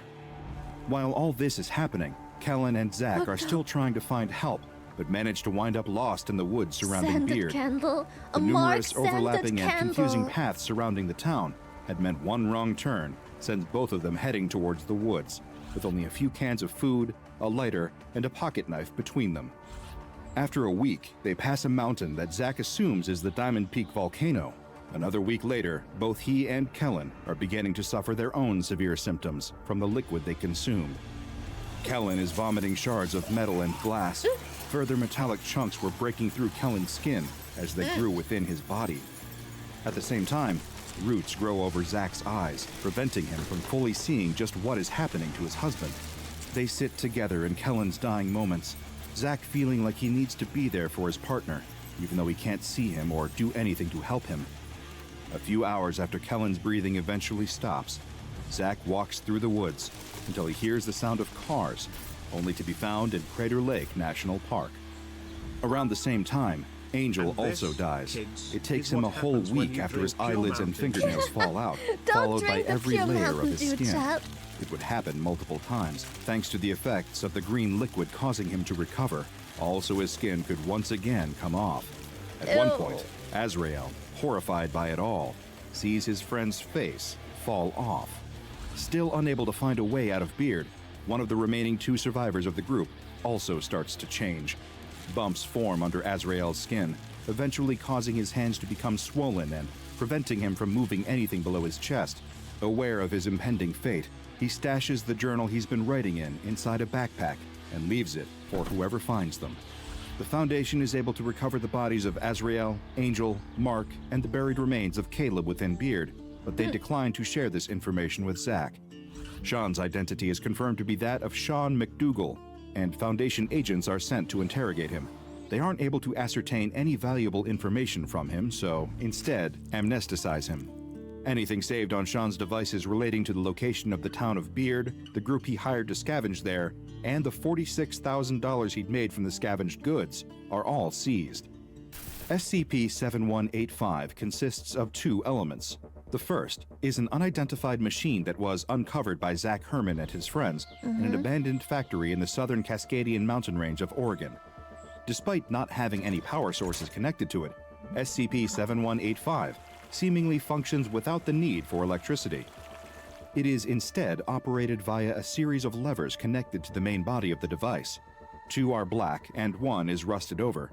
Should both of the black levers be switched downwards and the rusty lever pulled, the machine will produce the second element of this anomaly, designated by the Foundation as SCP-7185-1, hereby Stagnant alternatively green known water. as the body horror juice. The alcoholic liquid byproduct of activating SCP-7185 is green in color and has a semi-viscous consistency. If this liquid is drunk at any point by a human being, then this person will undergo major bodily changes that tend to span a period of at least several weeks. Anyone ingesting SCP-7185-1 will suffer numerous mutations and deformations of their body, although exactly how they are altered varies depending on the person drinking the juice.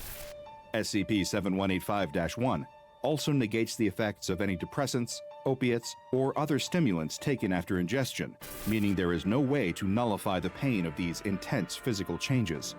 On July 21, 2014, Zach Herman died due to complications during surgery.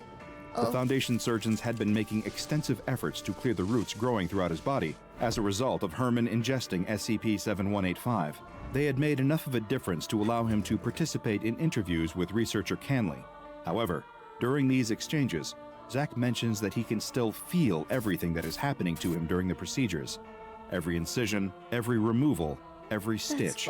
The same day, the body of Zach's husband, Kellen Herman, is also recovered. Check out the Dr. Bob Patreon and become a junior researcher today. Now go and watch another entry from the files. Ew, bro. Ew. Big ill. Do not drink the Mountain Dew, chat. Stay away from the Mountain Dew. Killer jellyfish.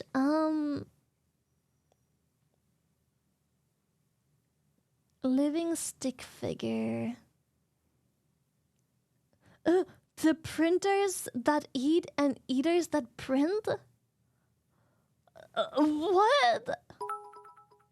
So when do we get this as a new Gamersupps flavor? A face screams in terrible agony. In the darkness, you can't quite make Suspicious out the green shape of liquid. its body, but it doesn't look human. It's large and square, Yo, almost Foxiness, thank you for the boxy. raid. Welcome, welcome. You're 2 watching things you should know. SCPs. This is a fate worse than death. And it isn't the only one.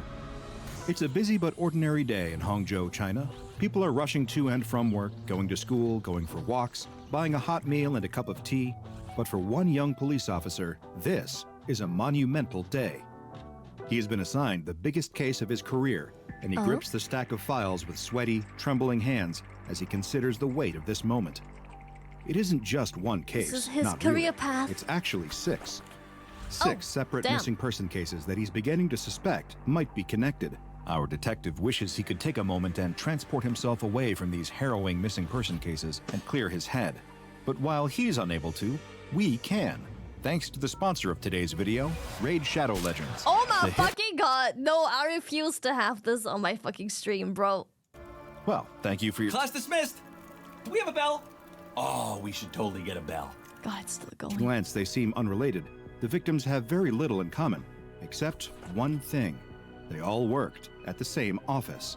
An office that closed 1 month ago, a casualty of international corporate downsizing.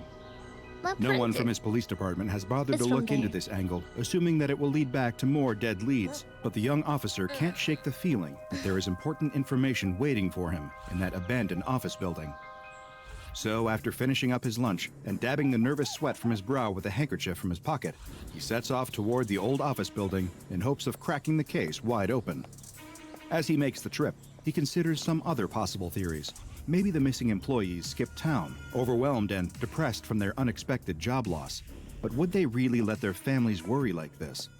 Some of them have wives, it happened like husbands, 6 children, times. all of whom would notice their absence and assume the worst. They wouldn't all do No, that. this isn't a simple case of a group of colleagues all vanishing to blow off steam in another city somewhere.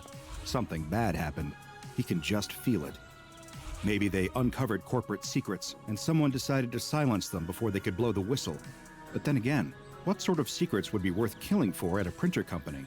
It feels worthless trying to guess, trying to fill in the gaps in his knowledge with wild speculation. The only way to find out was to examine the building for himself and see if he can find any clues at all that lead him to the whereabouts of the missing 6. When the young officer reaches the building, he finds the door padlocked shut. Luckily, he prepared for this and brought some industrial-strength bolt cutters that snap the lock into pieces with very little effort. Why lock up the building like this? There can't be anything valuable left inside. To prevent squatters, most likely, he assures himself, brushing off the sense of dread creeping up his spine as he walks inside. As he crosses the threshold of the empty office, the first thing he notices is the smell. It reeks of sulfur and bleach, and a whiff of something electrical that stings the inside of his nostrils with each breath. New possibilities turn over in his mind. Perhaps some sort of deadly workplace accident claimed the lives of the missing when they came back in to collect their belongings and clear out the building. Before he can decide if that theory holds any water, his thoughts are interrupted by a piercing scream coming from a nearby room. The officer isn't alone here. There's someone in the building with him, and they sound like they're in trouble. The officer grabs the taser from his holster and runs toward the sound. He skids to a stop, nearly knocking over a water cooler when he reaches the source of the screaming. There's a man hanging from the wall, screaming over and over again. The officer can barely process what he's seeing. The man is covered in machinery, all whirring and clicking as it works. Next to him, a printer is printing sheet after sheet of paper, and all the while, the man screams. The officer recognizes the man's face from one of the files. This is one of the missing employees. He can't determine what is causing the man such distress, and he tries to ask the man what happened to him. But the man just continues to scream, eyes wide open and wild, rolling around in their sockets, unfocused and unseeing. The officer grabs the man, attempting to remove him from the wall, but he won't budge. It's as if his body is wired into the wall itself, and the harder the officer tugs, the more it appears as if the man's flesh will begin to tear away. The officer stops, turning his attention to the machinery. Perhaps if he unplugs it, he'll be able to remove the man more easily. He starts with the printer, and as he reaches for its plug, he gets a closer look at the paper it continues to spit out. It doesn't look like any paper he's ever seen, and unable to help himself, he reaches out to touch it. It's warm, soft, pliable, and nauseatingly familiar. It isn't paper at all. It's skin. In that moment, all of the officer's training falls out of his mind, replaced with blind terror. He runs from the building as fast as he can, all the way back to the police station, where he tearfully informs his captain about what he found. This is no longer a police matter, his captain tells him. They need to escalate this to a specialized organization. The young officer is sent home, placed on psychiatric leave, and the next day, the SCP Foundation investigates the building it will come to refer to as SCP-2535. The whole building? SCP-2535 is a former two-story Hewlett-Packard branch office building in the Jiaoshan district of Hangzhou, China. The building's anomalous nature is characterized by the presence of a detailed network of electrical and biological components of unknown origins. The walls of the building's entire first story are covered with 63,512 USB 2.0 standard A sockets, placed in a grid pattern made up of 20-centimeter semi-regular intervals. Each of these sockets is connected to wires running through the walls. But these are no ordinary wires. What do you they think consist of a woven mixture of copper strands and human optic nerve tissue, all wrapped in a layer of keratin. I had no idea. In spite of the inclusion of organic material in their structure, the wires have not shown any signs of decay or deterioration since the Foundation discovered SCP-2535. Human parts. This curious, off-putting mix of the technological and the biological persists throughout the location and only gets stranger as one moves deeper into the building. If one were to follow the path of these wires, going against their better judgment and the scream of their most primal instincts, they would find that the wires lead to a room on the building's second floor. The room is currently inaccessible, but is thought to have once been the server room. Whatever is blocking the door is large enough that it cannot be budged, and non-intrusive imaging has determined that it is some sort of biological mass. The inside of the former server room, like the wires that lead there, emits heat at a consistent temperature of 47.6 degrees Celsius. Foundation personnel who approached the room have reported a persistent smell of sulfur and ozone coming from inside, as well as the loud sound of a running printer. 317 of the USB socket and power outlets in SCP-2535 are connected to HP brand USB 2.0 compatible devices. Of these devices, 20 have displayed anomalous, potentially ectoentropic functions. But what exactly does that mean? Allow me to elaborate. Just remember, you asked for this. Don't blame me if you aren't able to stomach the details. Why's it pointing There at are me? 5 former employees of the Hewlett-Packard Hangzhou branch still located inside of SCP-2535. did we? These employees are in an anomalous sort of status, requiring no sleep, food, or water, in spite of their continued, seemingly endless consciousness. Since the building's discovery in April of 2013, they have not changed in any way, or at least not in any visible way. All attempts to remove these former employees from their, let's call them predicaments, have proven unsuccessful. Allow me to discard any euphemism and explain just what exactly became of these unfortunate workers. First, there is Gua Pingping, the former branch manager. He can be found in the bathroom near the receptionist's desk on the first floor. Goa's head has been forced into the feed tray of a DP DeskJet 1112 printer, which is plugged into the wall. This is troubling for a number of reasons, one of which is that the internal dimensions of this particular DeskJet model's feed tray are not large enough to accommodate a human head, and its components are not strong enough to crush a human skull into a shape that would fit. Nonetheless, Goa's head is firmly lodged into the feed tray. One would assume this would have killed him, but his body continues to move, kicking and thrashing about as if he is in pain. The former assistant branch manager, James Gu Yonggun, is located in the employee pantry on the building's second floor. His body is attached to the wall in a vertical position, held there via 92 20-inch USB 2.0 M-M cables. 5 additional cables have been used to secure the actuating unit of an HP DeskJet 2540 all-in-one printer to Gu's lower jaw. The arm of the actuating unit is also attached to a single HP-10 original ink cartridge in the color black. This ink cartridge is attached into Gu's throat at a continuous rate of 1 stroke per second, and in defiance of the known properties of ordinary ink cartridges, has yet to run out of ink in the years since its discovery. Gu appears to be partially conscious, but is unable to communicate intelligibly when addressed. The former Human Resources Department head, Angel Lee Huimin, is still in her former office on the second floor, though she no longer performs the duties of her old position. She is still, in a sense, in human resources, or rather, is a human resource. I apologize. Sometimes I have to make a joke to cope with the dark subject matter at hand, but Angel's fate is no laughing matter. Like Gu, she is attached to the wall via a series of USB cables. There is an additional cable, one of unspecified length, inserted into her lower abdomen, which is slightly distended, as though filled with a foreign object.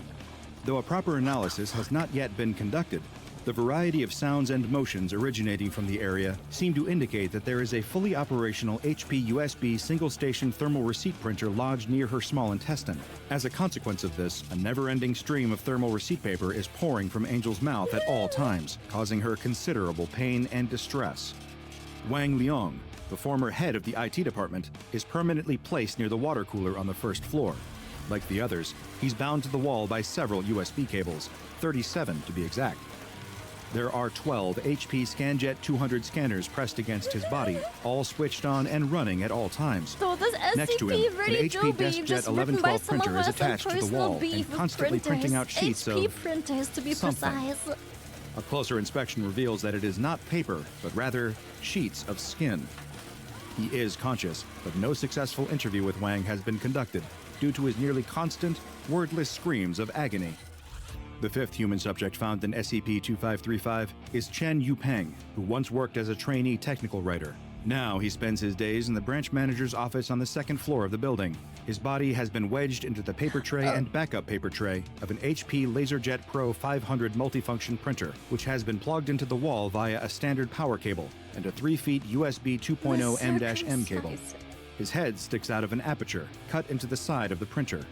The printer itself functions normally, printing copies of the HP Standard Print Quality Diagnostic page and the HP LaserJet 500 Technical Repair Manual, alternating between the two.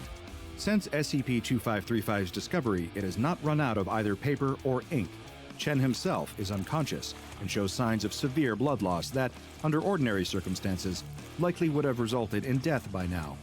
During a preliminary inspection of the building, one Foundation operative discovered a Canon Pixma E480 printer in the first-floor janitor's closet. This printer was dented and heavily corroded, most likely from the application of liquid bleach, and was also covered with human teeth marks. It has spent the most recent several years attempting to print a 91-page document, but has been unsuccessful due to an apparent jam in its paper tray and feed mechanism. The seams of the printer occasionally ooze human blood, which DNA testing has matched to Yan Xiaoxia, former creative consultant of the Hangzhou branch. SCP-2535 must be sealed away from the public under the guise of health and safety concerns. At least 2 agents are to be stationed in a nearby building at all times for the purposes of observation. Wherever possible, the inside of SCP-2535 must be soundproofed. All material generated by the building's anomalies must be collected and disposed of on a daily basis. So far, these containment measures have been sufficient to keep civilians away from SCP-2535. As far as the friends and family of the missing employees know, their loved ones were never found. It's better that they think of them as lost or dead, rather than learn what truly became of them. As I was poring over the file for SCP-2535, something curious caught my attention. This is not the only anomaly cataloged by the SCP Foundation concerning a branch of the Hewlett-Packard Corporation. I considered leaving well enough alone, but I've never been particularly good at that. When another path presents itself to me, no matter how dark or foreboding it may seem, I cannot resist the urge to see where it will lead. In this case, the path led me to SCP-2211. SCP-2211 was a collection of 4 anomalies discovered in the Shanghai offices of Hewlett-Packard. Notice that I said was rather than is. More on that later. First, allow me to describe the nature of each anomaly.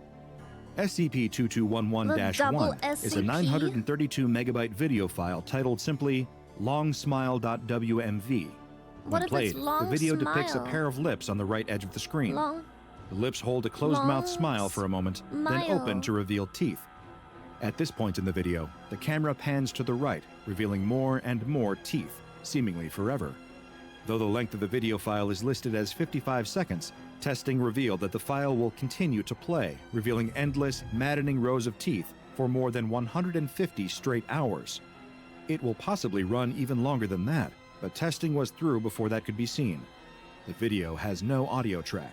When longsmile.wmv is played for longer than 59 minutes and 20 seconds, the device used to play it will begin to secrete a small amount of human saliva.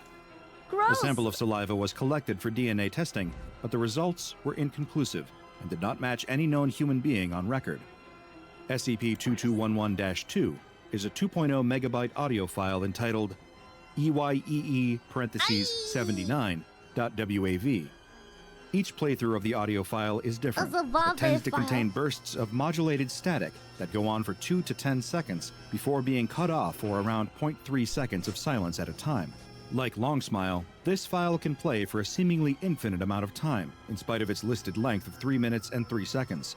When SCP-2211-2 is played for longer than 59 minutes and 20 seconds, the device will begin to secrete a clear fluid, identified as a mixture of water and sodium chloride, amino acids, glutathione, ascorbic acid, and human collagen fibers. Essentially, the device will begin to leak human tears.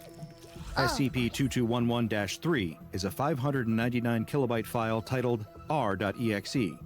When this file is run on a computer, it uses up a great deal of memory, causing the device to overheat and its built-in fans to speed up. In spite of the overheating and any damage it might cause, the computer will continue to run until disconnected from its power source. When the file is run for longer than 59 minutes and 20 seconds, air coming through the built-in fans will begin to emit a strong smell of earwax, though no physical traces of earwax have been found. SCP-2211-4 is a USB adapter-powered coffee reheater. When it is plugged into the USB port of a computer, any liquid placed into the container will be heated to approximately 65 degrees Celsius and will also transform into human mucus at a rate of 1 milliliter per minute. This effect is the same whether or not the computer is on. DNA analysis of the mucus revealed that it is a match with the saliva produced by SCP-2211-1. All of this would have been bizarre enough, a series of files and devices that produce human biological material and are seemingly all connected. But something else happened. All instances of SCP-2211 were kept in a pair of containment lockers. However, on June 10, 2014, this containment was breached. I have included a surveillance log transcript that captured the incident. It occurred as follows. Sound of banging metal detected near second floor of Wing B. Door of small item containment locker DAD-2838 is heavily deformed outwards and has experienced a heavy impact from its inside. The sound of banging metal persists for the next 3 minutes as the door of containment locker DAD-2838 begins to burst outwards. Security teams are deployed to cordon off the area and manage the situation. Containment locker DAD-2838 is fully breached from the inside when a segmented humanoid arm emerges, extending to reveal numerous joints along its length. Security teams begin opening fire on the arm to little effect. While the video feed shows that the arm terminates in a 7-fingered hand, personnel present on the scene reported a number of fingers ranging from 5 to approximately 30. The arm repeatedly strikes and breaches the containment locker containing SCP-2211-4, approximately 5 meters from containment locker DAD-2838. It subsequently reaches for SCP-2211-4 and pulls it back into containment locker DAD-2838. No further activity detected. Arm presumed to have dematerialized. Following this incident, the containment locker was examined, but no traces of the many-fingered arm were found inside. Further examination of the locker's contents revealed that SCP-2211-1, 2, and 3 had vanished from their storage media. The files were gone. SCP-2211-4, when tested, no longer displayed any anomalous properties. It was just an ordinary coffee heater, though no staff wanted to use it to heat their coffee, no matter how many times it was washed. Head researcher Min declared SCP-2211 uncontained on August 10, 2014. But there was one more unusual finding. The USB drive that once contained SCP-2211-1 was not empty. There was an untitled text file on the drive. When opened, it simply read, "Got my nose," followed by an unusual text emoticon, ::00, end parentheses, end parentheses. As a man of science, one who has devoted my life to exploring the unexplained and seeking answers to questions that most are afraid to even ask, nothing troubles me quite like a mystery left unsolved. But the tales of these Chinese Hewlett-Packard offices are composed almost entirely of disturbing mysteries, of frayed wires and broken printers, of survivors that cannot tell their stories, and messages we will never get to read. What happened after that Hangzhou branch closed? Was it connected to the findings at the Shanghai branch? Did that mysterious arm grab hold of the Hangzhou team, contorting their bodies into unrecognizable shapes and forcing them to meld with the products they once sold? Or was it once an employee too, broken down into spare parts and trapped as files and desktop beverage warmers? I can't be certain. But I do know this. I'm throwing out my printer. I thought, and I know you thought, I know we both thought it. I know we both thought it. Fuck that printer. Can't be certain, but I do know this. I'm throwing out. Do not the printer, chat. Do not the printer.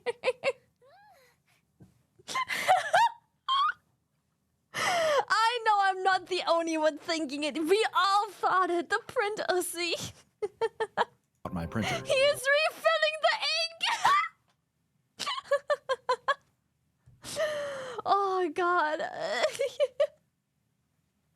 Freshly printed.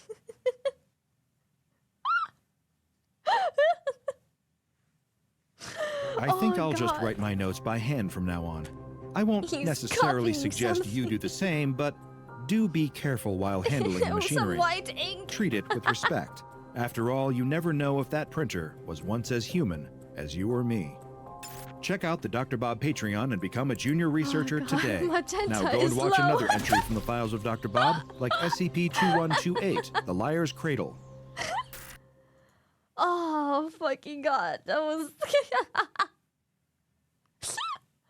What the fuck? Oh, shit.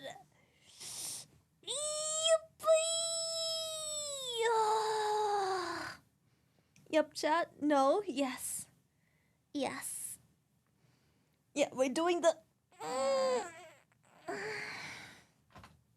Yep, that's right. It's 11 fucking p.m., boys. Unstretched? Nope! I have stretched! Respect my stretching! I have stretched! We're staying stretched. But Maxer! Next time, Tuesday. Maybe we can watch some Maxer on Tuesday. That'd be fun. Tuesday sounds fun. Beep beep. Beep beep.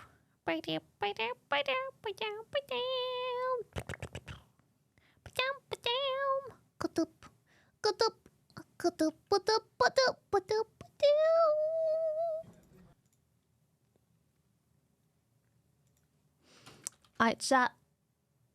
Boom. I'll see you tomorrow. Tomorrow we have another watch-along subathon kind of thing. Like, tomorrow we're watching a Would whole you ass still fucking appreciate anime. my viewship if I was an HP printer? I would still appreciate your viewership if you wear an HP printer. Yes, chat. Tomorrow, super excited. We get to watch an anime, an animo. So yeah, I'm gonna raid Amalay. Hey Lily, hope you get some nice rest. Thank Stay you, sweet Brad. and adorable. Love you lots, shy love. Thank you. I'll see you again tomorrow. I'll upload my schedule to Twitter soon. I'll look over it one more time to make sure it's all proper. And yeah, we have a schedule again for next week. I think I also updated my Twitch schedule already. If I'm not mistaken, I think I did. So yeah, we'll see each other tomorrow. I'm so excited. Holy shit. So excited. Google Calendar too. Yep. Yes. So yeah, cheers, chat. I love you. Good night. Sleep tight. I'm gonna go hang out with Nax a bit. I'll see you tomorrow for our watch along. Goodbye. Oh, more songs.